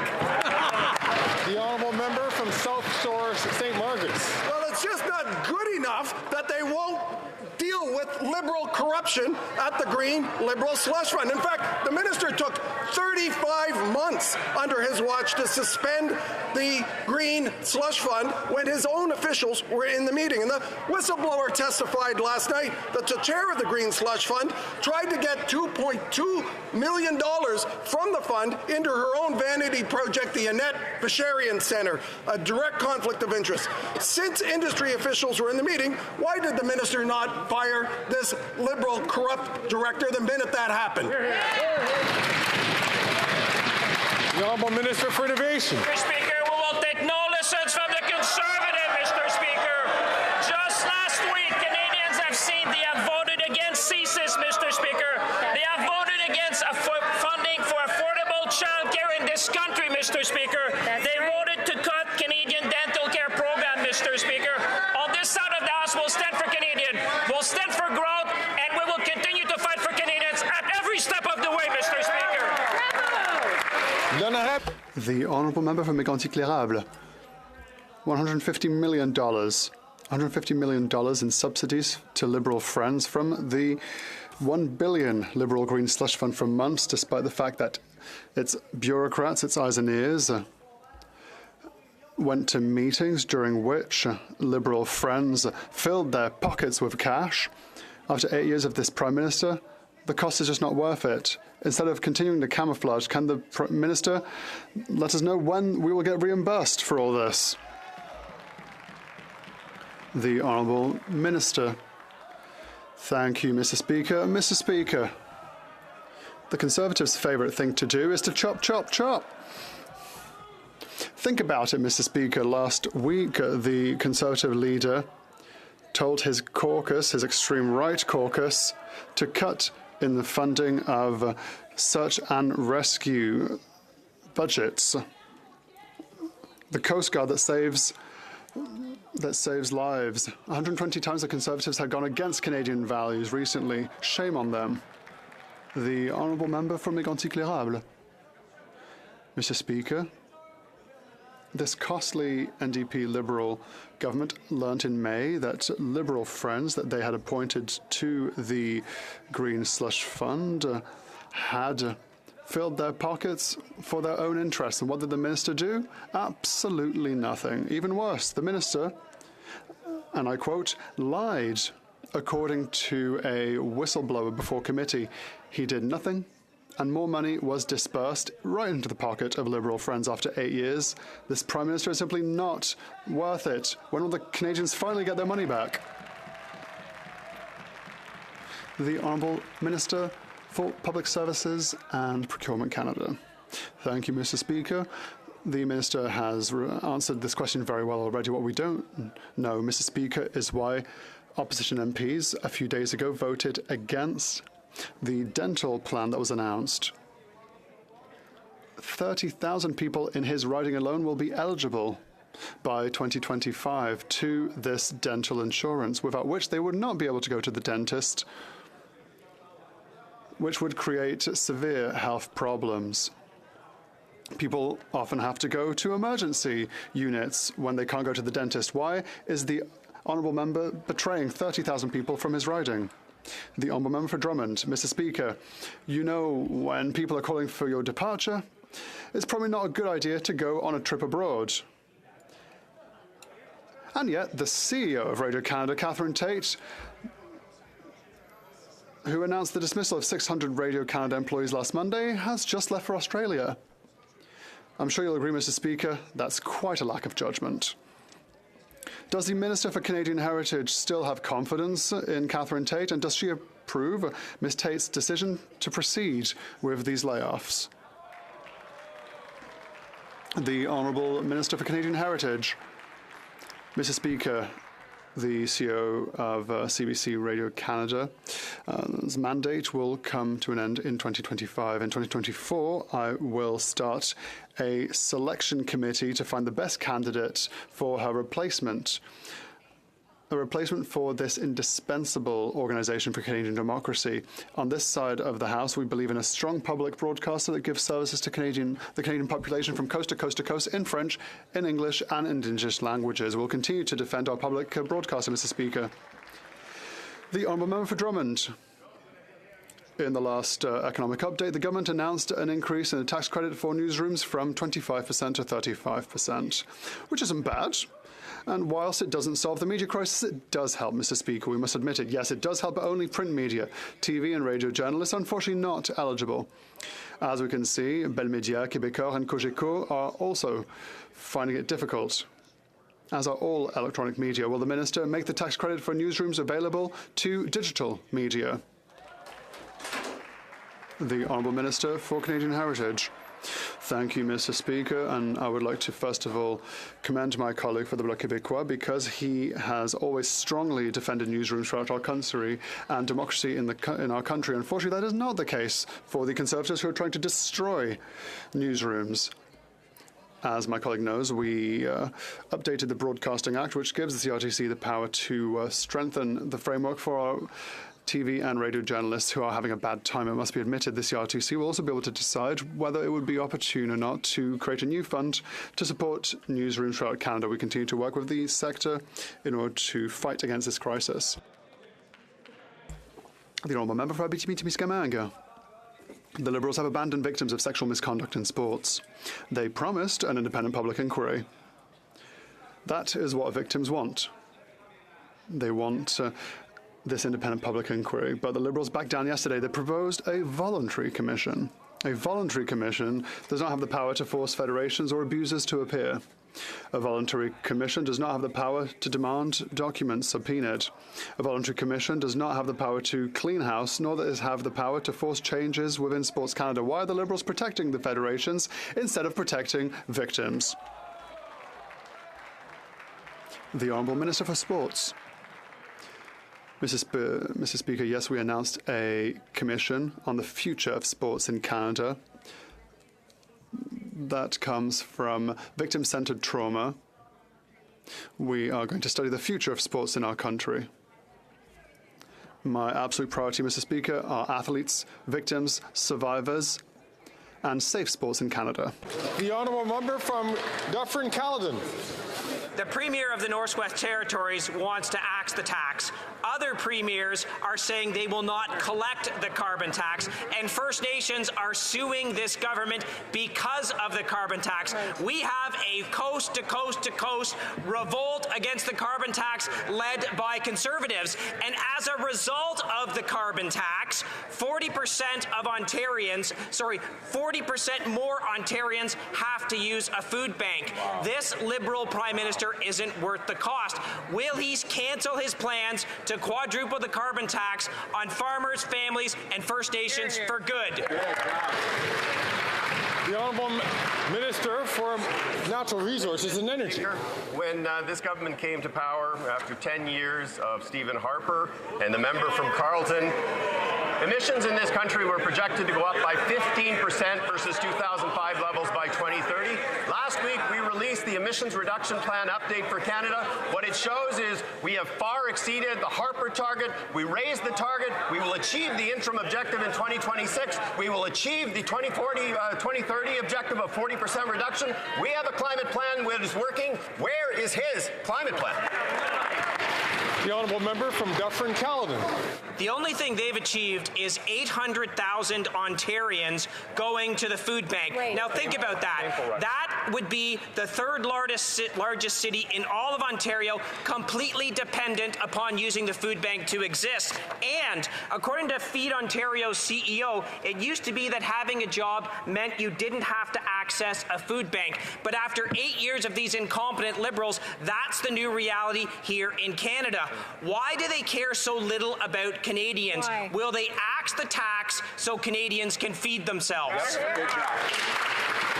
The honourable Minister for Families and Social Development. Thank you, Mr. Speaker. If the Conservatives actually do care about supporting families, their actions last week speak differently, and actions speak louder than words, Mr. Speaker. They voted against much-needed investments to increase access to childcare in underserved communities. They voted against moving forward with a framework to create a national school food policy, putting food back into schools for children who need it. Mr. Speaker, they're just not worth the risk. The honourable member for Bellechasse-les-Échemins-Lévis. Thank you very much, Mr. Speaker. Quebecers between the ages of 18 and 45 are seeing their dreams shattered because of inflation. 75% of them are postponing and cancelling major projects such as buying a house or having a child. Unfortunately, they can't count on the costly Bloc Liberal coalition, which wants to radically increase the inflationary carbon tax. So life is impossible for them. Will the Prime Minister listen to our demands and eliminate inflationary taxes and deficits so that Quebecers can finally make their dreams come true, Mr. Speaker? The Honourable Minister for Fisheries and Oceans. Mr. Speaker, I would like to say that it's particularly painful to see my Conservative colleagues from Quebec show that much voluntary blindness. What they defended at the National Assembly to help victims, women victims of violence, to protect other people, is now apparently taboo under the federal leader. They continue to ignore their values, Quebecers, and measures that could help Canadians and Quebecers. It's a complete shambles, a complete shame. The honourable member for Bellechasse-les-Échemins-Lévis. We'll see who's turning their back on who. We've learned recently that next year a family of 4 will have to spend an extra $700 on groceries alone. This is the unfortunate consequence of the costly Bloc Liberal coalition and their carbon taxes having a real impact. And this is the largest increase in the price of food in 40 years. Will the Prime Minister finally act so that Quebecers can eat properly, particularly at Christmas? The Honourable Minister of Transport. Quebecers are wondering when, well, this is why the Conservatives voted against dental care. Why did they vote against the La Mégantic workaround? What do they have against the Festival of Saint-Tiet? The honourable member from Winnipeg Centre. Thank you, Mr. Speaker. This government voted to recognize missing and murdered Indigenous women, girls, and Two-Spirit people as a Canada-wide emergency. The Prime Minister acknowledged it as an ongoing genocide. 4 years after the release of the National Inquiry's 231 calls for justice, how many have they completed? Just 2. At this rate, it will take 462 years to implement all of the calls for justice. When will the Liberals start treating this national emergency with the urgency that it deserves? The Honourable Minister. The member for Winnipeg Centre for her question and her continued advocacy. Addressing the ongoing violence against Indigenous women, girls, and 2S LGBTQ+ people is a whole-of-government approach which requires living up to our moral obligations as a country and the calls to justice. That's why in Budget 2023 we've invested $125 million to implement the National Action Plan for MMIWG, ensuring accountability by establishing an oversight mechanism and support the National Family and Survivor Circle. We will continue to work with families, Mr. Speaker, to ensure that the tragedy of missing and murdered Indigenous women and girls are The honourable member from Timmins, James Bay. So the Liberals Liberals announced legislation for clean water on reserve, but they made no mention of Neskantaga First Nation, which has gone 28 years without access to clean water. At the same time, the leader of the Conservative Party ordered his caucus to try and cut funding for both the suicide hotline and for First Nation clean water. His indifference is deeply disturbing, but it's not surprising. But as for the Liberals, Neskantaga has reached out time and time again. Why is this government continuing to fail the people of Neskantaga First Nation? The Honourable Minister for Indigenous Services. Thank you very much, Mr. Speaker. And I've been meeting on a quarterly basis with Neskantaga, indeed, to solve the current crisis that Neskantaga has been undergoing. Despite the renovation of their plant, the water is still not testing clean, and we're working together to make sure that happens. In regards to the legislation, as Neskantaga was one of the litigant communities that were deeply involved in the drafting of the regulations, of the legislation, and we look forward to continuing to hear their perspectives. The Honourable Member for Saint Laurent. Mr. Speaker, every day approximately 12 people die by suicide in Canada. Each life lost by suicide can have far-reaching effects, whether it's families grappling with the loss of a loved one or the effects that are felt within communities. Last week, I was disappointed to see the Conservatives vote against funding to support the implementation of the new suicide crisis helpline. Can the Minister of Mental Health and Addictions tell us how our government is bringing 988 to Canadians no matter where they live?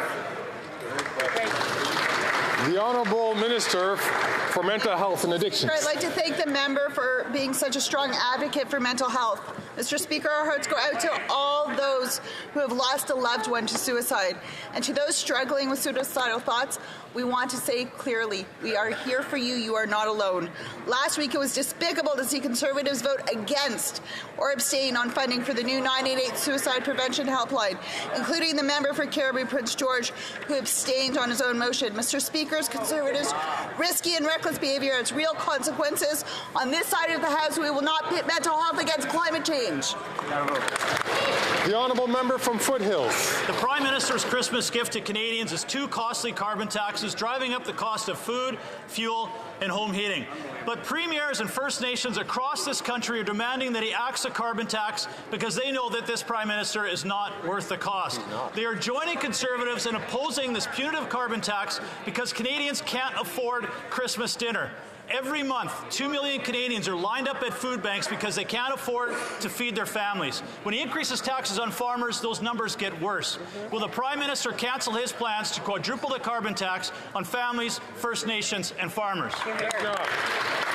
The Honourable Parliamentary Secretary. Mr. Speaker, if you want to talk about food affordability, we should talk about Ukraine as the breadbasket to the world. And what I found interesting, Mr. Speaker, and something that the Leader of the Opposition said today in response to the Prime Minister calling out the Conservatives' vote against Ukraine, is he used the term about faraway lands. And Mr. Speaker, that reminded me of something. He's, quote, "We will no longer use American military might to construct democracies in faraway lands." Donald Trump said that. Why are Conservatives repeating the MAGA lines?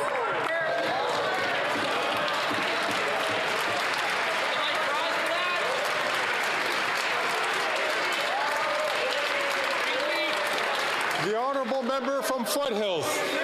Well, it's Merry Christmas, Speaker. I guess the member opposite doesn't realize what country she's in. But the Merry Christmas gift from this Prime Minister to farmers is what? $1 billion carbon tax bill in their stocking, quadrupling that carbon tax under the tree. And the gift from the Prime Minister's Liberal loyalists in the Senate is to cancel Bill C-234, preventing a carbon tax carve-out for farmers. When we have 2 million Canadians lined up at a food bank every month, and those numbers only getting worse when you increase taxes on farmers, why was the Prime Minister cancelling Christmas instead of cancelling this quadrupling of his carbon tax on farmers, families, and First Nations? The Honourable Deputy Prime Minister, Minister of Finance. Mr. Speaker, the Conservative leader inadvertently showed his true colors a moment ago. He couldn't bring himself to say the word Ukraine, so instead he dismissively called it a faraway land. You know who notoriously used that term?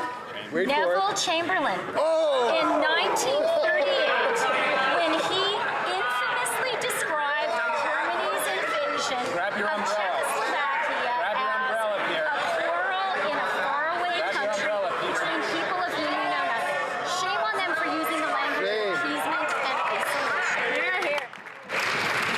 The honourable member from Calgary-Mindapore. After 8 years of this Liberal NDP government, it's evident Canadians despise the carbon tax. Premiers are suing this government, First Nations are taking the government to court, and people are lined up at food banks because they can't afford this Prime Minister's inflationary carbon tax. This Prime Minister has ruined Christmas for Canadians by keeping his punitive carbon tax that raises the price of food we buy. This Prime Minister is not worth the cost of the lost hope Canadians should feel around the holidays. So will the Prime Minister cancel his plan to quadruple the tax on families, First Nations, and farmers for good? The Honourable Minister. Mr. Speaker, I'm sure that as the holiday season approaches, the Conservative members in this House thought that Christmas was coming early, because it seems that Tucker Carlson is coming to Calgary to host Danielle Smith. And that doesn't stop there, Mr. Speaker. It's going to be Rex Murphy, Tucker Carlson, and Conrad Black in Edmonton just after. The question, Mr. Speaker, is will that member pay for her ticket individually, or is there a group discount for Conservative MPs? The honourable member from Calgary-Mindapore. Burton can stand with Albertans and stop gaslighting Canadians. Yesterday, CTV reported that basic necessities cost more in Calgary than any other major Canadian city. One Calgarian said it's really difficult if you're sacrificing your own meals so your children can eat because grocery prices are unaffordable, or if you're rationing on things like heat for your home. After 8 years of this Liberal NDP government, families are struggling to meet their basic needs, feed themselves, or heat their homes because of this cruel carbon tax. Will the Prime Minister cancel his carbon tax, or will he continue his plan to ruin Christmas for all Albertans and all Canadians? The Honourable Minister for Workforce Development. Mr. Speaker, that member has clearly found her voice today, but it has been months that she and the Alberta Conservatives have been silent on defending Albertans when it comes to Danielle Smith's risky and reckless approach to taking Albertans out of the CPP. Maybe she agrees with her leader that Ukraine is some far-flung foreign land. Mr. Speaker, Ukraine matters to Canadians, it matters to Albertans, it matters to Ukrainian Canadians. They and she should be ashamed. The honourable member for Lac-Saint-Jean. There's movement on the issue of the $460 million that the federal government must reimburse Quebecers for asylum seekers. Yesterday, the minister confirmed that the ball is now in the court of his colleague, the Minister of Finance. So we're questioning her today. There's some information she may not be aware of. First of all, asylum seekers are federal responsibility, and yet Quebec takes in 48% of Canada's asylum seekers at the expense of Quebecers with no help from the provinces. In short, we've done all the work and we pay all the bills. Will she reimburse Quebecers?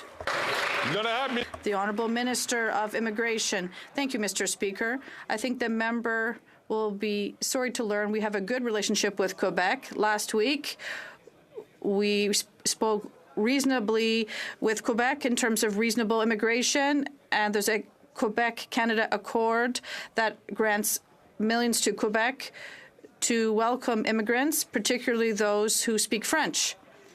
Asylum seekers is shared jurisdiction, and that's why we work together, because it's a challenge for all our societies in Western worlds. Canada and Quebec are ready to rise to the challenge. The honourable member for Lac-Saint-Jean. So we're talking to the Minister of Finance, because right now the Minister of Immigration is the problem. He's the one preventing the file from being settled. So we're talking like serious people. Quebec takes in only 40% of Canada's asylum seekers and pays 100% of the bill. The minister can see that this isn't fair. Quebec just wants everyone to do their fair share. So the Minister of Finance do her fair share, get rid of the Minister of Immigration on this file, and reimburse Quebec, the Honourable Minister of Immigration.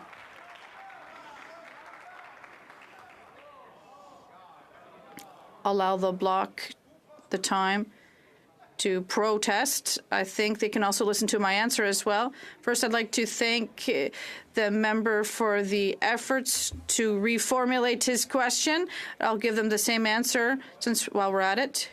Quebec does not just write a blank check to provinces. We have reasonable conversations, and I look forward to having future conversations. Thank you. From Cumberland, Colchester. Mr. Speaker, Canadian premiers and First Nations are suing the federal government over their unjust carbon tax, and Canadians cannot afford to eat, heat, or house themselves. After 8 years of this NDP Liberal government, indeed, it is a weary world.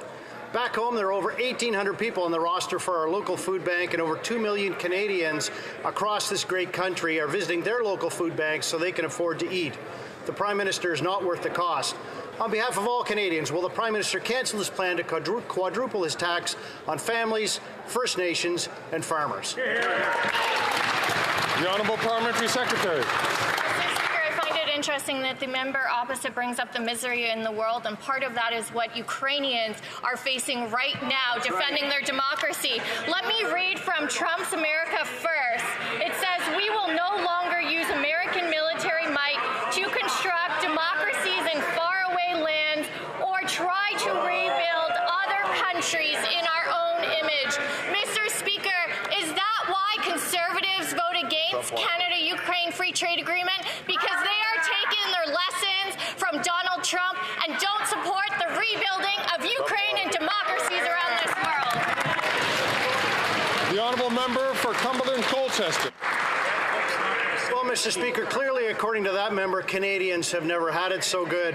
Sadly, every day we hear from Canadians who are selling their homes because they cannot afford their mortgages, who are visiting food banks because they cannot afford to eat, and who are spending most of the day in bed with the covers pulled up because they cannot afford home heating fuel. After 8 years of this NDP Liberal government, this is the situation for Canadians in our great country. This Prime Minister and that member is not worth the cost. Once again, on behalf of all Canadians, will the Prime Minister cancel his plan to quadruple the tax on families, First Nations, and farmers forever? The Honourable Minister. Thank you, Mr. Speaker. You know, I love to see another member from Atlantic Canada stand up because, again, he voted against a COVID funding last week. And also, Mr. Speaker, does he not realize that that's jobs?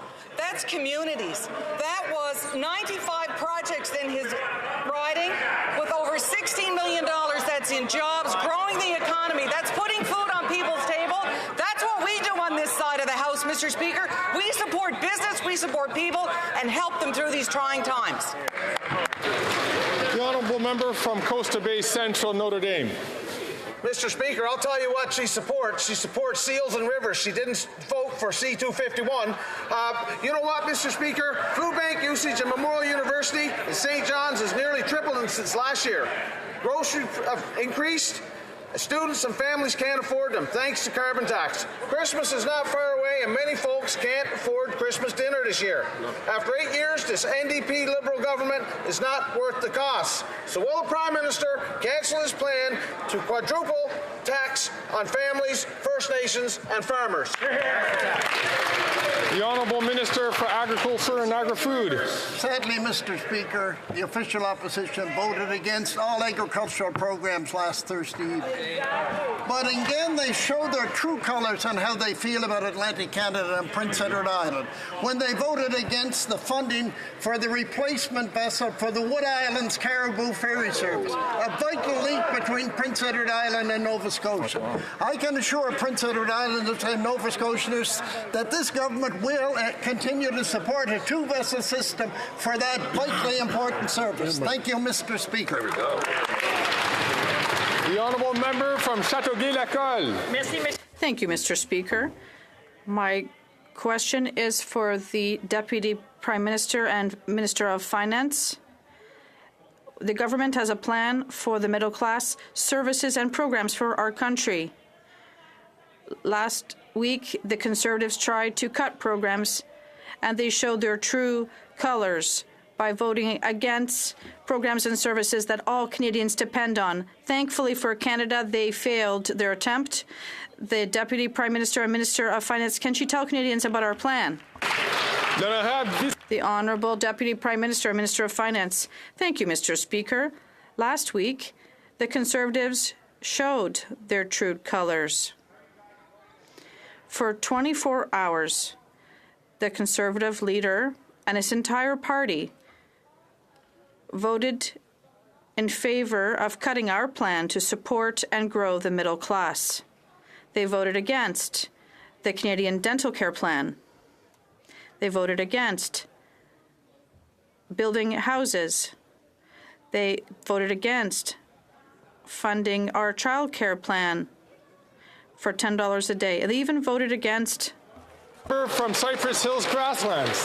Well, after 8 years of this Liberal NDP government, the cost of taking over the family farm is becoming insurmountable. A family in Elrose passed their family farm down to the next generation. And over the last year, the carbon tax on natural gas alone has cost this young family over $3,000. And the Prime Minister's Christmas gift to them is to quadruple the carbon tax. This is just insane. Since the Prime Minister won't axe the tax before Christmas, does he truly believe a new generation of farmers should pay these ridiculous costs, or has making farming unaffordable been his goal all along? The Honourable Minister. Mr. Speaker, are we meant to believe that the other side of the House, in their zeal to vote against a carbon tax that they see as harming farmers, that they would vote against all funding for Canada's poultry, egg, and dairy farmers? Is that a way to support farmers? Is the way to support First Nations to cut all housing for new housing on reserve for First Nations? Is a way to help families to cut affordable child care and affordable dental care? No one believes them, Mr. Speaker. No one believes them. The honourable member from Battleford's Lloydminster. Thank you, Mr. Speaker. This Christmas, Canadians are shouldering the weight of this NDP Liberal government's costly carbon tax. Every gift under the tree, every family visit, and every meal prepared will come at an additional cost. The Prime Minister's punishing carbon tax is ruining Christmas. After 8 years of this NDP Liberal government, Canadian families are tired of making the unimaginable sacrifices. This NDP Liberal government is not worth the cost. Mr. Speaker, will the Prime Minister allow his heart to grow 3 sizes and axe the carbon tax on families, First Nations, and farmers? The Honourable Parliamentary Secretary to the Minister of the Environment. Thank you, Mr. Speaker. I appreciate the question from my honourable colleague, but Canadians have some questions for that party after their leader's $2 million temper tantrum last week. So those questions include, since an average family of 4 in Ontario receives more than $300 back from the climate action incentive, why are the Conservatives so hell-bent on taking money out of lower and middle-income Canadian families? The second question is, why are they so hell-bent on betraying Ukraine, Mr. Speaker? And my third question for the member from Battleford's Lloydminster is, why is she so against the 5 farms in her riding that received over $120,000 in climate action rebates? The Honourable Member for Charlesbourg, Haut-Saint-Charles. Mr. Speaker, the CEO of CBC is completely out of touch. A month ago, she hired a Paris firm to translate a podcast instead of hiring Quebecers because she didn't like the Quebec accent. Now, when hundreds of employees are wondering if they still have a job after Christmas, she decides it's time to go have some fun in Australia. Does the Minister of Heritage still trust the CBC CEO, Catherine Tate, to run Radio Canada? The Honourable Minister. Mr. Speaker, I'd like to thank my colleague for his question because it allows me to remind everyone here in this chamber and all Quebecers that the last time the Conservative Party was in power, they made cuts to CBC Radio Canada, and their future was in peril. They want to destroy CBC now, even saying that it was as if it were doable. The Conservatives can say whatever they want. They no longer want a public broadcaster. They want to undermine Canadian democracy. It's shameful. The honourable member from Aurora Oak Ridges, Richmond Hill. Thank you, Mr. Speaker. We know that governments that have strong representation by women and strong women leaders invest more in people. And so, just last week, we saw the Conservatives, whose caucus is only 17% women and lacks diverse representation, oppose program after program that invests in Canadians. In fact, they voted 120 times no to investing in Canadians. Could the President of the Treasury Board share with us how these reckless Conservatives would have greatly hurt the very Canadians we are working so hard to support? The Honourable President of the Treasury Board. Mr. Speaker, last week parliamentarians voted on 120 measures to support Canadians, especially vulnerable Canadians. These included supports to the Canadian Armed Forces, supports for families for affordable childcare, as well as supports for more affordable housing. Canadians deserve opportunities to succeed. Yet on 120 occasions, Conservatives voted against Canadians. We will stand shoulder to shoulder with Canadians every single time, Mr. Speaker. The honourable member from Edmonton Griesbach. By 2026, nearly 60,000 households in Edmonton will live in unsuitable housing or can't afford rent to this government's failure to build affordable homes. Corporate Conservatives and delay Liberals continue to play cover for rich developers and billionaires as they renovate my constituents. Last year, 156 people died in Edmonton because they were homeless. Deaths that could have been prevented had the government acted sooner. So again, when will the government get the money out the door to build social and co-op housing now? I'm going to ask the honourable member from Battle River Crowfoot, please, to wait his turn to ask a question. The Honourable Minister for Housing, Infrastructure and Communities. Mr. Speaker, I thank my honourable colleague for his question and for his advocacy to continue to invest in affordable housing, including cooperative housing. I would point him to the recent fall economic statement, which increased grant funding to cooperative housing by more than $300 million, and we will be rolling out a program worth more than $1.5 billion beginning early in the new year. Mr. Speaker, I do agree with him on one point of his question, however, the Conservatives' dedication to opposing funding for affordable housing. In fact, just last week when they had an opportunity to put their position on the record in this chamber, they voted against supports for affordable housing. They voted against emergency transition shelters for women and children, and they voted against supports for veterans living through homelessness. Mr. Speaker, it's the wrong. The honourable member from Nanaimo, Ladysmith.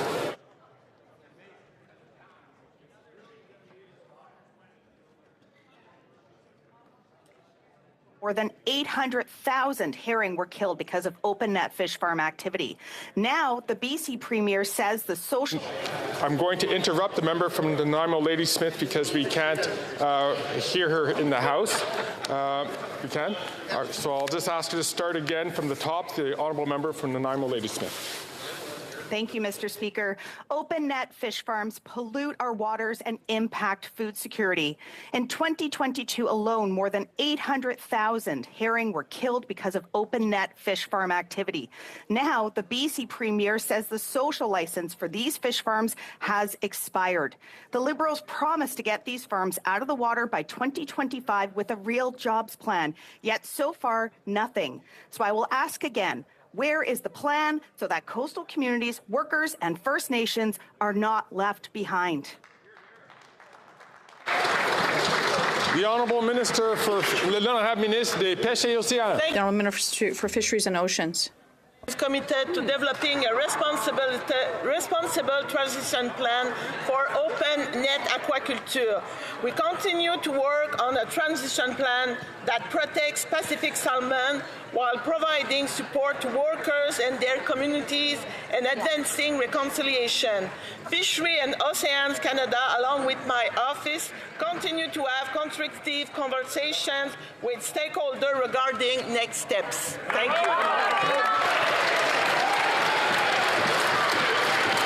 That brings to an end oral questions. I recognize the honourable member from Humber River Black Creek, who is rising on a point of order. Mr. Speaker, there have been discussions amongst the parties, and if you seek it, I hope you will find unanimous consent to adopt the following motion. Whereas Jimmy Lay stands for so many of the values championed by Canadians, most importantly media freedom, respect for the rule of law, and standing up for what is right. Whereas Mr. Lai is a peaceful pro-democracy campaigner and publisher whose hugely popular newspaper, Apple Daily, was shut down for political reasons in 2021. Whereas Mr. Lai has just spent his 76th birthday in prison, where he has been for the last 3 years on charges brought under the national security law, whose provisions are inconsistent with international human rights law. Whereas Mr. Lai is about to face trial on yet further charges arising from his pro-democracy writing and campaigning that could see him spend the rest of his life behind bars. Therefore, the House resolves to call upon the Hong Kong authorities to release Jimmy Lai and cease prosecuting him and others charged under the national security law, and the House reaffirms journalists and media workers everywhere have the right to operate in an environment free from intimidation and harassment by state authorities. Thank you very much, Mr. Speaker. All those opposed to the honourable member moving the motion will please say nay. Agreed. The House has heard the terms of the motion. All those opposed to the motion will please say nay. Carried. I see the honourable member. I also see the honourable member from Sarnia-Lambton rising on a point of order. Great job. Thank you, Mr. Speaker. Today is Christmas on the Hill, and there have been discussions between the parties, and I think if you seek it, you will find unanimous consent for the following: that the House designate December as Christian Heritage Month. Oh. Hey, Unfortunately, I heard a member say no to that request for unanimous consent. I see the government House leader. She may not be. We weren't sure. She's not doing it. Okay.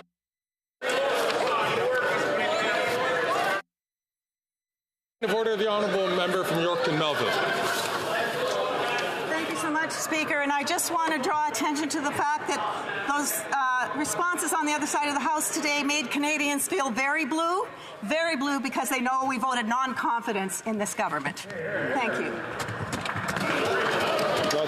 Not certain if that's a point of order, but I thank the honourable member. It being 3:17, the House will now proceed to the taking of the deferred recorded division on the motion to concur in the 12th report of the Standing Committee on Justice and Human Rights. Call in the members.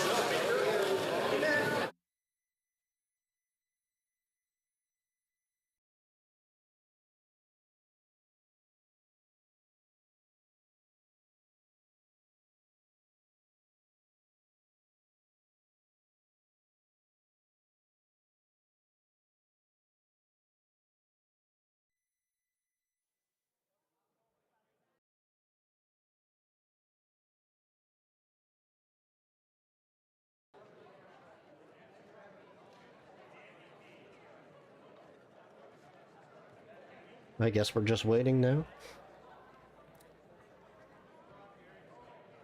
Anyone that's just joining us and have been to the channel before and you would like to support the channel, you can do so by hitting the like, subscribe, or you can do it by a donation through a super chat or sticker.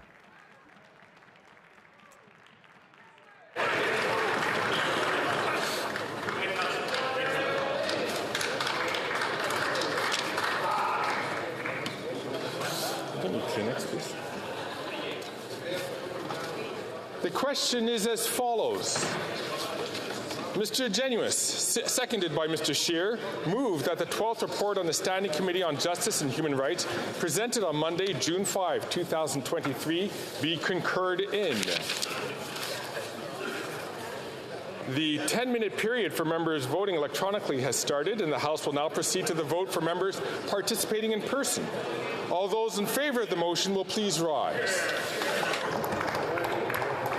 Mr. Schmale. Mr. Schmale. Mr. Ellis. Mr. Ellis. Mr. Kimmich. Mr. Kimmich. Mr. Perkins. Mr. Perkins. Mrs. Thomas. Mrs. Thomas. Monsieur Paulus. Monsieur Paulus. Mr. Halland. Mr. Halland. Miss Lewis Haldeman Norfolk. Miss Lewis Haldeman Norfolk. Mrs. Gray. Mrs. Gray. Mr. Moore. Mr. Moore. Mr. Kelly. Mr. Kelly. Mr. Baldinelli. Mr. Baldinelli. Mr. Cooper. Mr. Cooper. Mr. Hoback. Mr. Hoback. Mr. Lewis Essex. Mr. Lewis Essex. Mr. Jennis. Mr. Jennis. Mr. Small. Mr. Small. Mr. Bazan. Mr. Bazan. Mr. Duncan Stormont Dundas South Calgary. Mr. Duncan Stormont Dundas South Calgary. Mr. Berthold. Mr. Berthold. Mr. Workington. Mr. Workington. Mr. Chong. Mr. Chong. Mr. Abultayev. Mr. Abultayev. Mrs. Kuzi. Mrs. Kuzi. Mr. Seaback. Mr. Seaback. Miss Ferrari. Miss Ferrari. Mr. Stewart. Mr. Stewart. Mr. Davidson. Mr. Davidson. Mr. Viss. Mr. Viss. Mr. Doherty. Mr. Doherty. Mr. Macaulay Edmonton West. Mr. Macaulay Edmonton West. Mr. Lloyd. Mr. Lloyd. Monsieur Brassard. Mr. Brassard. Mrs. Vecchio. Mrs. Vecchio. Monsieur Godin. Monsieur Godin. Madame Vien. Madame Vien. Mrs. Roberts. Mrs. Roberts. Mr. Williams. Mr. Williams. Mr. Malillo. Mr. Malillo. Mr. Tucker. Mr. Tucker. Ms. Gladue. Ms. Gladue. Mrs. Cramp-Nyman. Mrs. Cramp-Nyman. Mr. Zimmer. Mr. Zimmer. Mr. Patzer. Mr. Patzer. Mr. Lobb. Mr. Lobb. Mr. Kitchen. Mr. Kitchen. Mr. Muse. Mr. Muse. Mr. Redikoff. Mr. Redikoff. Mr. Van Popta. Mr. Van Popta. Mr. Waugh. Mr. Waugh. Mr. Steinley. Mr. Steinley. Monsieur Lehoux. Monsieur Lehoux. Monsieur Généreux. Monsieur Généreux. Mr. Morant. Mr. Morant. Mr. Mazer. Mr. Mazer. Mrs. Falk, Battlefords, Lloydminster. Mrs. Falk, Battlefords, Lloydminster. Monsieur Martel. Mr. Martel. Monsieur Gould. Monsieur Gould. Mr. Couric. Mr. Couric. Mrs. Gallant. Mrs. Gallant. Mr. Caputo. Mr. Caputo. Mr. Vidal. Mr. Vidal. Mr. Cram. Mr. Cram. Mr. Tolmie. Mr. Tolmie. Mrs. Wagenthal. Mrs. Wagenthal. Mr. Epp. Mr. Epp. Mr. Bragdon. Mr. Bragdon. Mr. Allison. Mr. Allison. Mr. Dalton. Mr. Dalton. Mr. Soroka. Mr. Soroka. Mr. McLean. Mr. McLean. Mr. Shipley. Mr. Shipley. Mr. McGuire. Mr. McGuire. Mr. Reed. Mr. Reed. Mr. Shields. Mr. Shields. Mr. Falk Provencher. Mr. Falk Provencher. Mr. Motts. Mr. Motts. Mr. Williamson. Mr. Williamson. Mr. Arnold. Mr. Arnold. Mr. Dowdall. Mr. Dowdall. Mr. Albus. Mr. Albus. Mr. Carey. Mr. Carey. Mr. Vierson. Mr. Vierson. Mr. Ruff. Mr. Ruff. Mr. Fast. Mr. Fast. Mr. Khanna. Mr. Khanna. Mr. Leslie. Mr. Leslie. Mr. Majumdar. Mr. Majumdar. All those opposed? Oh. Monsieur Terrien. Oh, non. Désolé, mais pour continuer, pour tous ceux qui sont en faveur. We will continue with all those who are in favor. Monsieur Terrien. Monsieur Terrien. Monsieur Bergeron. Monsieur Bergeron. Monsieur Thériault. Monsieur Thériault. Madame Larouche. Madame Larouche. Madame Posé. Madame Posé. Monsieur Beaulieu. Monsieur Beaulieu. Madame Saint-Clair-Desgagnés. Madame Saint-Clair-Desgagnés. Madame Chabot. Madame Chabot. Madame Desbiens. Madame Desbiens. Monsieur Desilets. Monsieur Desilets. Mr. Julian. Mr. Julian. Miss Kwan. Miss Kwan. Mr. Garrison. Mr. Garrison. Miss Blaney. Miss Blaney. Miss Idlout. Miss Idlout. Mr. Cannings. Mr. Canning. Mr. Johns. Mr. Johns. Mr. McGregor. Mr. McGregor. Miss Gazan. Miss Gazan. Madame Hughes. Madame Hughes. Monsieur Bouleris. Monsieur Bouleris. Mr. Angus. Mr. Angus. Mr. Davies. Mr. Davies. Miss Matheson. Miss Matheson. Mr. Desjardins. Mr. Desjardins. Miss McPherson. Miss McPherson. Mr. Blakey. Mr. Blakey. Mr. Morris. Mr. Morris. Miss Gould. Miss Gould. Mr. Sajan. Mr. Sajan. Mr. Blair. Mr. Blair. Mr. O'Regan. Mr. O'Regan. Miss Ing. Miss Ing. Monsieur Rodriguez. Mr. Rodriguez. Miss Annan. Miss Annan. Mr. Wilkinson. Mr. Wilkinson. Miss Sachs. Miss Sachs.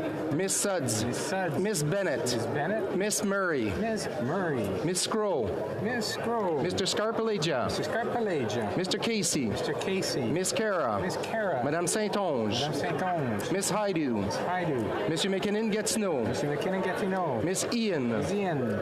Mr. Ananda Sangari. Mr. Ananda Sangari. Madame Martinez Farada. Madame Martinez Farada. Mrs. Valdez. Mrs. Valdez. Mr. Mandicino. Mr. Mandicino. Miss Jazek. Miss Jazek. Monsieur Lametti. Monsieur Lametti. Monsieur Dubourg. Monsieur Dubourg. Monsieur Arsenault. Monsieur Arsenault. Miss Jones. Miss Jones. Miss O'Connell. Miss O'Connell. Mr. Oliphant. Mr. Oliphant. Mr. Lamoureux. Mr. Lamoureux. Miss Sahota. Miss Sahota. Madame Bendayan. Madame Bendayan. Mr. Fragiscados. Mr. Fragiscados. Mr. Biddle. Mr. Biddle. Mr. Bruson. Mr. Bruson. Mr. Vancouverden. Mr. Vancouverden. Monsieur Lozon. Monsieur Lozon. Mr. Kuzmarchuk. Mr. Kuzmarchuk. Mr. Assassi. Mr. Assassi. Monsieur El Khoury. Monsieur El Khoury. Mr. Fillmore. Mr. Fillmore. Mr. Fonseca. Mr. Fonseca. Mr. Hardy. Mr. Hardy. Mr. Housefather. Mr. Housefather. Mr. Cedar Brampton East. Mr. Cedar Brampton East. Mr. Badaway. Mr. Badaway. Mr. Sousa. Mr. Sousa. Mr. Duguid. Mr. Duguid. Mrs. Atwin. Mrs. Atwin. Mr. Maloney. Mr. Maloney. Mr. Sarai. Mr. Sarai. Mr. Callaway. Mr. Callaway. Monsieur Sanson. Monsieur Sanson. Monsieur Serré. Monsieur Serré. Madame Koutrakis. Madame Koutrakis. Madame Brière. Madame Brière. Mr. Fisher. Mr. Fisher. Mr. May Cambridge. Mr. May Cambridge. Monsieur Yakono. Monsieur Yakano. Mr. Johari. Mr. Johari. Mr. Long. Mr. Long. Mr. Longfield. Mr. Longfield. Mr. Morrissey. Mr. Morrissey. Miss Hefner. Miss Hefner. Mr. Chang. Mr. Chang. Madame Shanahan. Madame Shanahan. Miss Cedar Brampton South. Miss Cedar Brampton South. Mr. Sobera. Mr. Sobera. Madame Lambropoulos. Madame Lambropoulos. Mr. Rogers. Mr. Rogers. Miss Yip. Miss Yip. Madame Mendez. Madame Mendez. Mr. Louis Kitchener-Conestoga. Mr. Louis Kitchener-Conestoga. Mr. Van Bynen. Mr. Van Bynen. Mr. Weiler. Mr. Weiler. Mr. Baines. Mr. Baines. Ms. Bradford. Ms. Bradford. Mr. Collins, Hamilton East, Stony Creek. Mr. Collins, Hamilton East, Stony Creek. Mr. Cotto. Mr. Cotto. Madame Diab. Madame Diab. Mr. Gahir. Mr. Gahir. Ms. Kayabaga. Ms. Kayabaga. Madame Lapointe. Madame Lapointe. Mr. McDonald Malpec. Mr. McDonald Malpec. Mr. Meow. Mr. Meow. Ms. Thompson. Ms. Thompson. Well, Vern, and that would make her related to All those opposed to the motion will please rise. The House will now wait for the electronic voting period to end before resuming its proceedings.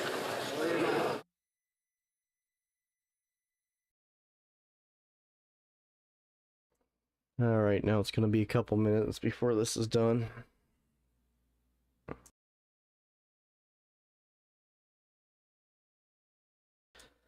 That was a pretty intense start to question period. It's been a wild day, actually. I mean, today started off pretty bumpy, too, between Kevin and the Conservatives. Kevin not shutting up. So it's been one heck of a day to be airing this on YouTube.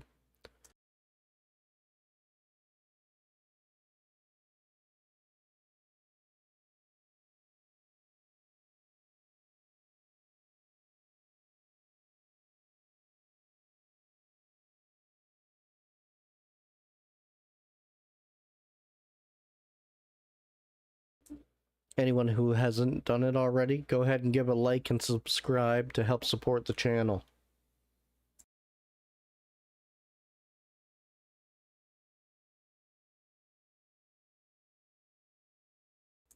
Yeah, Trudeau's pissed. Have you seen his polling numbers? Not so good.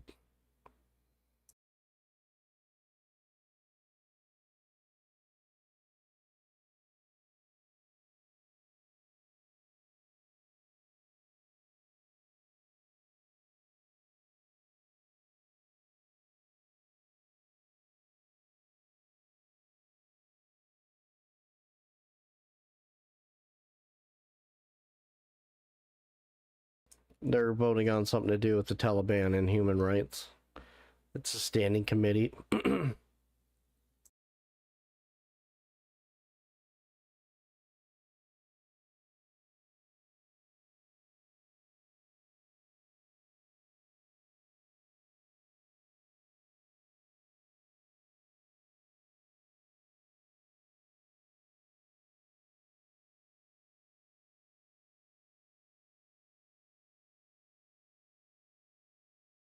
Well, I think Canadians are getting to the breaking point now, so it won't be long before either Justin Trudeau steps down or people make him step down, because it's getting... people are really getting fed up now. And then grocery prices are supposed to go up again coming into the new year, and that's... people can't afford to eat as it is. You know, the supply even for food banks is going to start getting scarce. And then when the starvation starts... I think that's going to be a huge issue for Trudeau leading into any future elections if it makes it that far.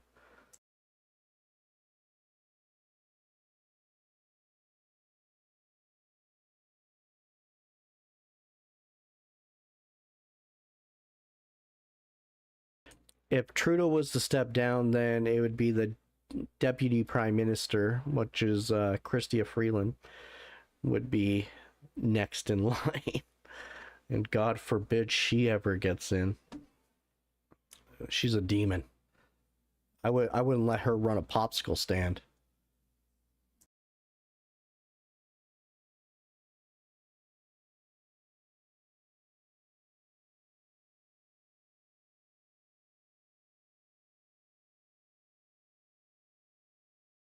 Just think about it, though. You have a drama teacher as your prime minister. Your deputy prime minister is a freelance journalist. Like, none of these people are really qualified to even be in their positions.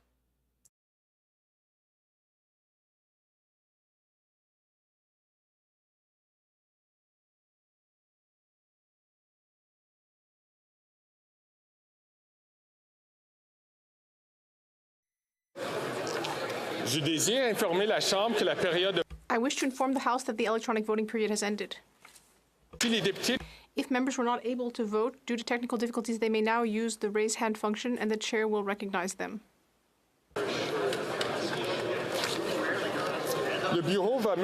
The table will now compile the results of the vote.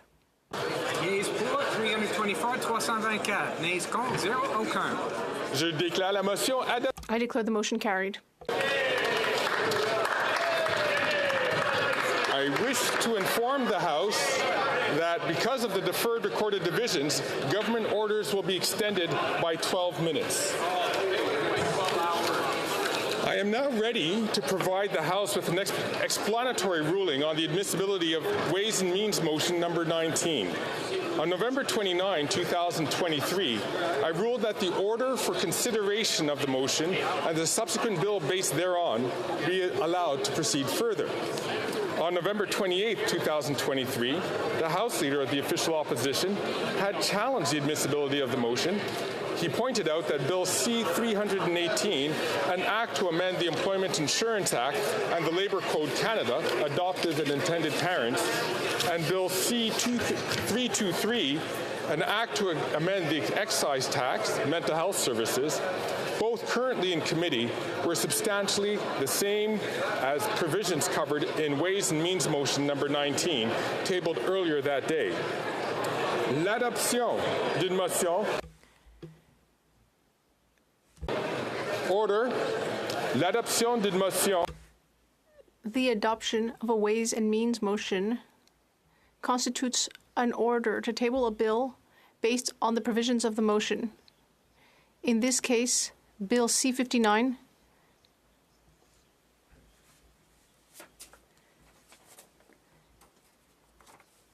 and this bill, C-59, is regarding to some provisions of the budget tabled in Parliament on March 28, 2023. That the two private members' bills had already been the subject of decisions of the House at second reading. The Ways and Means motion and Bill C-59 would violate a procedural concept, the rule of anticipation, which he described as, and I quote, the same question rule.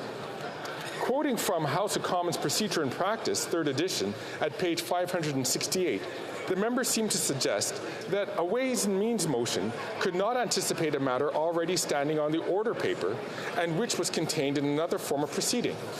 He asserted that Bills C-318 and C-323 were more effective tools to accomplish the desired intent than Ways and Means Motion number 19. As such, both these bills should have priority over the motion. Le député a également mentionné. The member also mentioned precedents having to do with bills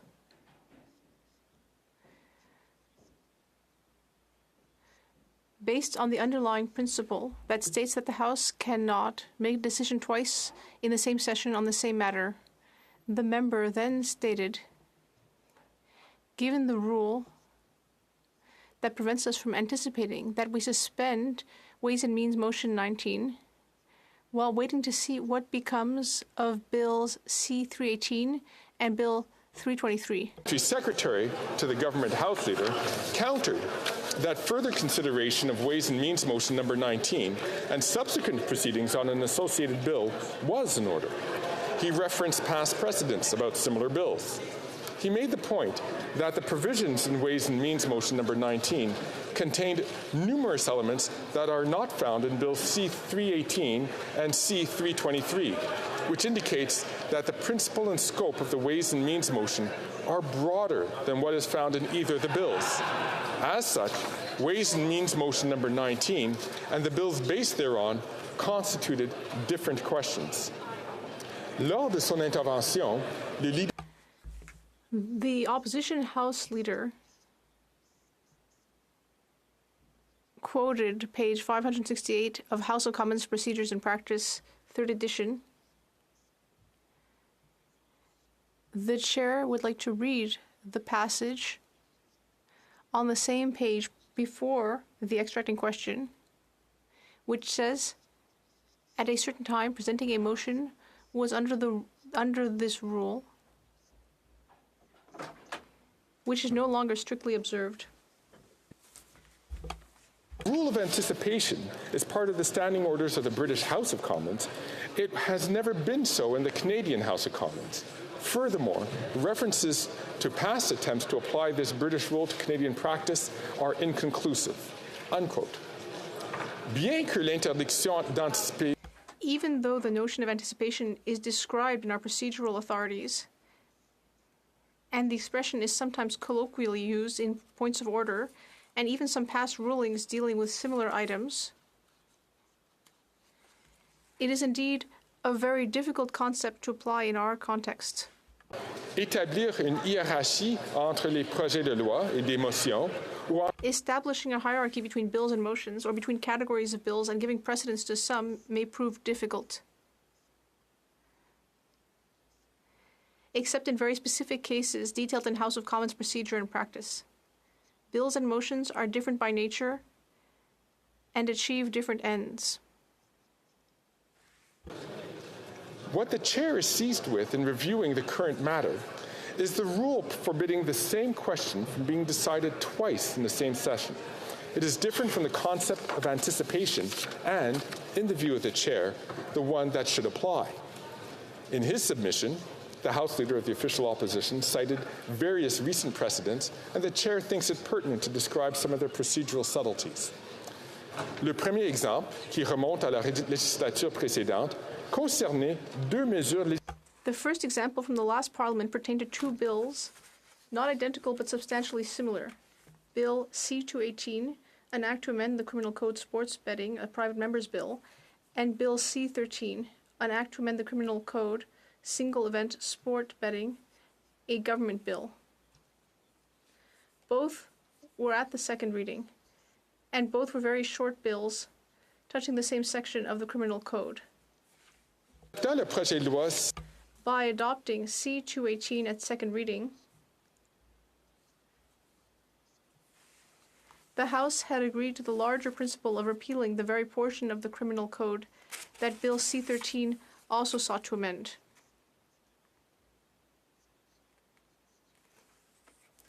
This sequencing left the House with a situation where Bill C-13 could not move forward as long as C-218 continued its course.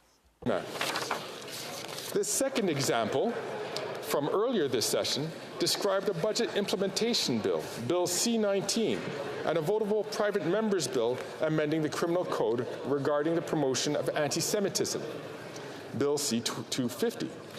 The latter, introduced on February 9, 2022, contained provisions that were subsequently included in Bill C-19, introduced on April 28, 2022. However, of the two bills, the government bill was the first to be adopted at second reading and referred to committee. One of the key differences was that the two bills were not substantially identical. C-19 was much broader in scope than C-250. By agreeing to C-19, the House de facto agreed with the principles presented in C-250. No decision having yet made on Bill C-250, the chair ordered that it be held as pending business until such time as royal assent be granted to Bill C-19. Finally, the member referenced rulings dealing with two votable private members' bills, business items. Bill C-243, an act respecting the elimination of the use of forced labor and child labor in supply chains, and C-211, an act to enact the Fighting Against Forced Labor and Child Labor in Supply Chains Act and to amend the customs tariff. The two bills had the same objective, and only one was allowed to proceed further. The chair indicated the time that the case involved an unusual set of circumstances, since normally one of them could have been designated non-votable by the subcommittee on private members' business had the sequence of events been different. Le principal argument avancé par le leader à la Chambre. The House Leader's main argument hinged on the question of whether provisions contained in Ways and Means number 19, and therefore Bill C-59, are similar or identical to Bill C-13 and C-323. Bill C-318 and C-323 have both been read a second time and referred to committee,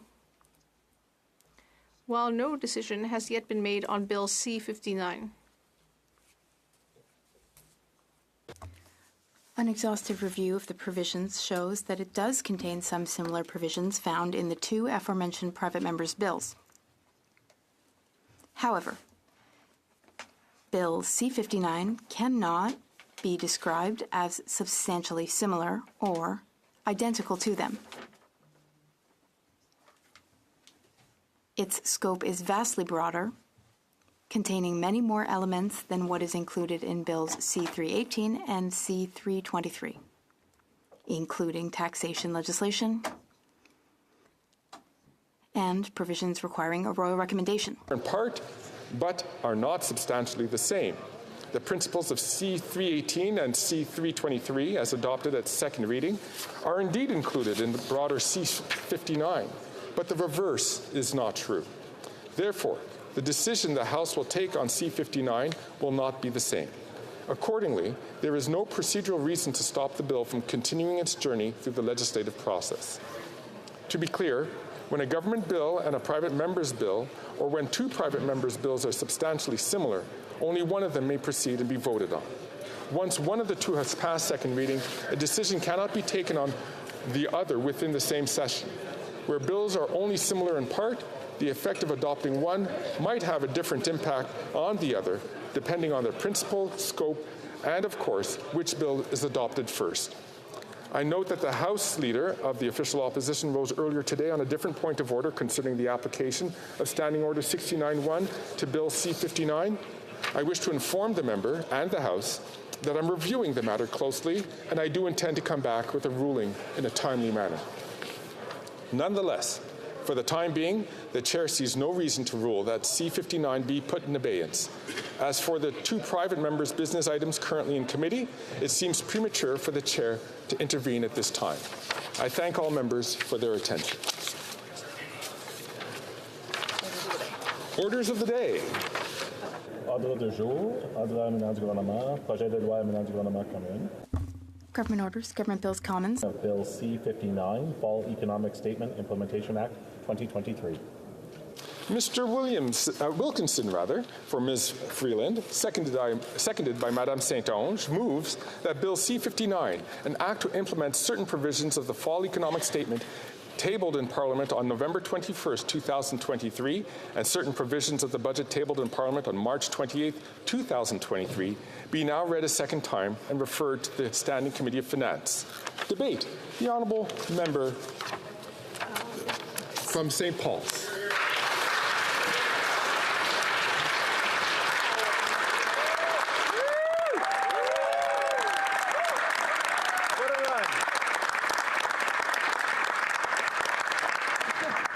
Alors que je me lève dans cette chambre pour la dernière. As I rise in this house for the last time, I start by recognizing that we are meeting on the traditional unceded territory of the Algonquin people.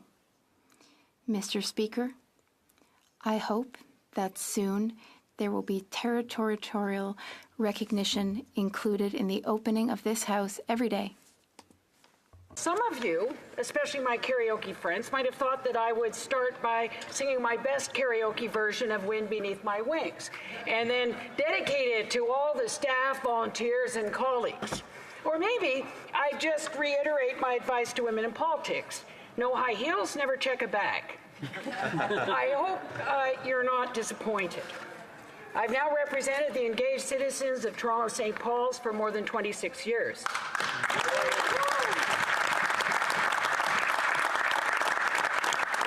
Longer than I practiced medicine. And next year will be my 50th anniversary of graduating from Med's 74 U of T. When I got to my 18th year in Parliament, I joked that the over 2,000 babies I had delivered could now all vote. I promise you that was never the long-term strategy of Dr. Bennett Delivers. After being a family doctor for over 20 years and our successful fight for the independence of Women's College Hospital, I had an unsuccessful run in provincial politics in 1995. I remember that when I was first asked to run, I answered, "But I know nothing about politics." The response was, "What do you think you just did? Saving Women's College Hospital was politics." It is, Whenever I visit the grade 5 classrooms, I ask the students why anyone would leave the respected profession of medicine to become a politician, one of the least respected callings there is. Sometimes after much discussion, there is an answer that makes me smile. You wanted to make a difference. You wanted to help more people. And as difficult as it was to make a decision to leave my patients, I've never regretted the choice. I have loved the work here in Parliament, but also the inspiration of Toronto St. Paul's community, the farmers markets at Witchwood Barns and Little Jamaica, the transformation of the Spadina Museum and Casa Loma to better reflect the diversity of Toronto, ensure that everyone feels included. I love walking in the ravines, the Beltline, being stopped by neighbors with great suggestions for building a better and fairer community, country, and a sustainable planet. Working on our Toronto St. Paul's summits with Josh Matlow and Shelley Laskin. Conspiring at Aroma with my young and Eglinton MP neighbors, the members for Don Valley West and Eglinton Lawrence. I'm hugely grateful to William Watson, who's been my riding president for over a decade, for his leadership, friendship, and invaluable editorial skills, especially grammar and punctuation. As an MP, like a doctor, every day you are learning something new and helping people. In 1995, when introducing Liberal leader Lynn MacLeod at a campaign event in downtown Toronto, I defined leadership as vision, values, and risk-taking. I still believe that. Leadership is not defending the status quo. We have all come to this place to build an even better Canada. I'm proud that from the very first day I stepped onto Parliament Hill as an MP, I have profoundly understood the responsibility and the privilege of being part of a small group of Canadians who steer the direction of the best country in the world. That hasn't changed in over 26 years. Every day, I still come to this place, still acutely aware of my responsibility to do the best I can to support the policies that are good for the most people or the people who need it most. In 1997, I knew that I'd been elected in a bellwether riding. Roland Michener, Ian Wan, Ron Atke, John Roberts, Barbara McDougall, Barry Campbell. I decided that I needed to take my family doctor's understanding of patient as partner into my new role as an elected representative and have it shape a respectful two-way relationship with the people I was representing. The parallel was important. As a doctor, I would ask what's wrong, I would listen, and then together with the patient, we would make a plan. You would listen to your patient? Knew their body best. You don't even listen to I knew the system best. It was a partnership, the sum greater than the parts. From the beginning, it was clear that the people I represented knew what was working and what was not. And they so often had impressive advice and solutions. I took Jane Jacobs' advice. Good public policy comes when the decision makers can keep in their mind's eye the people affected. I also learned from Professor Stephen Coleman, the British expert on citizen engagement. Yeah, Citizens don't want to govern, but they pusher. do want to know that they've been heard. And my friend Richard Allen, now in the Lords at Westminster, on the potential of e-democracy. Over the past few months, as I've been sorting through some boxes, many boxes from the early years in this House, as chair of the subcommittee on persons with disabilities, chair of Canada-Israel Parliamentary Friendship Group, chair of Women's Caucus, twice, Minister of State for Public Health, and in opposition, my various critic roles. From 2011 to 2015 was a life-changing experience, as Bob Ray appointed me the critic for Indigenous Affairs. Boxes from my cabinet roles in this government, I found that the biggest box by far dealt with the ongoing theme of democratic reform. Democratic reform, to me, has always included four things: parliamentary reform, party reform, electoral reform, and meaningful citizen engagement. This last I called democracy between elections. It became my brand. I actually found another box at the cottage, research and outline for a book I'd begun 10 years ago, Democracy Between Elections, a politician's guide to listening and a citizen's guide to being heard. I may have to get back to that. I have had the benefit of a posse of inspiring feminists who kept the titanium in my spine. The late Doris Anderson, Ursula Franklin, and Monique Bégin. The status quo was not okay. Ursula helped me understand that government must be fair, transparent, and take people seriously. She warned that if we weren't fair, transparent, and respectful of what people had to say in our small organizations and in our political parties, why would anybody think that we would govern in a serious, representative democracy? Well, they backed Doris, out of who was the, chair of Fair Vote Canada, often asked if my support for electoral reform was a career-limiting move. Because, Monique and my constituent, the late John Turner, were always in our corners as MPs to make sure our voices were heard. As you know, Monique and her posse of députés had been responsible for getting MPs' offices in their ridings instead of just on Parliament Hill. In 2006, I ran for the party leadership on a platform of the urgent need for party reform. I said that we had to do things differently. No longer could we act as though we were the natural governing party. Well, I was proud when the late Star journalist Jim Travers characterized my candidacy as the reformer. We need to remove the barriers to women in politics, the nomination processes, fundraising. We need to listen to the riding associations coast to coast to coast, not just in those considered winnable ridings. Parliamentary reform will require MPs to take a less partisan approach, especially at parliamentary committees. The analysts at the Library of Parliament do an amazing job. We need to do everything we can to have unanimous reports, as Bill Young did with us when we had the subcommittee on persons with disabilities. Unanimous reports inform government of a consensus reached because all the members listened to the witnesses and were able to distill recommendations that would chart a way forward. Committees need to travel more, need to get out across the country, to be available to hear firsthand the points of view of the regions. In my experience, committee travel was where colleagues in Parliament got to know one another across party lines and find out we actually liked one another. Well, maybe a few exceptions. Committee travel is also where we hear the stories we need to know and harvest solutions to the problems Canadians face every day. We almost must insist on proper disaggregated data in all formal policy-making exercises. Stories and data. We need them both in order to deliver in our work Canada's core value, fairness. I hope that wherever the privilege of being an MP has taken me, I've been there to listen and learn. In order to do the best for Canada, MPs can not only represent their own ridings and understand their own regions, they also need to understand the challenges we face coast to coast to coast. From Cape Spear to Haida Gwaii, from Grise Fiord to Point Pelee, our complex federal system requires MPs to have a deep understanding of the needs and aspirations of every region of this country. I used to think that inclusive decision-making was a feminist value. I later learned that it was actually indigenous. Menachino is just, Haudenosaunee women had excited about advised the the first prostate wave of exam North he's American gonna feminists get about the after this is principles over. of indigenous leadership, asking, not telling.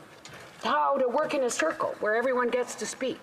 You may find out that there's already a consensus, or you may find that people are asking for more information before they're prepared to weigh in on a decision. I have learned so much from extraordinary Indigenous women. My fondest memories are berry picking with Mary Simon in Kuujjuaq, tea with Maria Campbell at Gabriel's Crossing in Saskatchewan, ceremony with Sylvia Maracle at her office in Toronto. So many First Nation, Inuit, and Métis leaders and young people have been there to teach and correct my mistakes. I have described 7 settler learnings, which could help all of us join on the journey of humility and reconciliation. Imagine if we'd listened to the First Peoples and respected their imperative of protecting Mother Earth, thinking 7 generations out.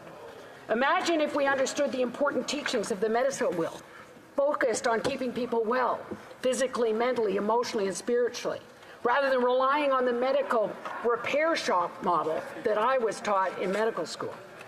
Imagine if we were to practice the Indigenous pedagogy of learning by doing, so that the land and the water themselves were the teachers of biology, chemistry, and physics. Imagine if we respected our elders instead of dismissing the elderly.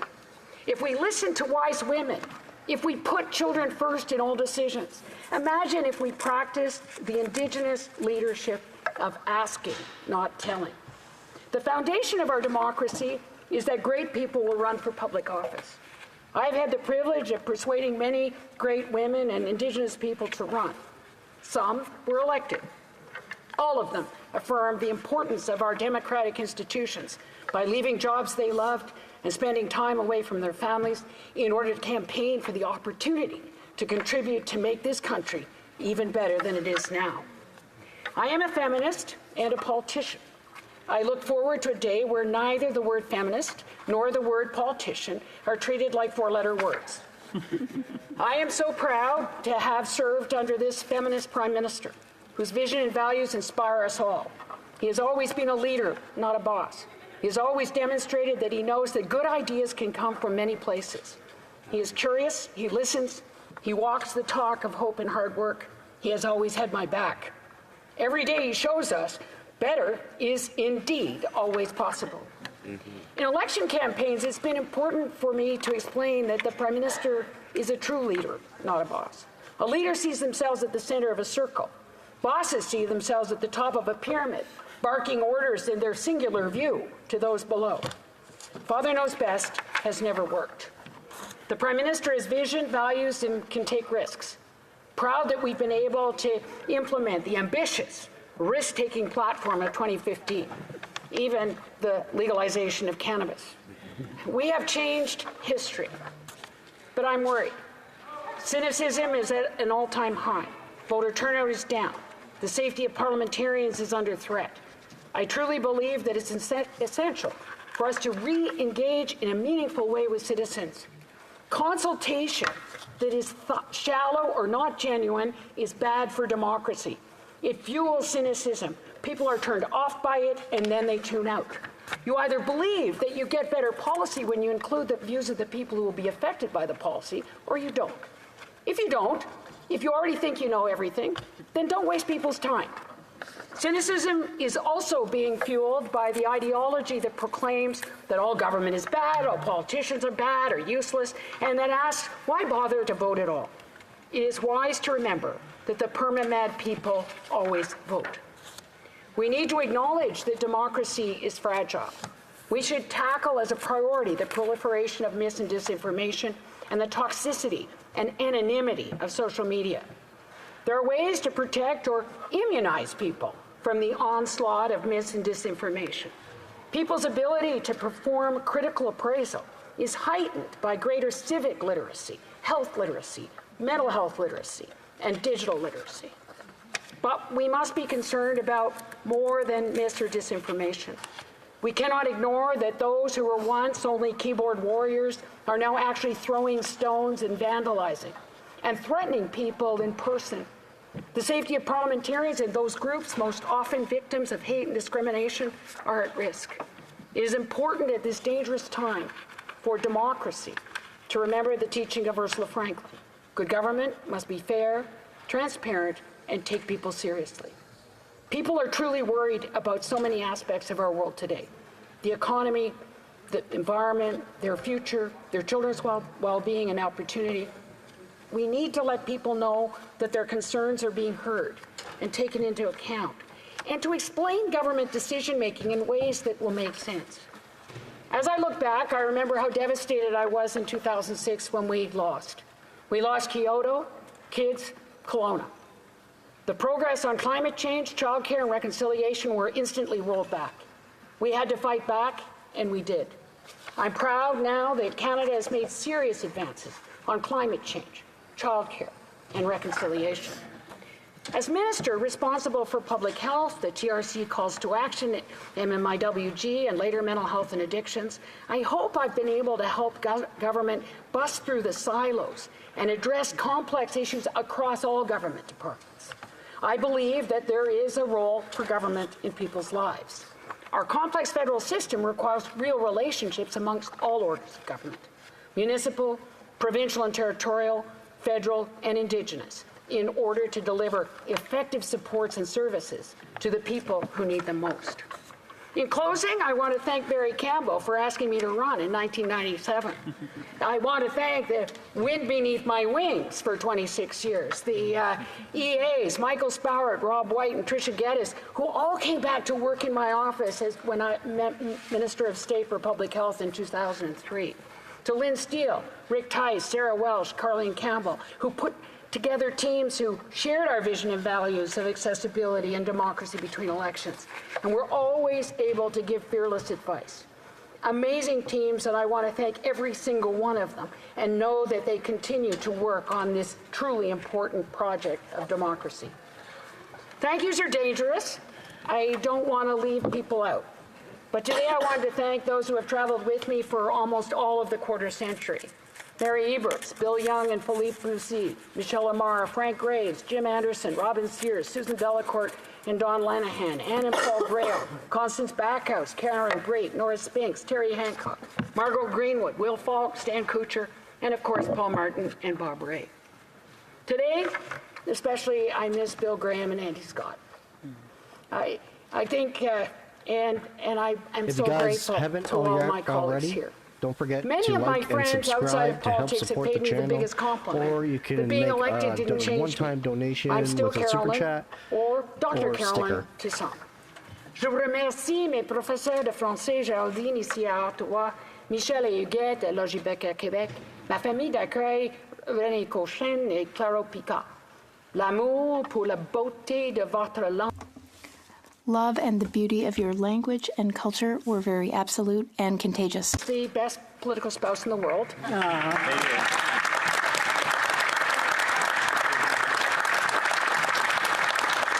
When graduating from college, he put support a politician on his bucket list. I'm not sure he meant sharing these decades of ups and downs. Once while canvassing, he asked at the door of a household in our neighborhood if the resident wishes to meet the candidate. He was told I would rather have my eyeballs taken out with fish hooks. He quickly moved to become sign chair. As all of my colleagues in this House, President Pass know all too well, an MP's family has lots of these fish hook moments over the years of all different types, intensity, and duration. I'm grateful for the love of my sons, Jack and Ben, and the sacrifices they have made, happily and unhappily, to allow me to serve Canada as I have for over a quarter century. For 26 years, I've been able to honestly reply to the critics with a question. What country would you rather live in? For 26 years, the answer has been the same.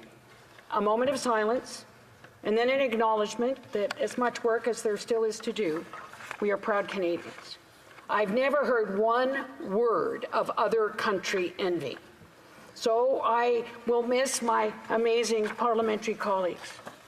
I think we remember that moment in the House this fall when President Zelensky from Ukraine quoted Governor General Mary Simon with a word in Inuktitut, Ajuianata. Don't give up. Stay strong against all odds. In these difficult times, I have every confidence that we will continue to fight together to make the best country in the world even better. Merci, miigwech, thank you, Ajuianata.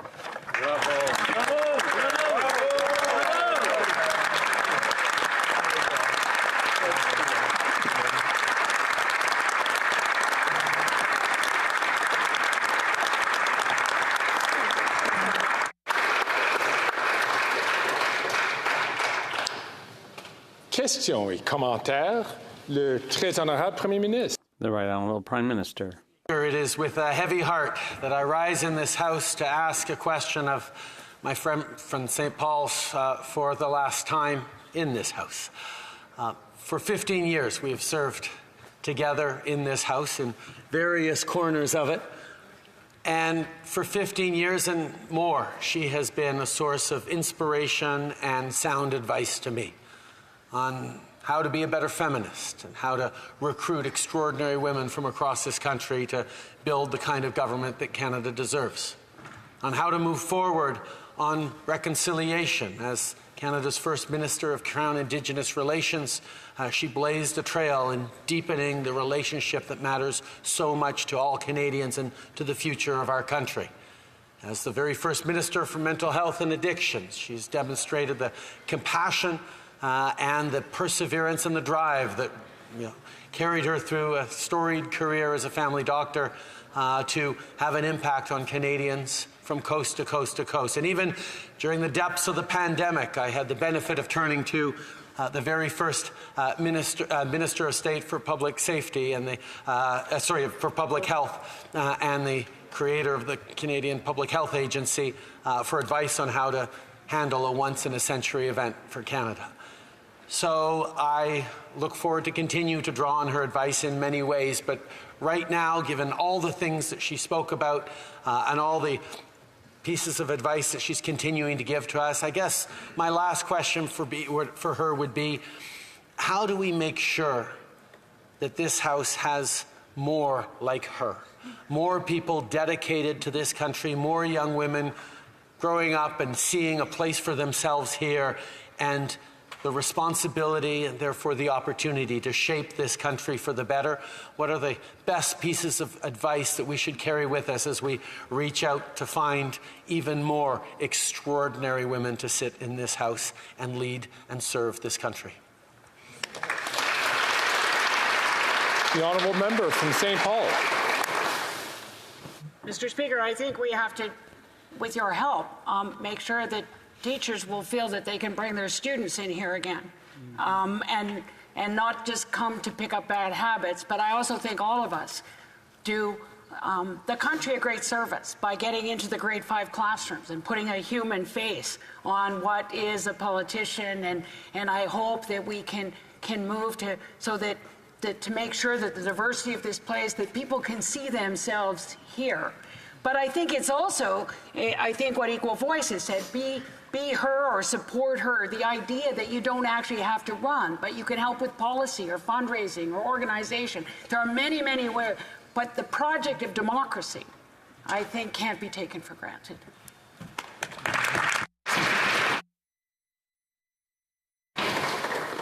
Questions et commentaires. The honourable member from Simcoe North. Thank you very much, Mr. Speaker, and I want to thank my honourable colleague for her many years of service. It gives me great pleasure personally to have a comment on a very long career, as the member and I share a great love of Georgian Bay. And so I expect to see the member spending more time up there, perhaps finishing her book on democracy, which we will all take great lessons from. When I was first elected, I was provided some advice from many people. Someone said, get to know members from all parties. And I have to say that shortly after being elected, as she once was Minister of Mental Health and Addictions, the member reached out to me and said, you have a mental health hospital in your riding. I would love to come visit it with you. And we did that this past summer. And you've heard the member talk about the things that she has passion about, which she's dedicated her life of public service to. Indigenous reconciliation, of course, mental health, and increasing the number of women in politics and getting women involved in politics at all different kinds of levels. The member had an opportunity to continue serving the community well as a doctor, and she put that aside to serve thousands of Canadians and make thousands of lives of Canadians better by her 26 years of public service. I won't tell you what I was doing in 1997, or I won't tell you my age, but I was not quite yet in high school, and this is the length of career of dedication to public service that this member has. And while we may disagree on the ways in which we can make this country better, we do agree that we do live in the best country in this planet, that we can work together to make it better. And as I say, when we do work together and we do visit things, opportunities that come about to work together, to visit an institution or to work on a file together, we can do great things for Canadians. So I look forward to seeing what's left to come from the member. I know her life of service will not be over. I'm sure she's got other things planned and in store to continue serving in different ways. But I just want to say, on behalf of myself, my entire colleagues, to wish the member good luck and thank you for your service.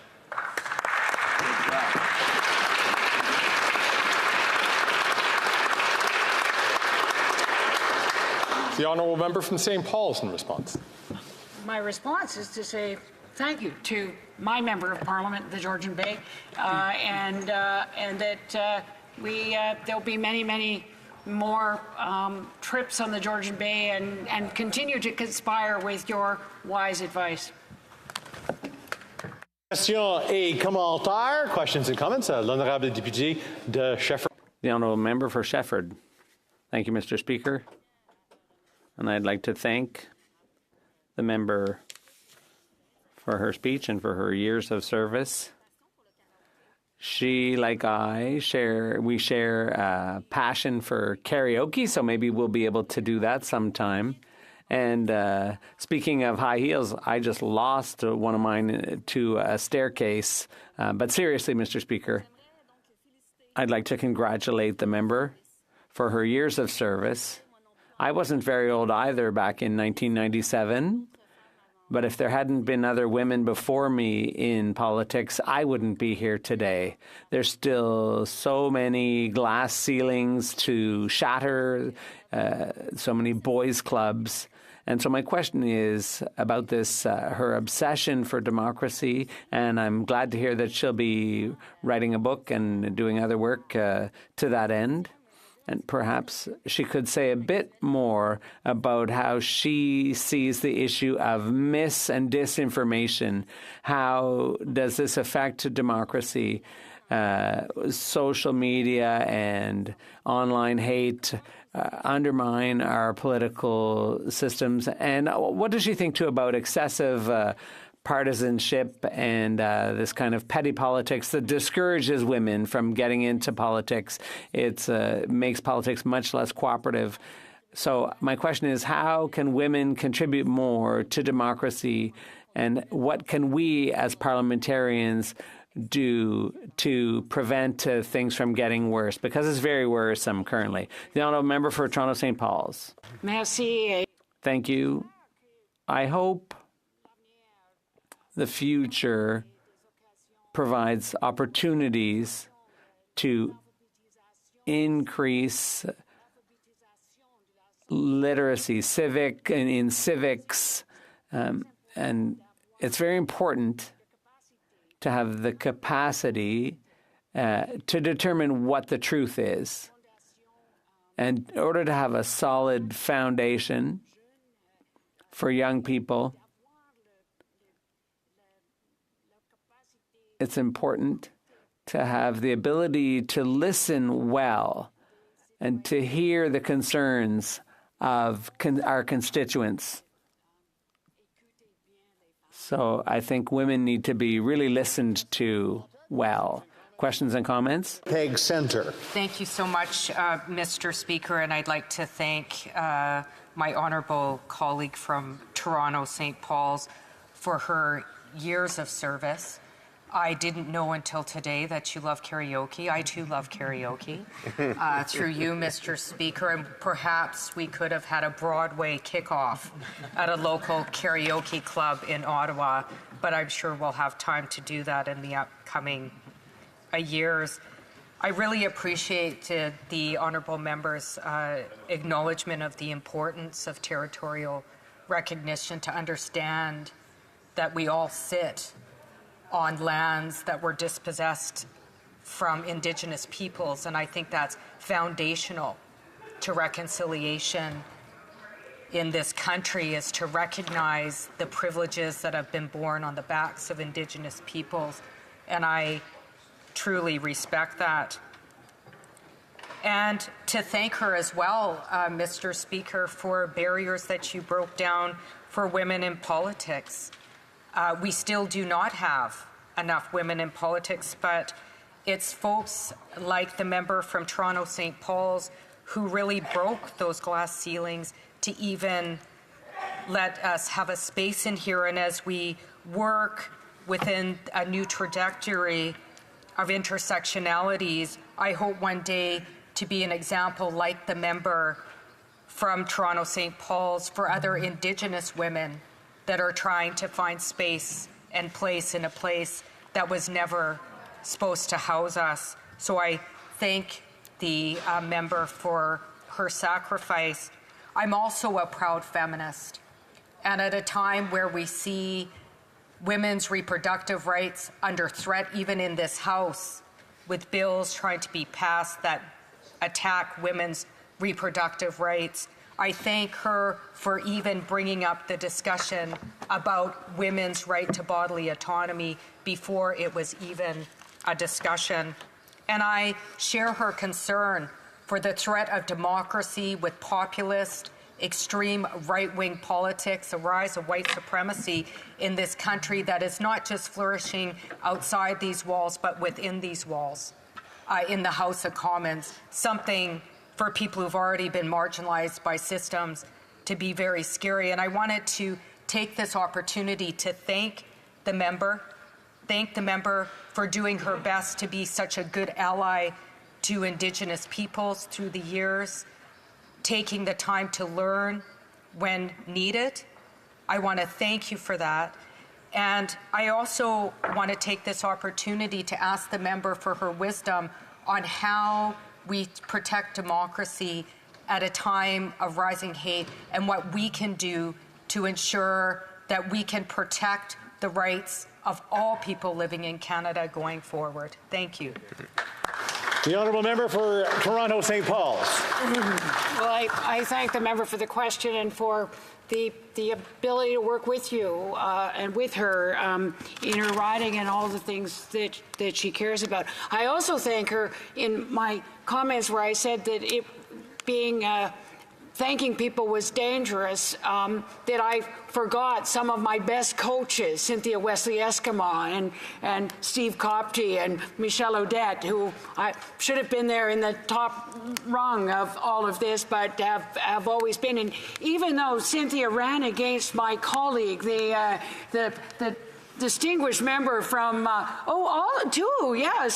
York Simcoe and Simcoe North, my two colleagues over here, that she's never stopped being there to support me and to be able to give me wise counsel. So I think that part of it is to be able to instill from the very youngest age. There's a grade 1 teacher in my riding at the end of my street who in grade 1 has a unit on leadership.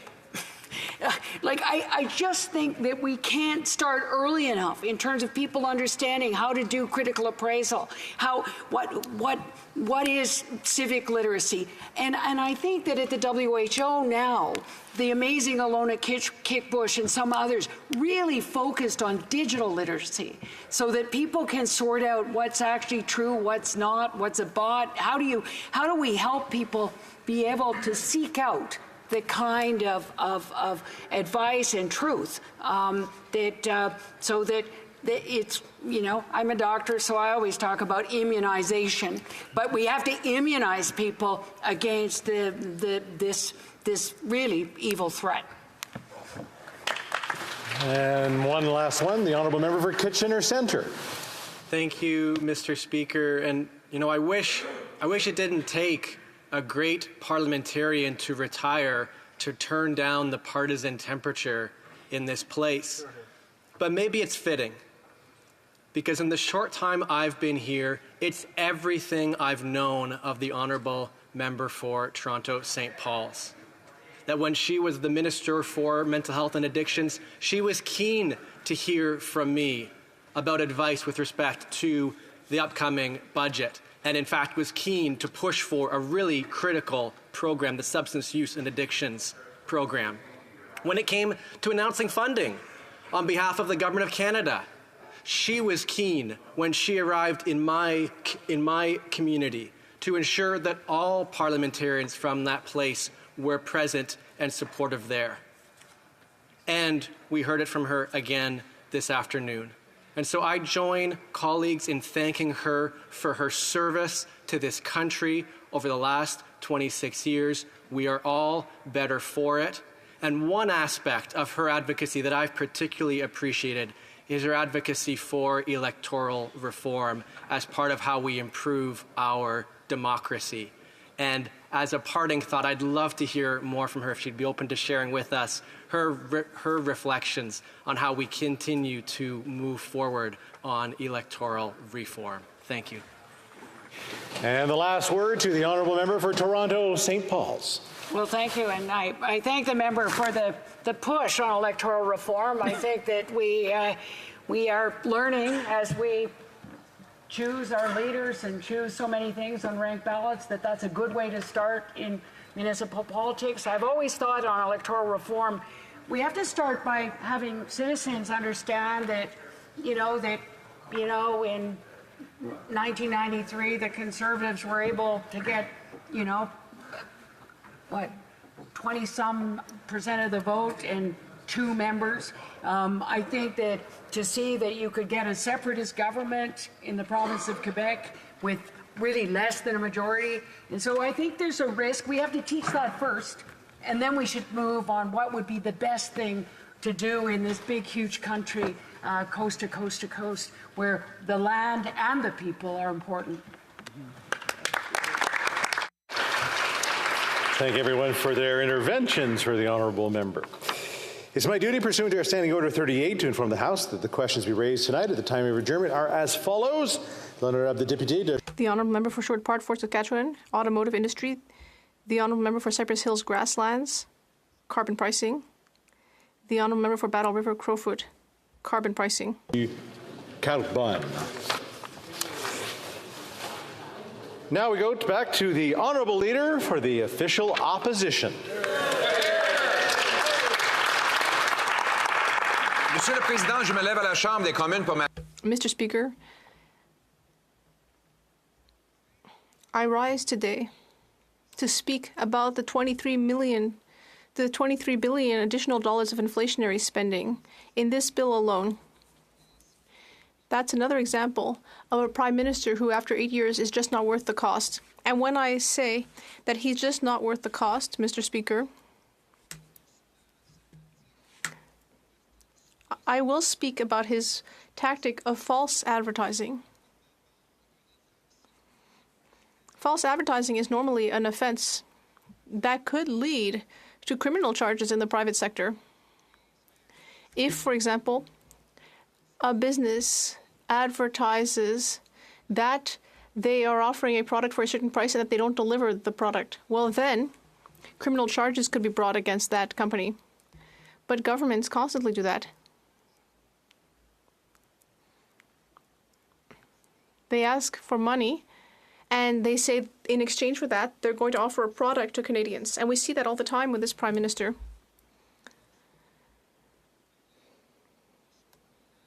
For example, we could talk about its so-called program to help the middle class. 8 years later, we see that 9 out of 10 middle-class youth can't find a home and believe that they never will be able to do so. 8 years later, there's an increase in the number of Ontarians who need to go to a food bank, an increase of 46%. And that's among people who are in work. These are middle-class people.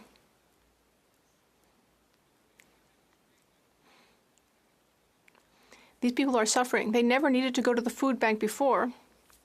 But 8 years after the government said it would help the middle class, and now they need to go to the food bank. We have a prime minister who he would help the media with big subsidies. And what's the result?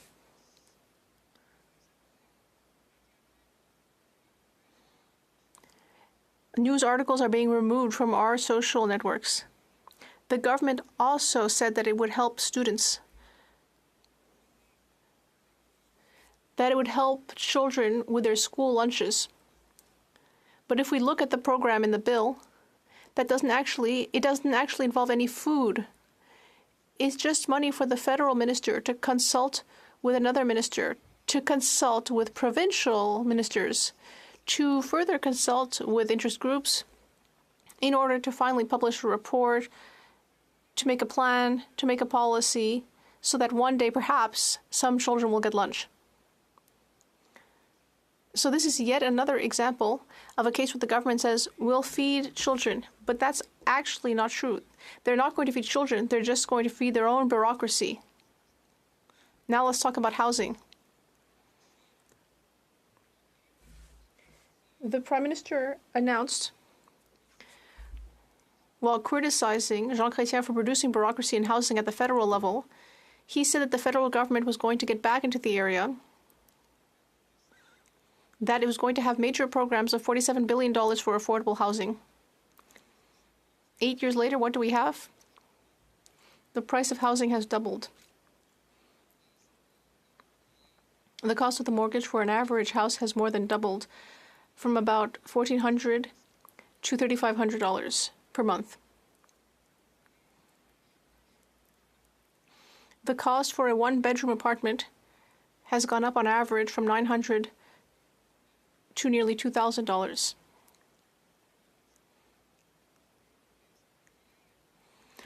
And the average deposit for a house across the country has gone from about $20,000 to more than $50,000.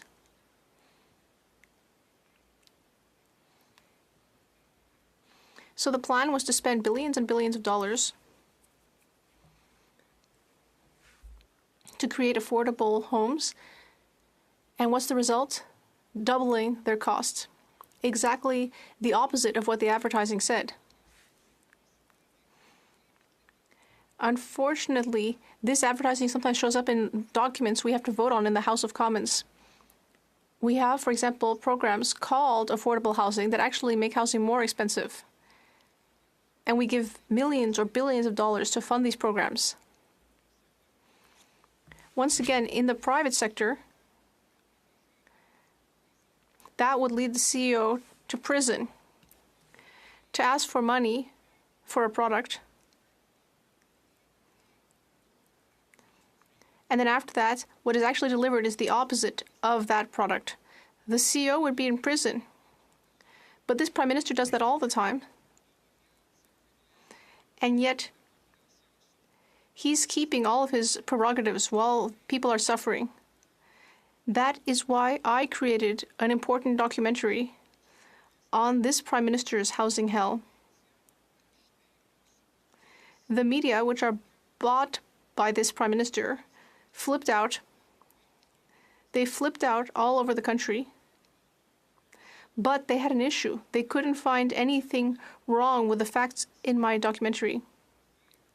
I mentioned around 55 facts. Every 20 seconds in the documentary, on average, there was a new fact. Not a single journalist was able to find a mistake in all those facts. Let me just come back to some of those facts. Because in fact, I often drew these facts from articles from the same media who have attacked me for my documentary. They had often published those facts themselves. That's the problem. They had published information on the housing crisis.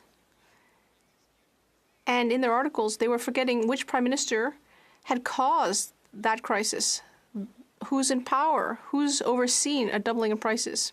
So the facts, 9 out of 10 Canadians believe that they'll never be able to buy a house.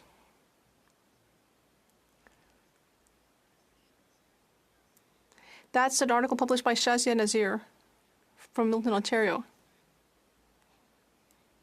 This is a fact. You can't deny it. And who's the Prime Minister who oversaw this unprecedented phenomenon? Well, it's this Liberal Prime Minister. Secondly, I show that to have a detached home, it costs 66% of the average paycheck just for the monthly payments on that house. A Radio-Canada journalist said that I had made that up. That's information that comes from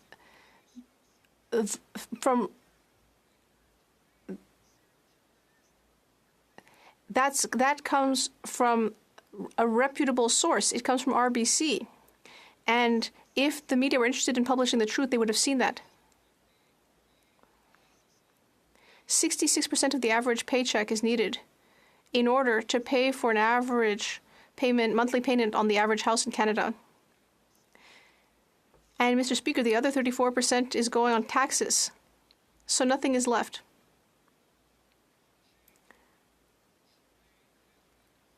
People won't be able to eat, go on holiday, or have any more money to spend on anything. They'll have to spend all the money on their mortgage.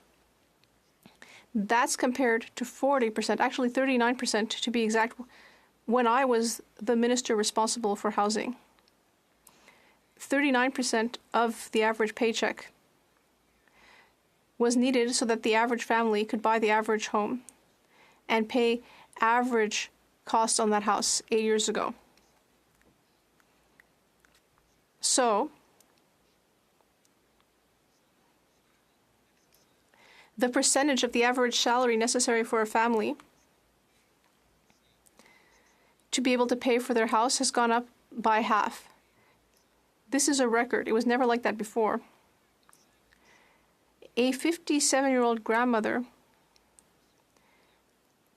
is having to live in her truck because of this Prime Minister's housing crisis. Refugees are having to live in the street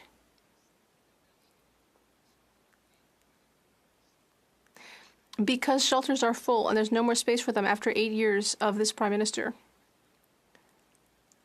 8 years ago, the average price of a house in Canada was $454,000. And now it's about $700,000 with higher interest rates, which makes monthly payments even worse. The Liberals and their media are trying to say that this is a global phenomenon, but that doesn't make sense because other countries aren't going through the same crisis as Canada. According to all international data, it shows that prices have gone up much faster here in Canada than in almost all other countries. In fact, among OECD countries, the cost of housing has exceeded the increase in wages.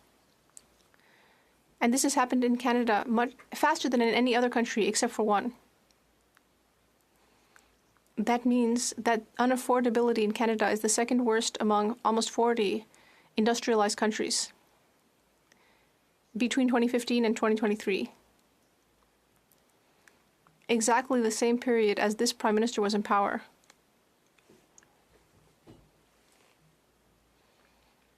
We also see that Toronto has the worst housing bubble in the world. So this isn't just a phenomenon that's happening everywhere around the world in big cities. It's unique to Toronto. And Vancouver's in 6th position on that list. These two markets had reasonable prices 10 years ago, according to the same research. Once again, these liberal-controlled media are trying to contradict that fact, but they have failed. We see that homes near the border, well, on the Canadian side, they are sometimes 3 times as expensive as homes on the US side of the border. If this is an international phenomenon, how can we explain that?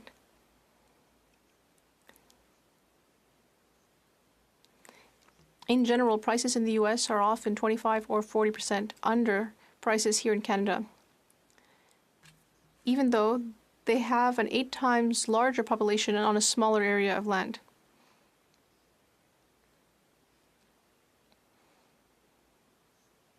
You can buy a chateau in Sweden for a lower price than a 2-bedroom house in Kitchener after 8 years of this Prime Minister. After 8 years of this Prime Minister, of all the countries in the G7,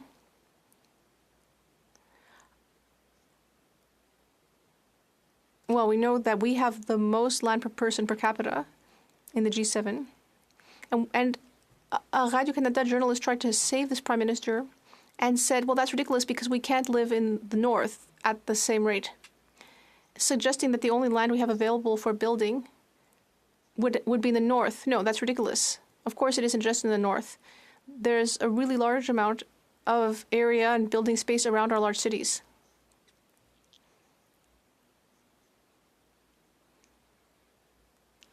If that were really the case, then why are Americans able to provide much lower priced housing, even though a lot of their population is in Chicago, New York, Houston, Los Angeles, and so on. And they're big cities. So their populations are also highly concentrated, and yet homes there are much less expensive than here in Canada after 8 years of Justin Trudeau. So to say that the amount of land we have is not relevant misses the reality that supply and demand will determine prices. Prices should be low in Canada because we have space near our towns. We have land available in the southern part of the country, in the west, and yes, in the north as well, which would be available for building if we could get red tape out of the way. Red tape from all levels of government.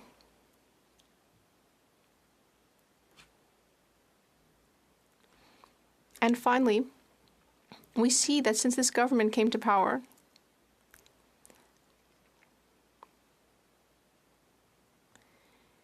we have fewer houses per capita than we used to. In fact, we have the lowest per capita rate of homes in the entire G7, even though we have more land to build on.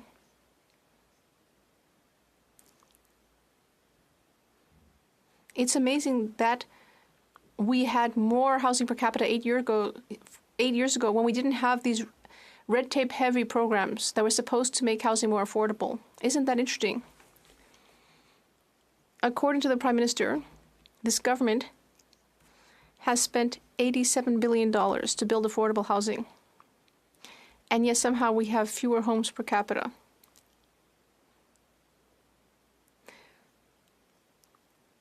It's incredible. It's as though you were at a restaurant and you order something and it's awful. It's not what you ordered. The service was terrible. And when you go to pay, they charge you $500. And they tell you, well, clearly dinner was great because it's expensive. That's this Prime Minister's argument. He says that because his programs are expensive, that clearly they're good. He just attacked us for voting against large sums of money for programs because he believes that how much money is spent is the same thing as results. Even though the spending that he's making is actually delivering the opposite of what the program is supposed to deliver. He's criticizing me for not having spent enough on housing. But I delivered affordable homes and apartments when I was minister at a lower cost for taxpayers. That's common sense. Less taxpayer money and lower prices for home buyers or renters. That's value for money, but this Prime Minister doesn't understand that because he's never worked in his life. He inherited his wealth. He has a tax-sheltered trust fund. So it's pretty clear to me that he struggles to understand what value for money is. Mr. Speaker, in 1972, Canada built 232,000 housing units. In 2022, by contrast, Canada built 219,000 housing units. In 1972, there were 22 million Canadians, and now we have 39 million. The population has nearly doubled, and yet somehow we've built fewer homes. After 8 years of this Prime Minister, after $87 billion in spending, that this government says it's using to build more homes, they're spending more to somehow build less. That's this government's approach.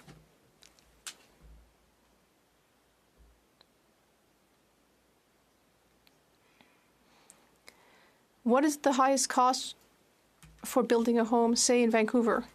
What's most expensive when you build a house? Is it the land, the materials, the labor costs?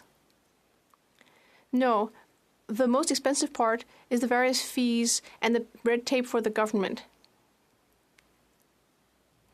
And yes, there's also red tape from local governments, but it's all funded by the federal government.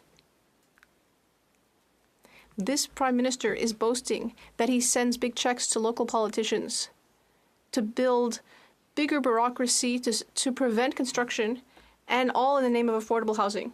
Province, Monsieur le In your province, Mr. Speaker, in fact, in Halifax, the housing minister, after totally failing to give people a good quality of life in Halifax, there were 30 homeless tent cities in Halifax. The minister gave some funding to his friend, the Liberal mayor of Halifax, millions. And the minister said that that would speed up home building. Later, we learned what that money will do. The money is being used to hire more public servants. The same public servants in Halifax who are blocking building will grow their ranks. The federal government's money, the Prime Minister's money, is going to them to build bureaucracy. That's why we need common sense action to build homes and not bureaucracy, and that is our approach.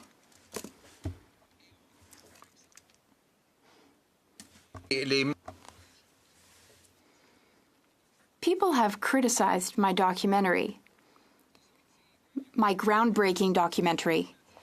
People have said that there's no land, that we can't build because there's not enough land in places where people want to live.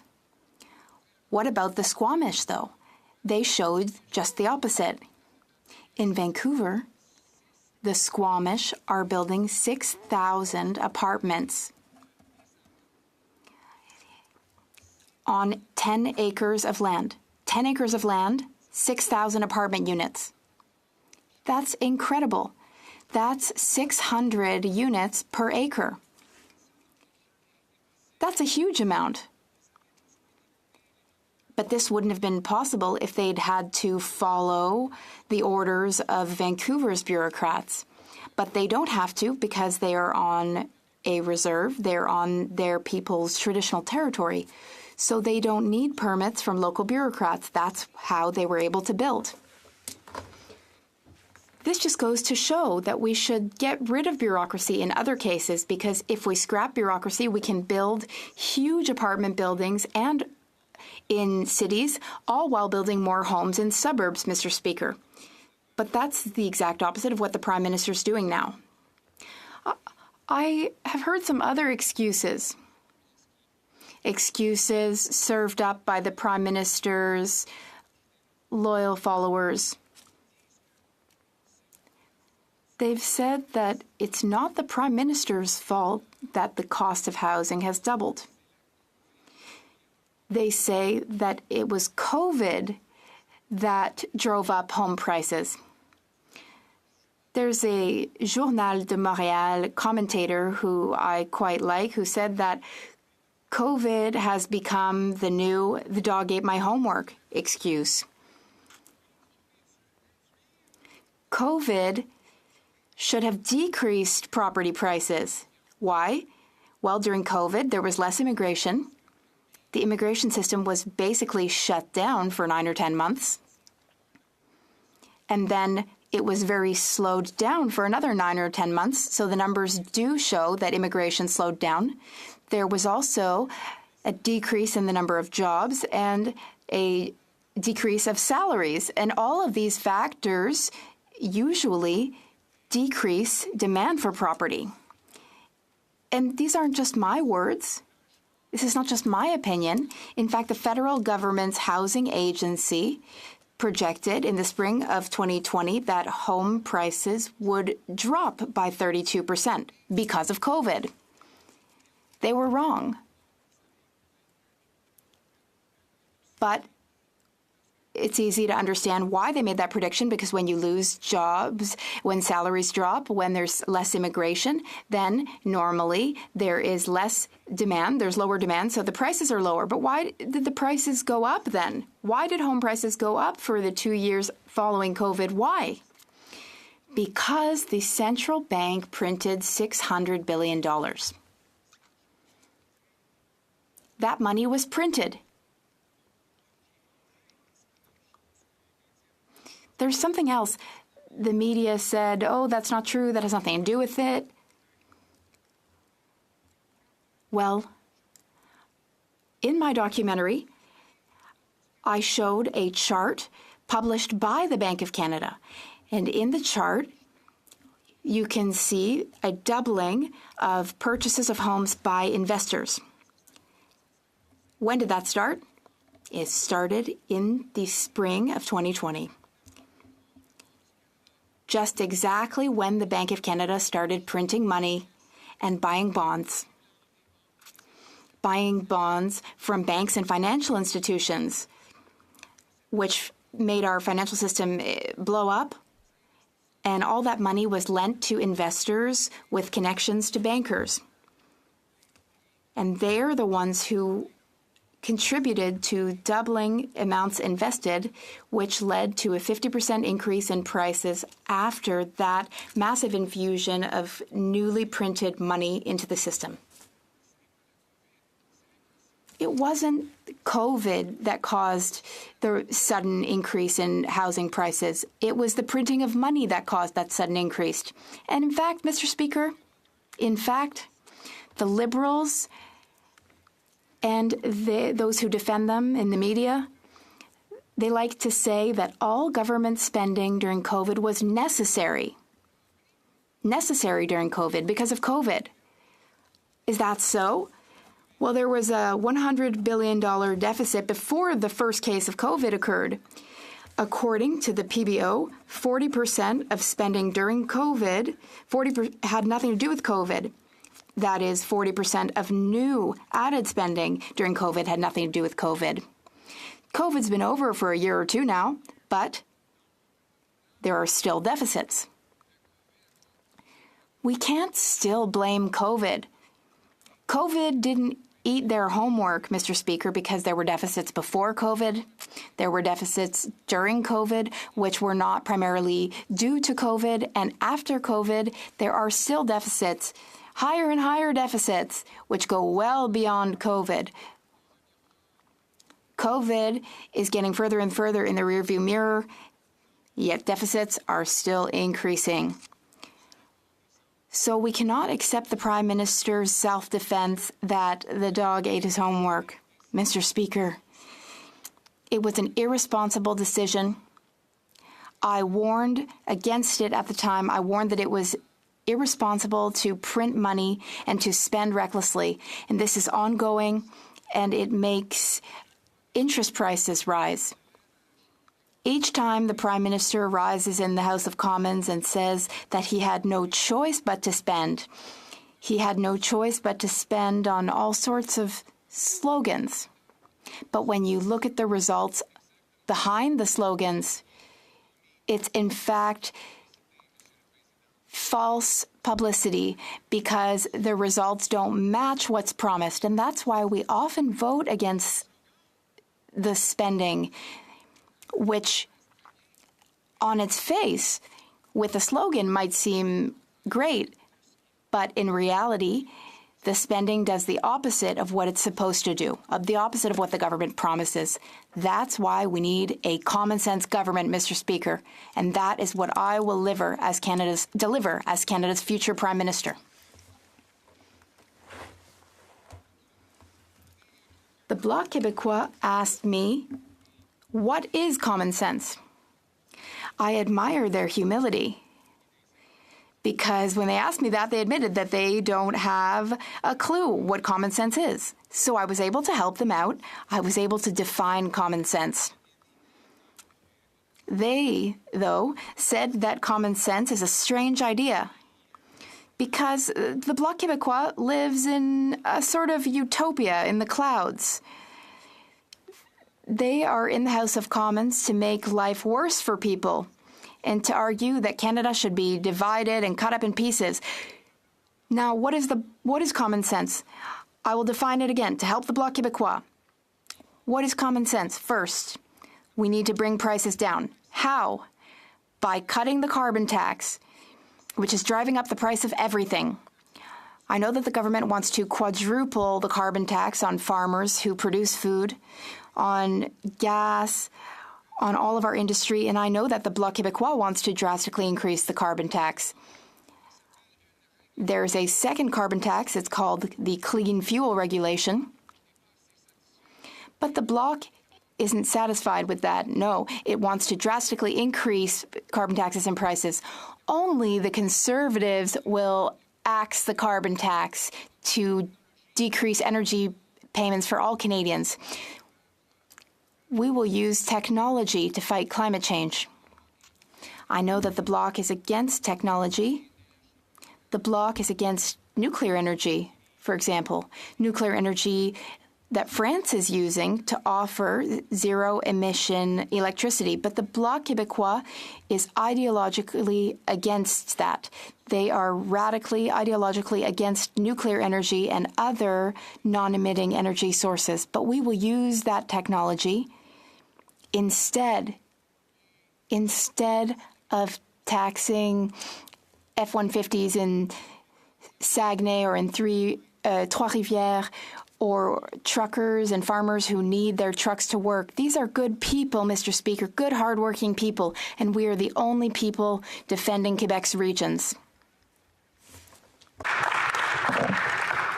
Autre chose qui est le gros bon sens, c'est de contrôler les dépenses. Also, another element of common sense is controlling spending. The Bloc Québécois always wants bigger federal government. They say on the one hand that they want to get rid of the federal government, but then on the other hand, they always vote to increase the cost of the federal government on the backs of Quebecers. They have voted in favor of all of the spending that the Liberal government has proposed. They have voted against the fiscal discipline that we are proposing. My ideas are based on common sense. Spend a dollar, save a dollar. If you increase spending by $1 somewhere, then you need to cut $1 of spending elsewhere. This policy existed under Clinton in the 90s, and it allowed the Democrat president to balance the books and to pay down $400 billion in debt, which led to higher salaries, lower cost of living, all sorts of other positive consequences. But after that, Americans fell into deficit, and they have been in deficit since then, and they still are today. It shows that politicians need a legal limit to control their spending, and that's what we will do. We will do it like single parents do, like small businesses do, like families do. When a common sense Canadian increases spending somewhere in their budget, they cut spending somewhere else in the budget. That will be our policy. That is how we will bring about fiscal discipline. We will also cut waste. For example, the infrastructure bank, the $35 billion infrastructure bank, which has not delivered any infrastructure projects, not a single one. We're going to get rid of the ArriveCan app. And also, money is being given to China to build pipelines in China, pipelines that we block here in Canada. That makes no sense, Mr. Speaker. We're not here to build up the Chinese empire. We're here to build a good life for Canadians in Canada. Now, common sense. Common sense means telling municipalities that if you want infrastructure money, you need to build more. You need to be permitting more. The reason we don't have enough homes is because there's too much bureaucracy blocking homes. We're, in fact, the second slowest OECD country when it comes to granting permits. So we need to incentivize municipalities How will we do so?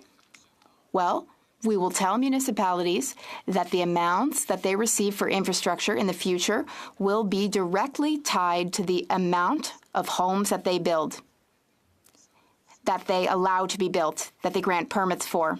So it will be results-based funding. I will ensure that all municipalities have a 15% increase in home building, and if they do so, then they will receive a bonus. But if they're under that 15%, their funding will be cut. City bureaucrats will be paid the way real estate agents are paid, by volume of sales. So municipal bureaucrats will be paid by the federal government based on the amount of construction that they allow. For example, public transit stations. We are going to ensure that all public transit stations are surrounded by apartments, and then money and funding will be delivered once apartments are built and being lived in. There are 6,000 federal buildings, and there are thousands of acres of federal land, and we will use them to build new homes. We will also ensure that the federal housing agency that gives funding for apartments, we will make it so they do so in 2 months instead of 2 years. And if they don't, then their execs will be fired. It's that simple.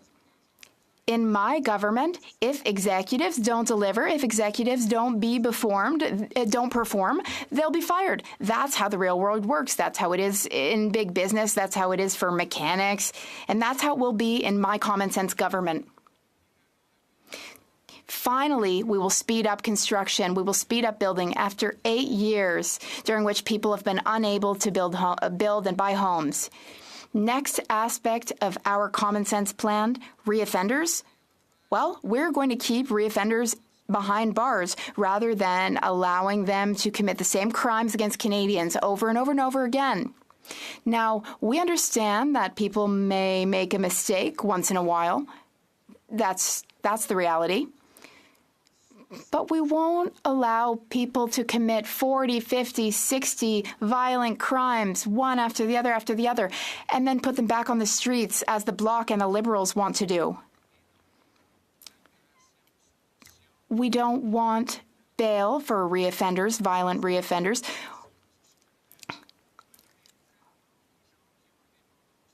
We will also offer treatment to those who have drug addiction problems.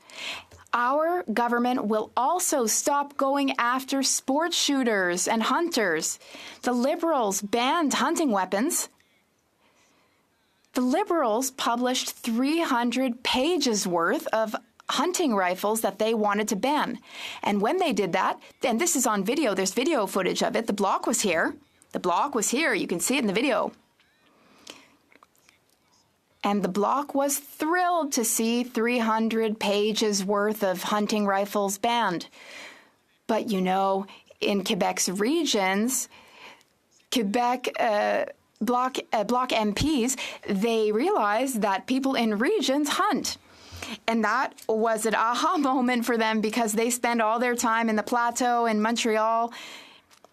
They didn't know that there are hunters in Quebec. They figured it out.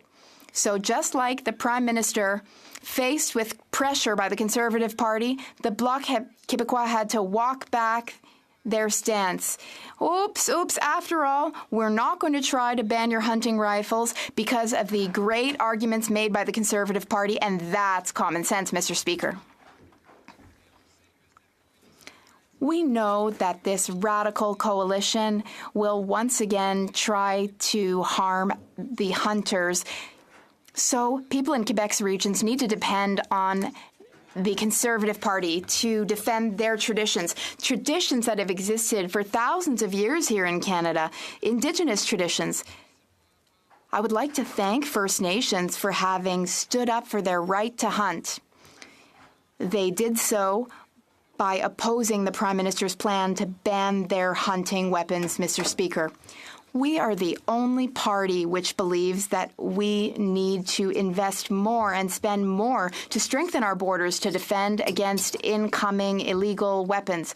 We're also going to put real criminals in prison, all while supporting sports shooters and hunters.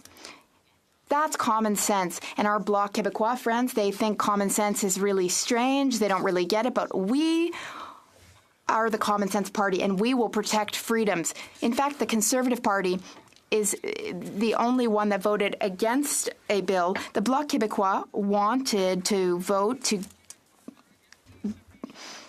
ban Quebecers from watching certain things online.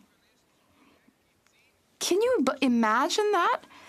A sovereigntist party wants a woke agency in Ottawa to be able to dictate what Quebecers see and do on the internet. Mr. Speaker, we will not stand for that. We would never accept that. The Conservative Party is the only party that stands up for freedom of expression, freedom of speech, and that's why we will scrap C-11. Liberté d'expression. We need freedom of expression. We need national freedom, and that is why the Conservative Party will rebuild our military. After this Prime Minister has wasted so much money with incompetent procurement, including the F-35 file, among other things, we'll put an end to the waste. We will spend our money to help our soldiers and to rebuild our military. We'll stop giving money to dictatorships and to bureaucracy. We're going to bring the money back here to Canada to rebuild our armed forces. We're going to defend our freedom by defending our military, Mr. Speaker. In conclusion, I know that for most Canadians, these are tough times. Everything's broken. And this is not just my opinion. 2/3 of Canadians surveyed feel the same way. But we have a Prime Minister who keeps wanting to promote negativity. He's always negative, and he wants to divide people. I am here with a positive message.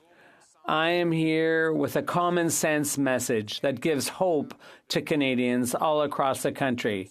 That, yes, the future will be better than today, the times we're going through now. Yes, we can have a country where people are free to earn fat paychecks and to buy food, groceries, and affordable houses in safe communities.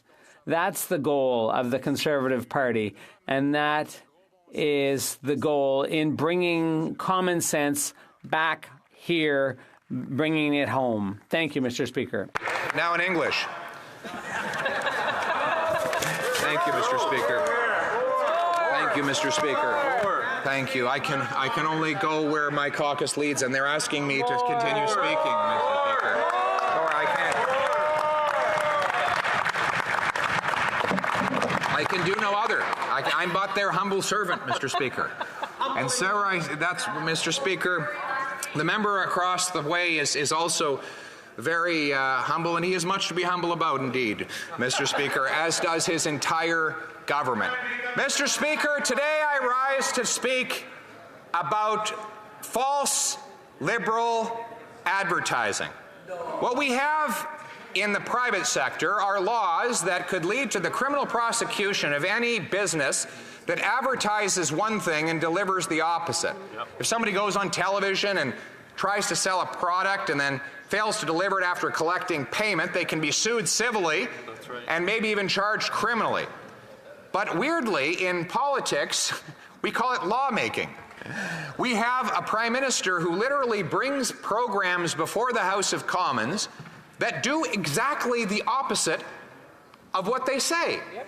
So, for example, he says that he's going to spend these millions of dollars buying back hunting rifles. What has this resulted in? 100% increase in violent crime. Yeah. He has a program that he says will help protect the media that has actually removed the media from social networks. He is a prime minister. We have a prime minister who has an $87 billion affordable housing program that has doubled the cost of housing. This is the exact opposite of what he promised, and yet he took billions of dollars from Canadians in order to pay for it. He has, for example, they were busy trumpeting their idea of a affordable food program for kids, and then we found out that there's no food in the program.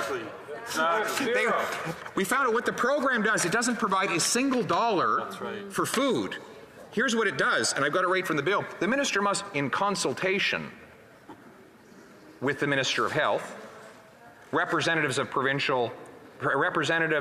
the provincial governments responsible for health and education, other relevant stakeholders in the fields, and representatives of Indigenous governing bodies, develop a national framework to establish a school food program.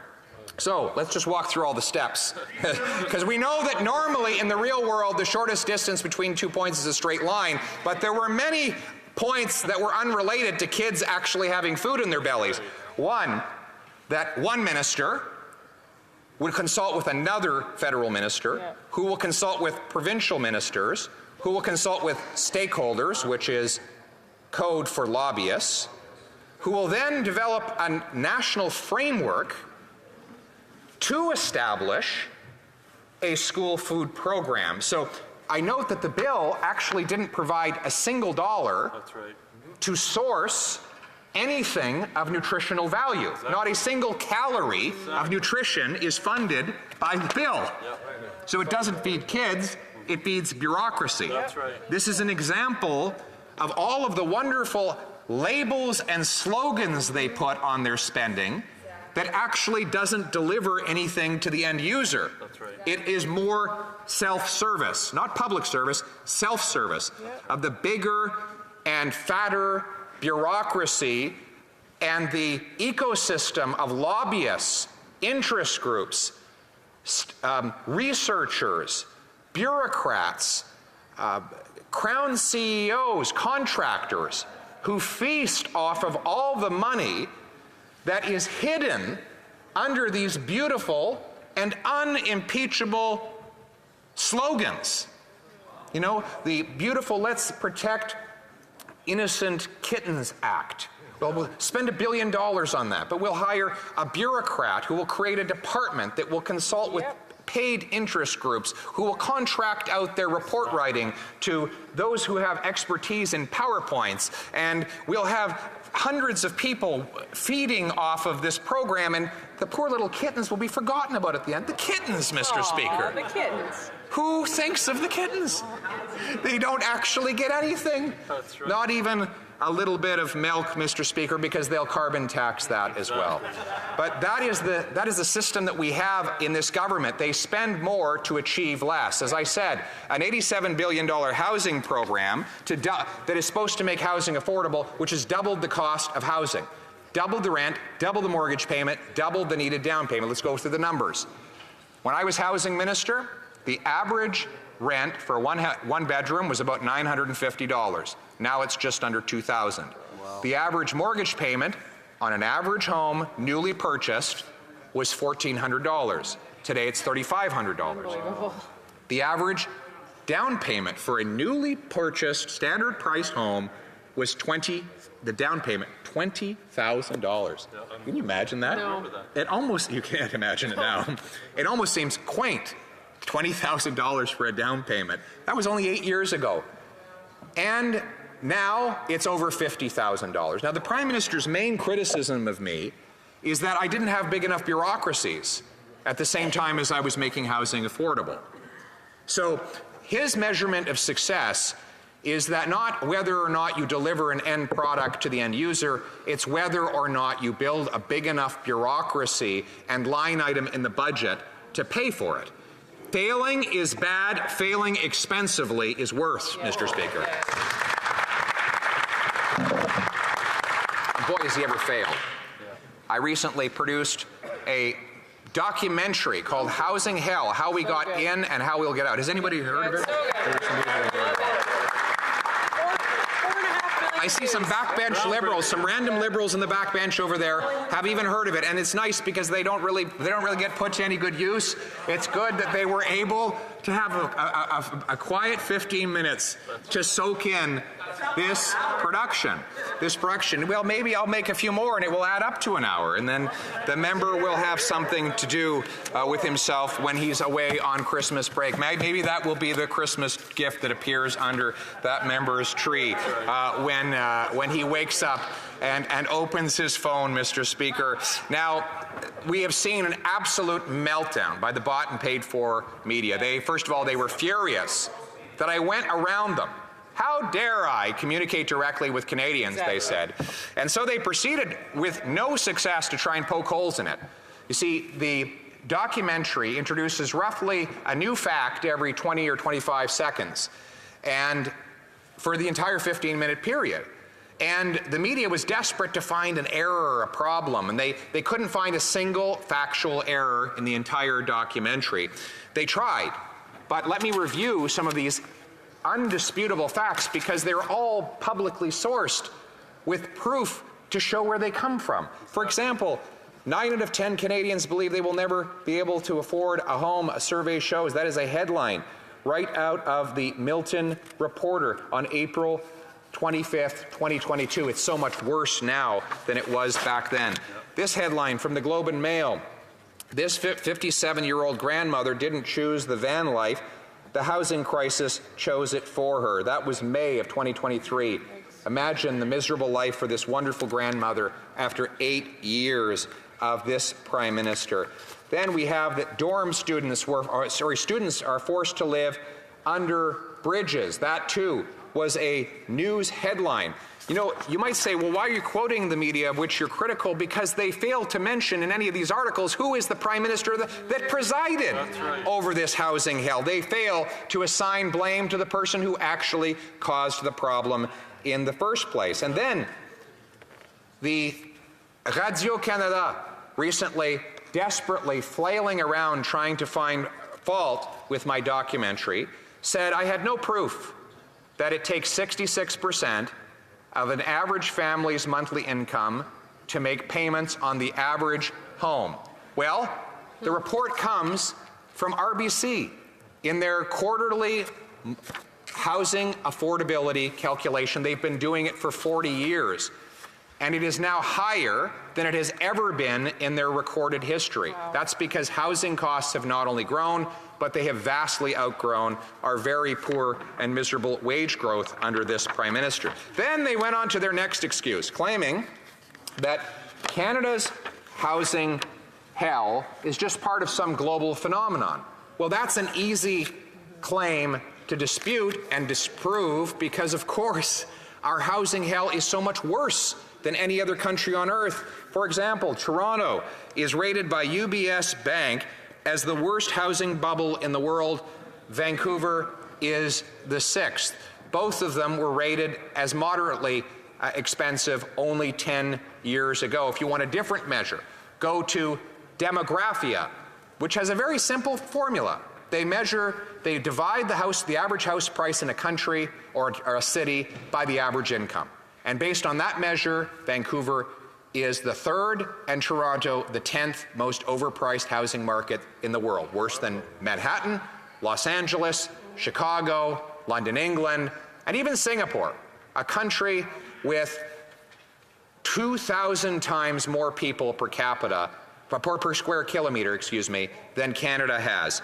And therefore, you cannot say, look at the comparison with the United States.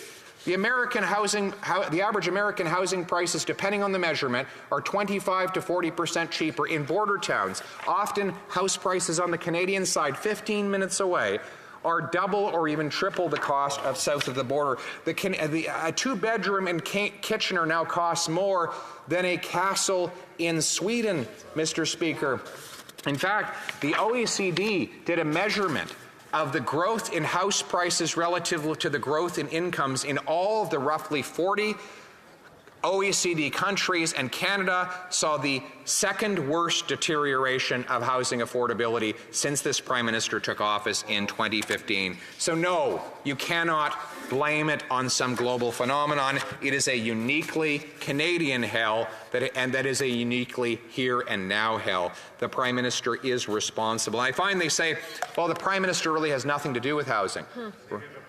From the honourable member from Elmwood, Transcona. Thank you very much, Mr. Speaker. I noticed the time, and of course the Leader of the Official Opposition is entitled to take as much time as he wants, but some of us are beginning to wonder if he's running out the clock so that he doesn't have to take questions and answers, if he's afraid to take questions from the floor, or if he'll be leaving some time for members to ask him questions about his dissertation. I think while the honourable member is grabbing a glass of water, I know the honourable member, the parliamentary secretary, does have a point of order that needs to be done before. Mr. Speaker, there have been discussions amongst the parties, and if you seek it, I think you will find unanimous consent to adopt the following motion, that the motion standing on order paper in the name of the Leader of the Government in the House of Commons related to the appointment of Maria Chantal Girard as President of the Public Service Commission pursuant to Standing Order 111.1 be deemed adopted. Thank you, Mr. Speaker, for the patience. All those opposed to the honourable member moving the motion, please say nay. Agreed. The House has heard the terms of the motion. All those opposed to the motion, please say nay. Motion is carried. The Honourable Leader of the Official Opposition. Thank you, Mr. Speaker. Appreciate it. Thank you for sticking with us through that commercial break, Mr. Speaker. We're happy to be back for the continued presentation. We then went on to demonstrate in this documentary another indisputable fact that, one, Canada has the fewest homes per capita in the G7, even though we have the most land to build on after 8 years of this Prime Minister, and that we built more homes in 1972 than we built last year.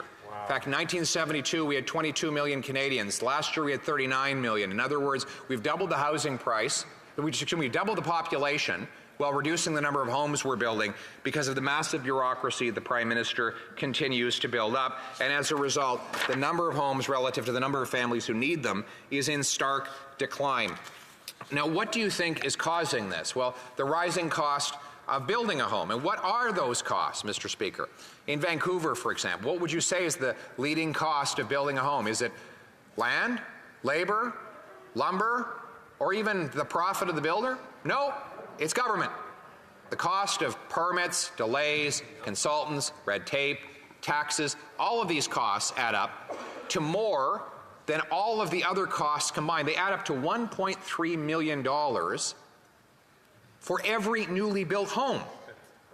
In Montreal, the city has blocked 25,000 new homes in the last 2 years.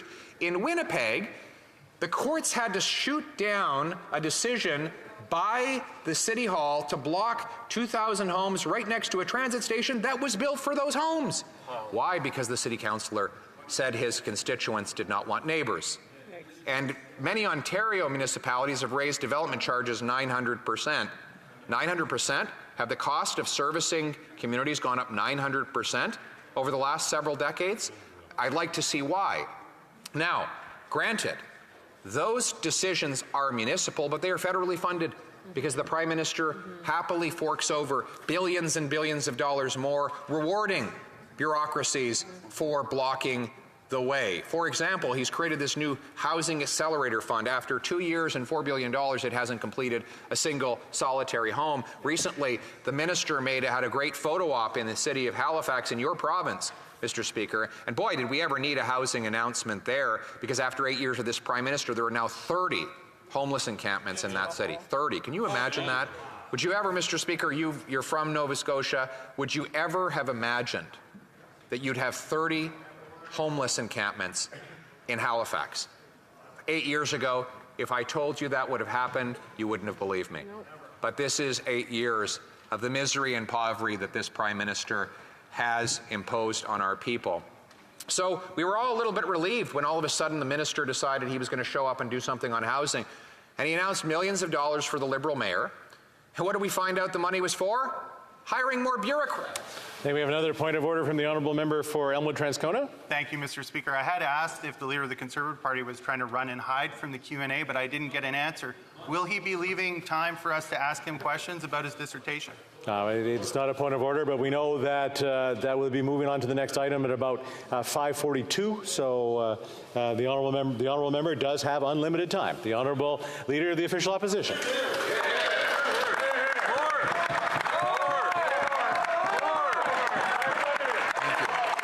I would like to actually, not only would I be prepared to answer that member's questions, I would like to up the ante. I am prepared to put partisanship aside and put on a multi-partisan screening of my documentary, Housing Hell, How We Got In, How We'll Get Out. And I know that I've offered that before, but what I'm prepared to do is up the offer and make myself available for an hour of question and answer after the screening is done. Very generous. So the member could come and enjoy. I only have an hour, I'm very busy, but I would be happy to have that member come and enjoy the documentary. We'll be showing it in both official languages, of course, dans les deux langues officielles. Les membres du Bloc peuvent venir. In both official languages, members of the Bloc Québécois can come. I know they're allergic to common sense, so it might be hard. Allergic reaction to the common sense in the documentary. But we will be inviting them all to join in a spirit of camaraderie. As we build homes, we reverse the housing hell that this Prime Minister, with the help of the NDP, has caused Canadians, Mr. Speaker. Don't say I never did anything for you. So, Mr. Speaker, the facts of this documentary continued as we went throughout to demonstrate that Canada has really no excuse to have a housing crisis. We have the second biggest landmass in the world. We have by far, by many orders of magnitude, the most land per capita of any country in the G7, and I think the sixth biggest supply, give or take, in the world per capita. I think if you spread Canadians out evenly, we'd have something like 33 NFL-sized football fields for every single Canadian. It would be the perfect place to be a hermit. You'd never see another person. We have so much land. Now, obviously, critics will say, well, of course, we have all this land that's far away and nobody can live there.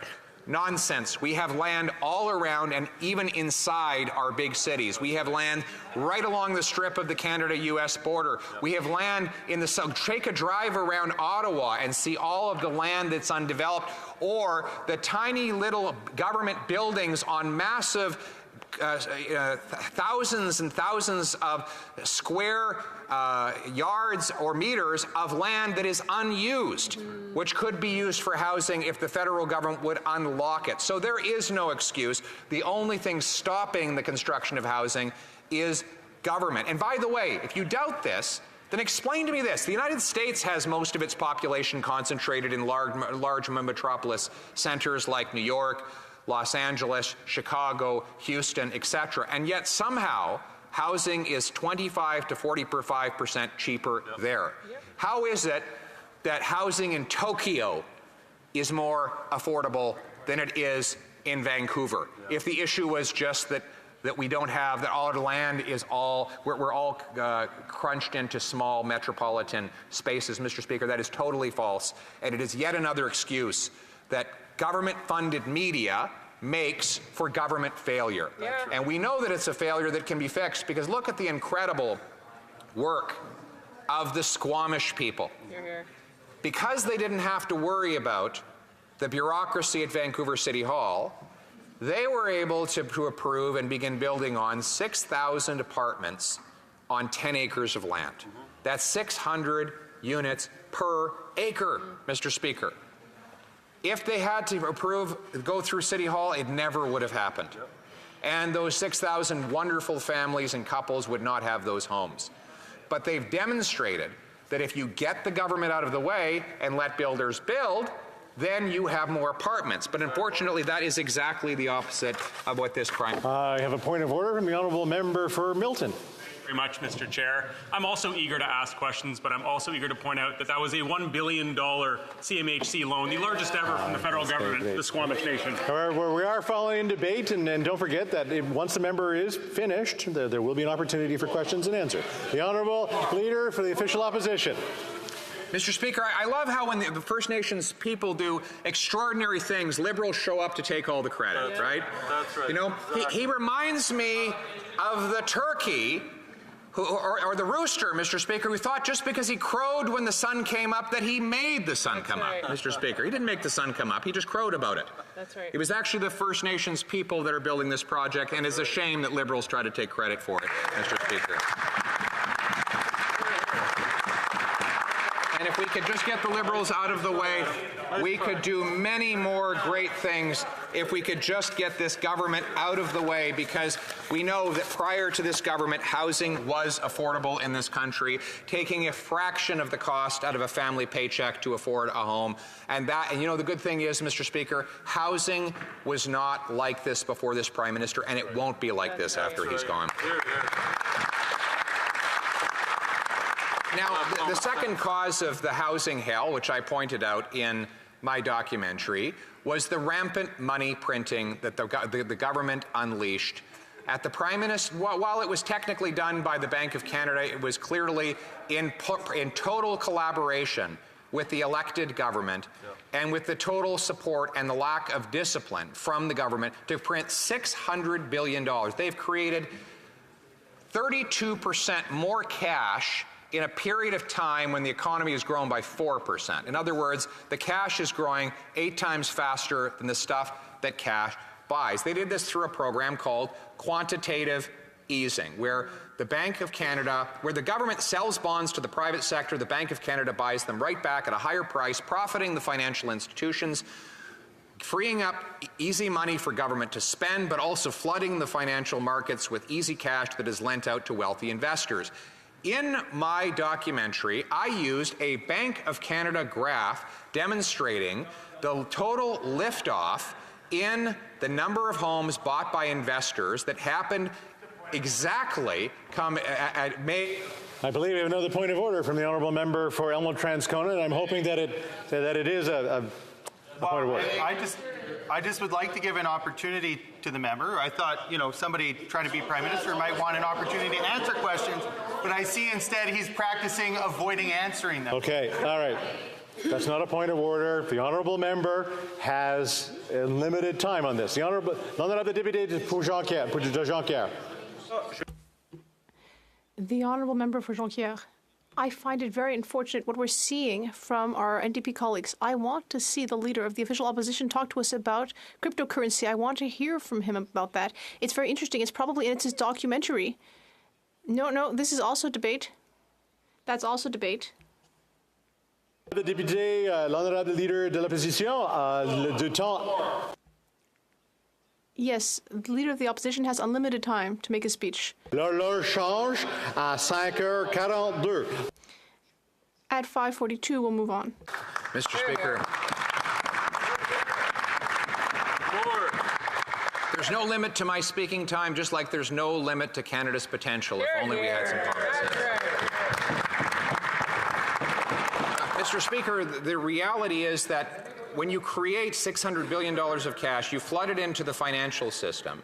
You ultimately, that money is then lent out to those who have connections to that system. And those people bid up the costs for everybody else.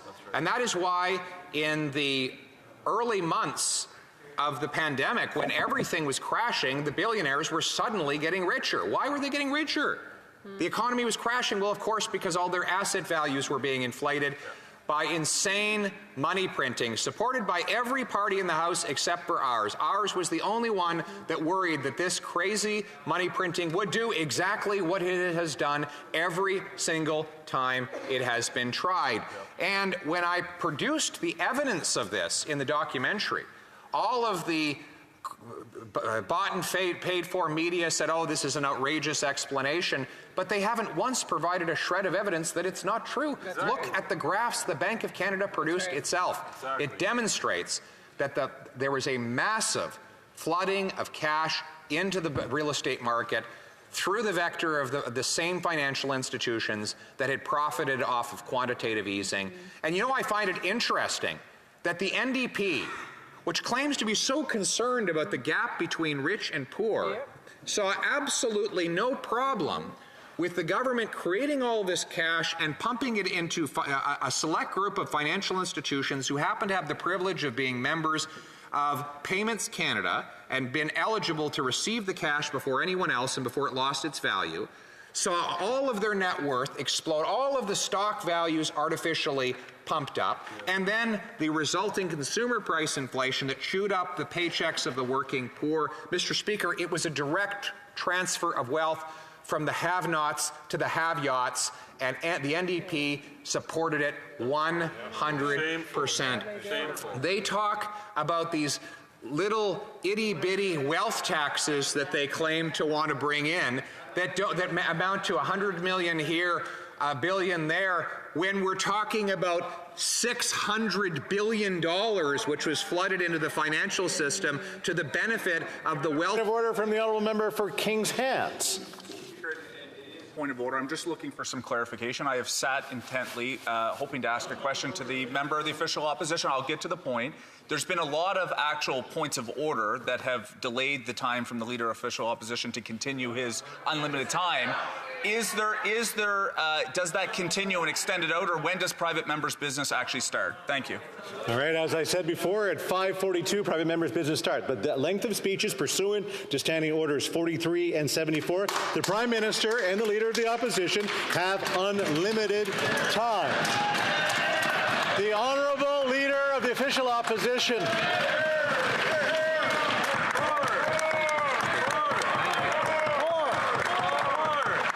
Thank you, Mr. Speaker. And every time I get interrupted, I think of something else to say. And so it just prolongs my remark. And maybe that's, in fairness, maybe that is the goal of the members across the way who seem to be, in fairness, and I appreciate it, quite enjoying the presentation. So I thank them for being part of this today, Mr. Speaker. But as I was saying, I find it incredible that the NDP, which claims always to be so concerned about the gap between rich and poor, has expressed zero concern with the central bank ballooning the asset values and the net worth of the super rich by creating cash and burning the purchasing power of our working class people, taking money from wage earners to billionaire asset owners, is not exactly what you'd expect in the name of a working class party.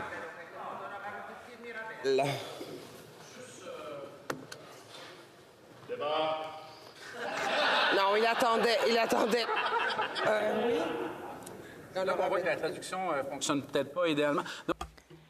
Well, regarding the standing orders, we know that private members' business will start at 5:42 p.m. I wanted to know if the leader of the official opposition continues until 5:42, whether he'll come back tomorrow to answer questions.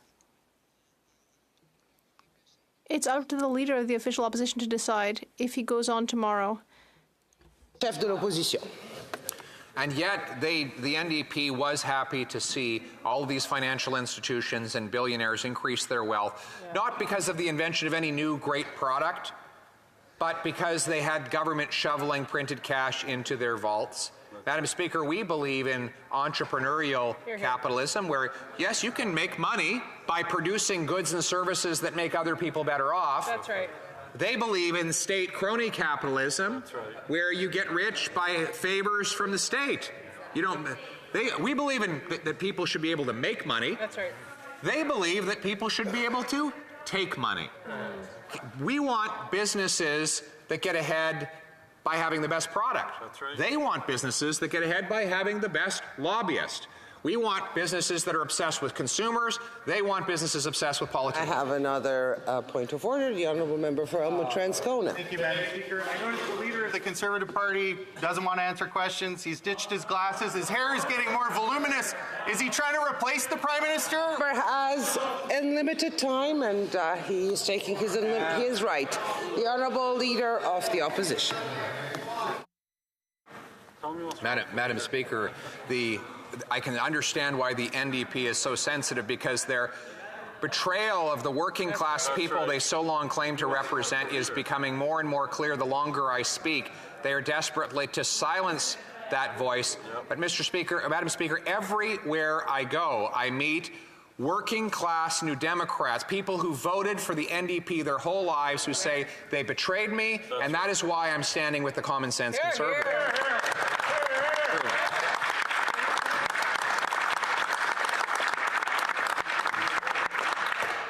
And so the reality is that when you create $600 billion of cash, you funnel it through the financial system, you lend it out to wealthy investors, they're obviously going to bid up land and housing costs, which they did.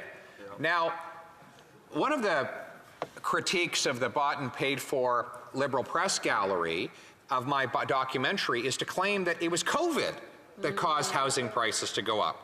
Well, first of all, that doesn't explain why they went up so much more in Canada than in all the other countries in the world where they also had COVID. Secondly, it doesn't make any sense. All of the phenomena related to COVID should have brought house prices down. Immigration was ground to a halt, wages dropped, job losses occurred, a recession happened. All of those things are typically associated with declining house prices, not rising prices.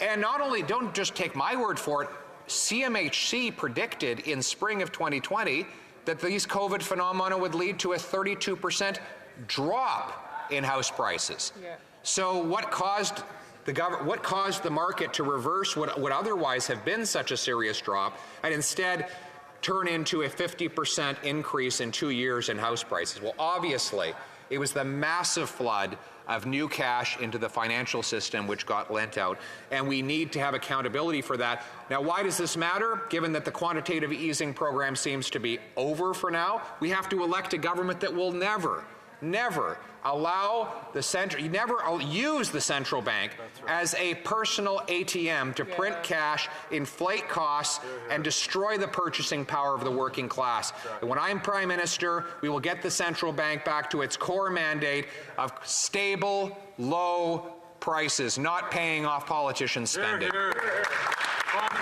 That's common sense.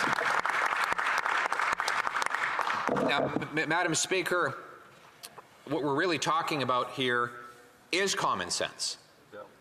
I'm proposing common sense measures that are attracting the support of Canadians across the political spectrum and in every corner of the country. Let's start with my first priority of common sense, which is to bring home lower prices. How are we going to do that? We're going to start by axing the tax. Let's axe the tax.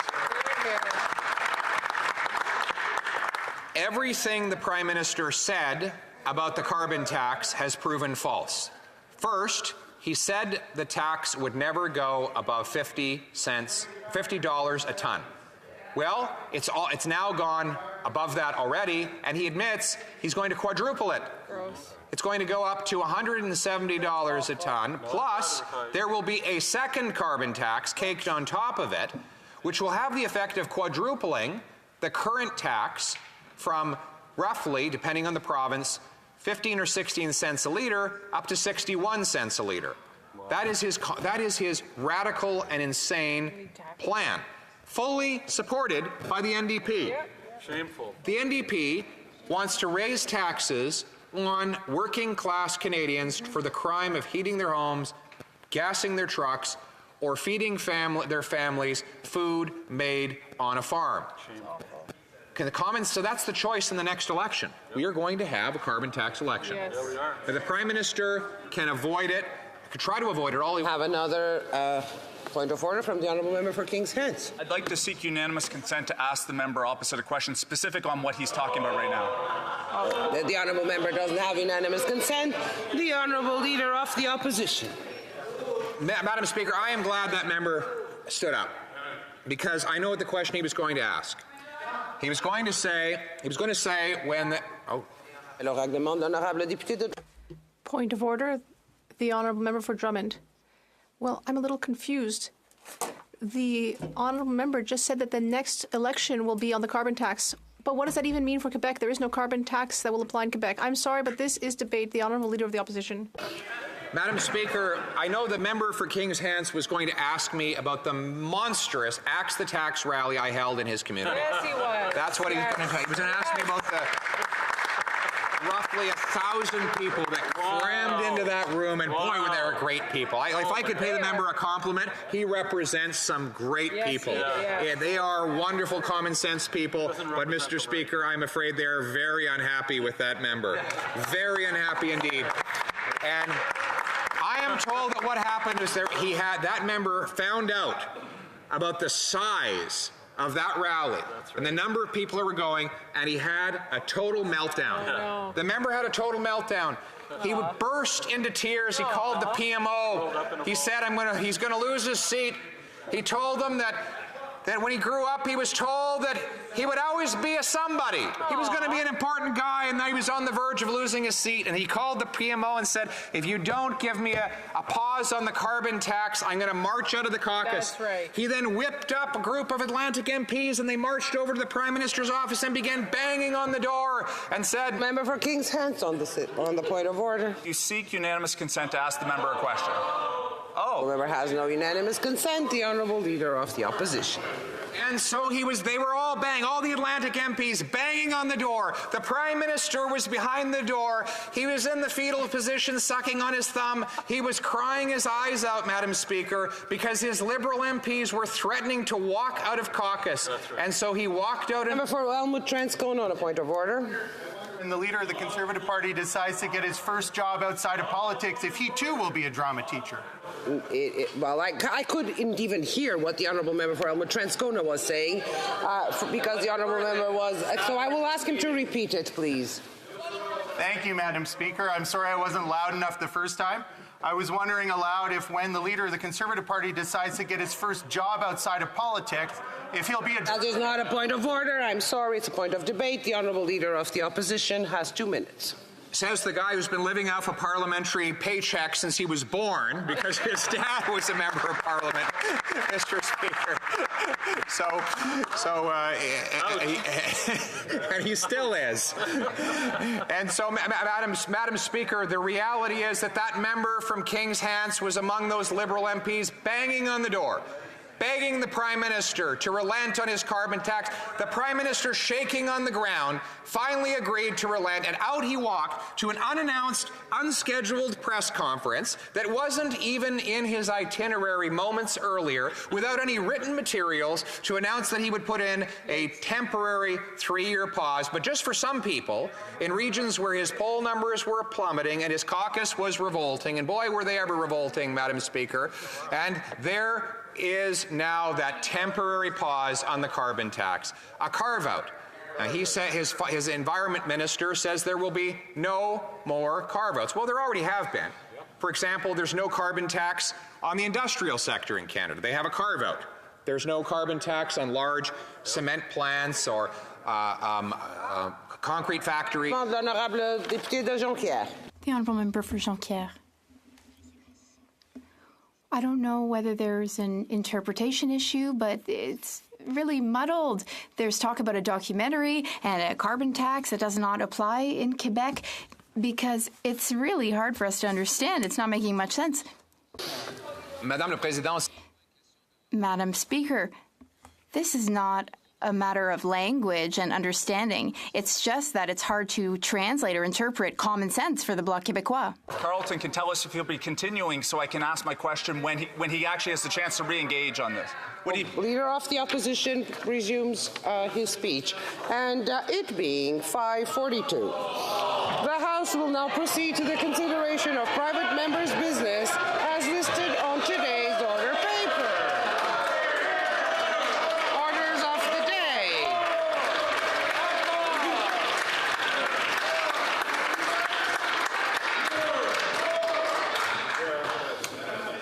L'honorable député de Jonquière. The Honourable Member for Jonquière. Silence. The Honourable Member, l'honorable député de... The Honourable Member for Jonquière.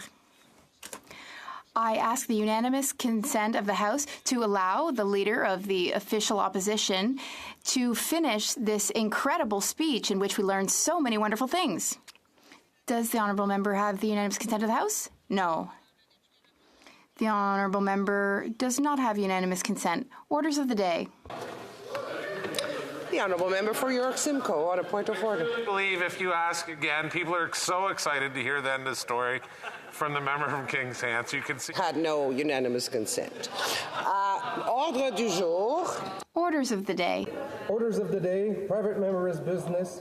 Resuming debate on M96 Canadian aviation regulations, standing in the name of Mr. Hardy. Reprise du débat. L'honorable. Resuming debate. The Honourable Member for Thérèse de Blainville. apologies. The honourable member for Barrie Innisfil. Thank you, Madam Speaker. And again, I'm glad to rise on M96. And I actually wouldn't mind ceding my time to the Honourable Leader of the Opposition so I could hear him speak more about the fall economic statement. But we are in private members' business, and I do have to speak on this. Madam Speaker, I think I have 5 minutes left. The last time I spoke about this, I spoke about the goodwill and good nature of what this motion represents. I also mentioned, Madam Speaker, that I met with the International Association of Firefighters. This is an issue. It's an issue that needs to be addressed, but I think if you recall, Madam Speaker, what I spoke about is the need to get this to committee. That's how we make decisions around this place. Private members' business, a motion as good-natured and as good-willed as this is, really doesn't have any effect or authority that a committee business would have. And what I mean by that, Madam Speaker, is the fact that we would get everybody in. The committee could, through its work, have stakeholders come in, including the International Association of Firefighters, the Airports Council of Canada, the International Civil Aviation Organization, so that we could all get as much information as we can to make an informed decision as to not just the status of current firefighting capabilities at airports as it relates to safety and other issues, but also find out what the impact that's going to be on costs, because I think that's a critical component to this, at least getting all sides of this issue to the table, to the committee table, and have a proper debate, an informed debate. Lots of opportunities to ask questions and answers, I think, is a critical component to where we want to go with this. And in fact, yesterday, Madam Speaker, at Transportation Committee, our Shadow Minister for Transport, the Honourable Member from Chilliwack Hope, presented a motion to committee to study this very issue. And Madam Speaker, if you'll indulge me, I'll read into the record what his motion proposes. That the committee undertake a study on aircraft rescue and firefighting at airports and aerodromes, Canadian Aviation Regulations Section 303, allocating a minimum of 3 meetings to study, to hear witnesses from witnesses that include the International Association of Firefighters, the Canadian Airports Council, and other interested parties, and that the committee report its findings to the House. That would be, Madam Speaker, the proper format and venue for this issue to be studied. What the member from Chilliwack Hope is proposing to committee is that we have up to 3 meetings, invite all of the stakeholders in, including the IAFF, of which I'm a former member, the Airports Council, and I would suggest that having the International Civil Aviation Authority come in to talk about safety. We could have Transport Canada at that meeting. We can have government officials at those meetings to really properly vet this out and hear from all sides, and therefore make an informed decision. As you know, Madam Speaker, private members' business is an opportunity for members to propose legislation, propose motions, and while I certainly see the value in what the member is proposing in his motion. I think that it requires, and I don't think, Madam Speaker, that you would find an argument on the side of the International Association of Firefighters, the Airports Council, or other stakeholders like the International Civil Aviation Authority. I don't think you'd find an argument that this issue has to be properly studied. I know that the firefighters have done a study on this. At committee, they can come in front of committee and argue their points, and then have committee members write a report that would come back to Parliament to be endorsed by Parliament in its entirety. And only then, Madam Speaker, when all of the stakeholders are at the table, all of that information is proposed, and that report is written by our eminently qualified analysts, could a suggestion of this magnitude and recommendations of this magnitude be made, knowing all of the facts. And while I appreciate and respect the work that the International Association of Firefighters has done on this, we do need to hear from others and the impact that this is going to have on not just service, but also costs. And we've talked about that, Madam Speaker. I know that there's a number floating around that it could work out to a few dollars per airline ticket as a surcharge. And I would submit we may even have the airlines come in to talk about the impact that that might have. I know that there's been recent reports through the UN and the International Civil Aviation Organization as well that suggests that safety at Canada's airports is not as robust as where it should be. And perhaps we could have the authors of those reports come to committee as well. But I do think, Madam Speaker, that it does require a more fulsome study other than just passing a motion here in the House of Commons. The member from Chilliwack Hope yesterday proposed a Transportation Committee through his motion, and I hope, Madam Speaker, that every single member of the Transportation Committee would look at that motion, would understand what the intent is, to have everybody come in and talk about this and provide their input, and then have that committee issue a report to Parliament at which we could debate in a more fulsome manner. Sometimes, Madam Speaker, through private members' businesses, we see a lot of different motions come forward.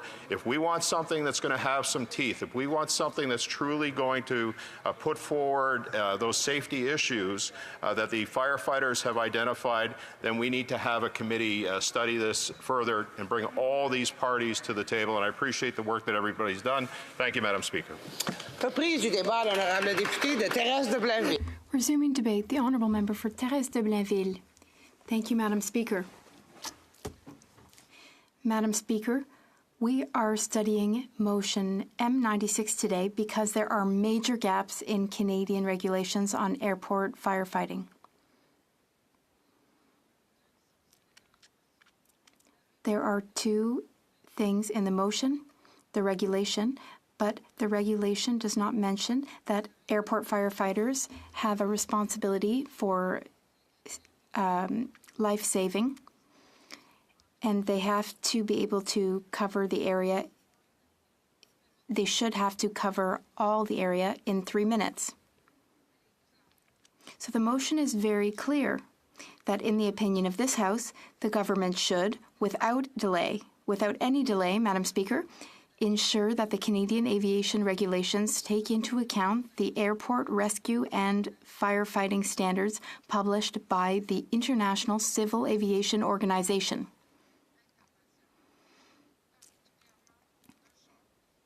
In particular, by 1. Giving firefighters at major Canadian airports the mandate and resources to reach the site of a fire or accident anywhere on a runway in 3 minutes or less. And 2, by indicating that firefighters have the resources to do so, and indicating that firefighters have a duty to help save passengers. So it recognizes this important duty to save people. We are at the second hour of debate on this motion, and we should vote in support of this motion so that we can fix these issues and bring ourselves into line with international standards. Madam Speaker, it's a shame that parliamentary rules don't allow us to highlight the presence of Alexandre Bertrand of the Montreal Airport Unit. I must remind the honourable member that we cannot mention the presence of others in the House. Sorry. I broke the rules. I do want to commend him because the Montreal Airport Firefighters Unit, they see in this motion that there is a unanimous desire to modernize the Canadian aviation regulations, and it's urgent to do so. That unit feels that this motion shows a sincere desire to improve the safety of both passengers and firefighters. I would also like to commend my colleague from Mirabel. I commend him for his work on this file, and I thank him for his exemplary leadership in responding to the very tragic incident which occurred near the Mirabel Airport. It is high time for the federal government to bring the Canadian aviation regulations into line with international standards for airport rescue and fighting.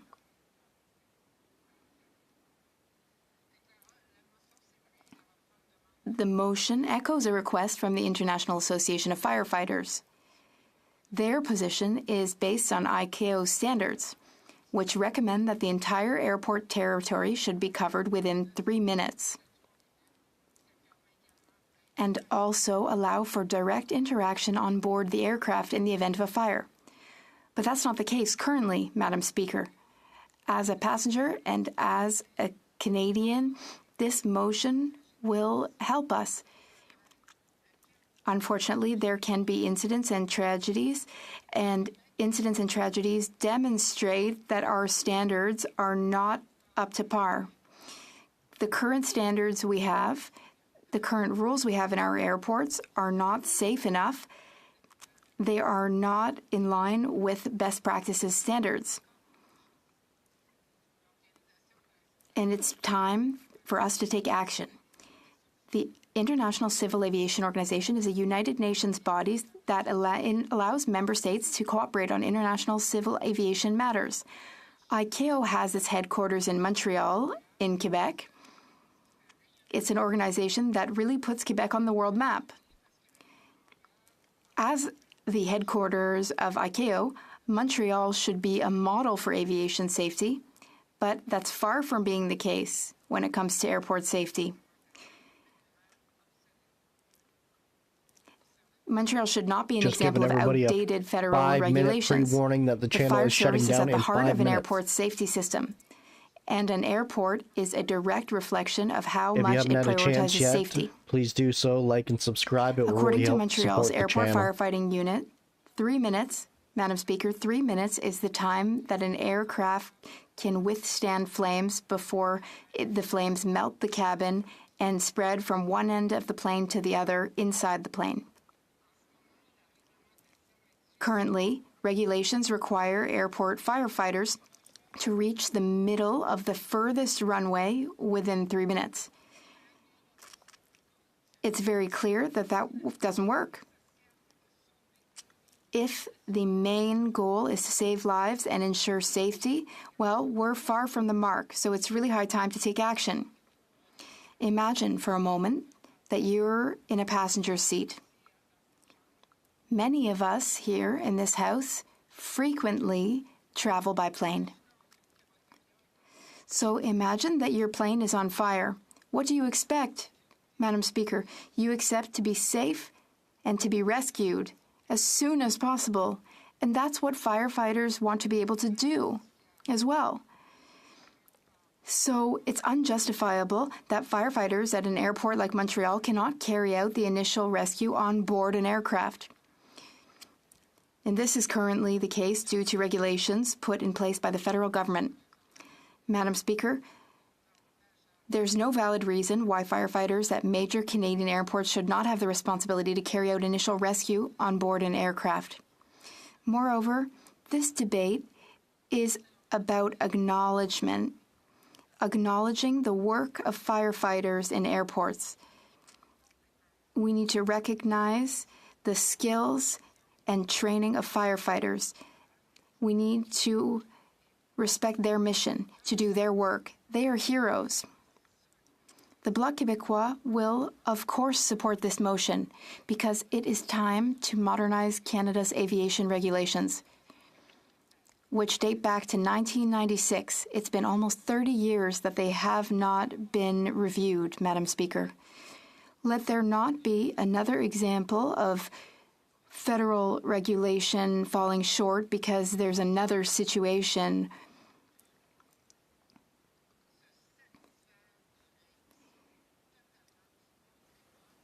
Our rules and regulations are very outdated. Let's not accept them anymore. They don't ensure the safety and rescue that we need in our airports. It's time to support firefighters. The regulations they are calling for are simple and very essential, and it's high time that we take action to improve safety for everyone. It's just not right that firefighters should have to fight for this. They've fought for hours and hours to advance safety rules so that they can be up to norm. Dangerous situations, Madam Speaker, There have been many of them. We need essential equipment. We need training. There is a lack of training. And these problems indicate lack of gratitude and recognition for firefighters and the important work that they do. We need more buildings to house vehicles, more vehicles available to emergency services, and of course we need more firefighters to be able to respond to situations if necessary. Madam Speaker, I will conclude now. There are many arguments to support this bill, and a committee tabled a motion to study this in more detail. That's great. We need to take action, any action. Madam Speaker, if you seek it, you will find that there's been unanimous consent among parties. There's been discussion among the parties, and there's unanimous consent for me to table in both official languages the following document. It is a report on dangerous situations at the airport of Montreal. This documentation was produced by PSEC. Does the member have the unanimous consent of the House? No. Unfortunately, the member does not have unanimous consent. The Honourable Member for Cowichan Malahat Langford. Well, thank you very much, Madam Speaker, and pleased to be rising today to give my thoughts on Motion 96, introduced by a fellow British Columbian, the member for Fleetwood Port Kells. And I'd like to thank him because it's not every day that the House of Commons gets to take a deep dive into the Canadian aviation regulations. And I say that as someone, like many members of Parliament, who has spent many hours of my life in this job on an airplane. And I actually rarely give any thought to this particular issue because I think that we in Canada enjoy one of the safest airline usages in the world. I have a lot of trust in the ground crew Have a and the wonderful pilots, night. We'll see you tomorrow for another live stream, which won't be until, I believe, 2 o'clock tomorrow when they go live. If you haven't already, give a thumbs up and subscribe, and we'll see you tomorrow. A second thought. But this is an interesting topic. And so for members back at home who are watching this debate, essentially what the House of Commons is looking at is a motion brought forward by the member for Fleetwood Port Kells, which is asking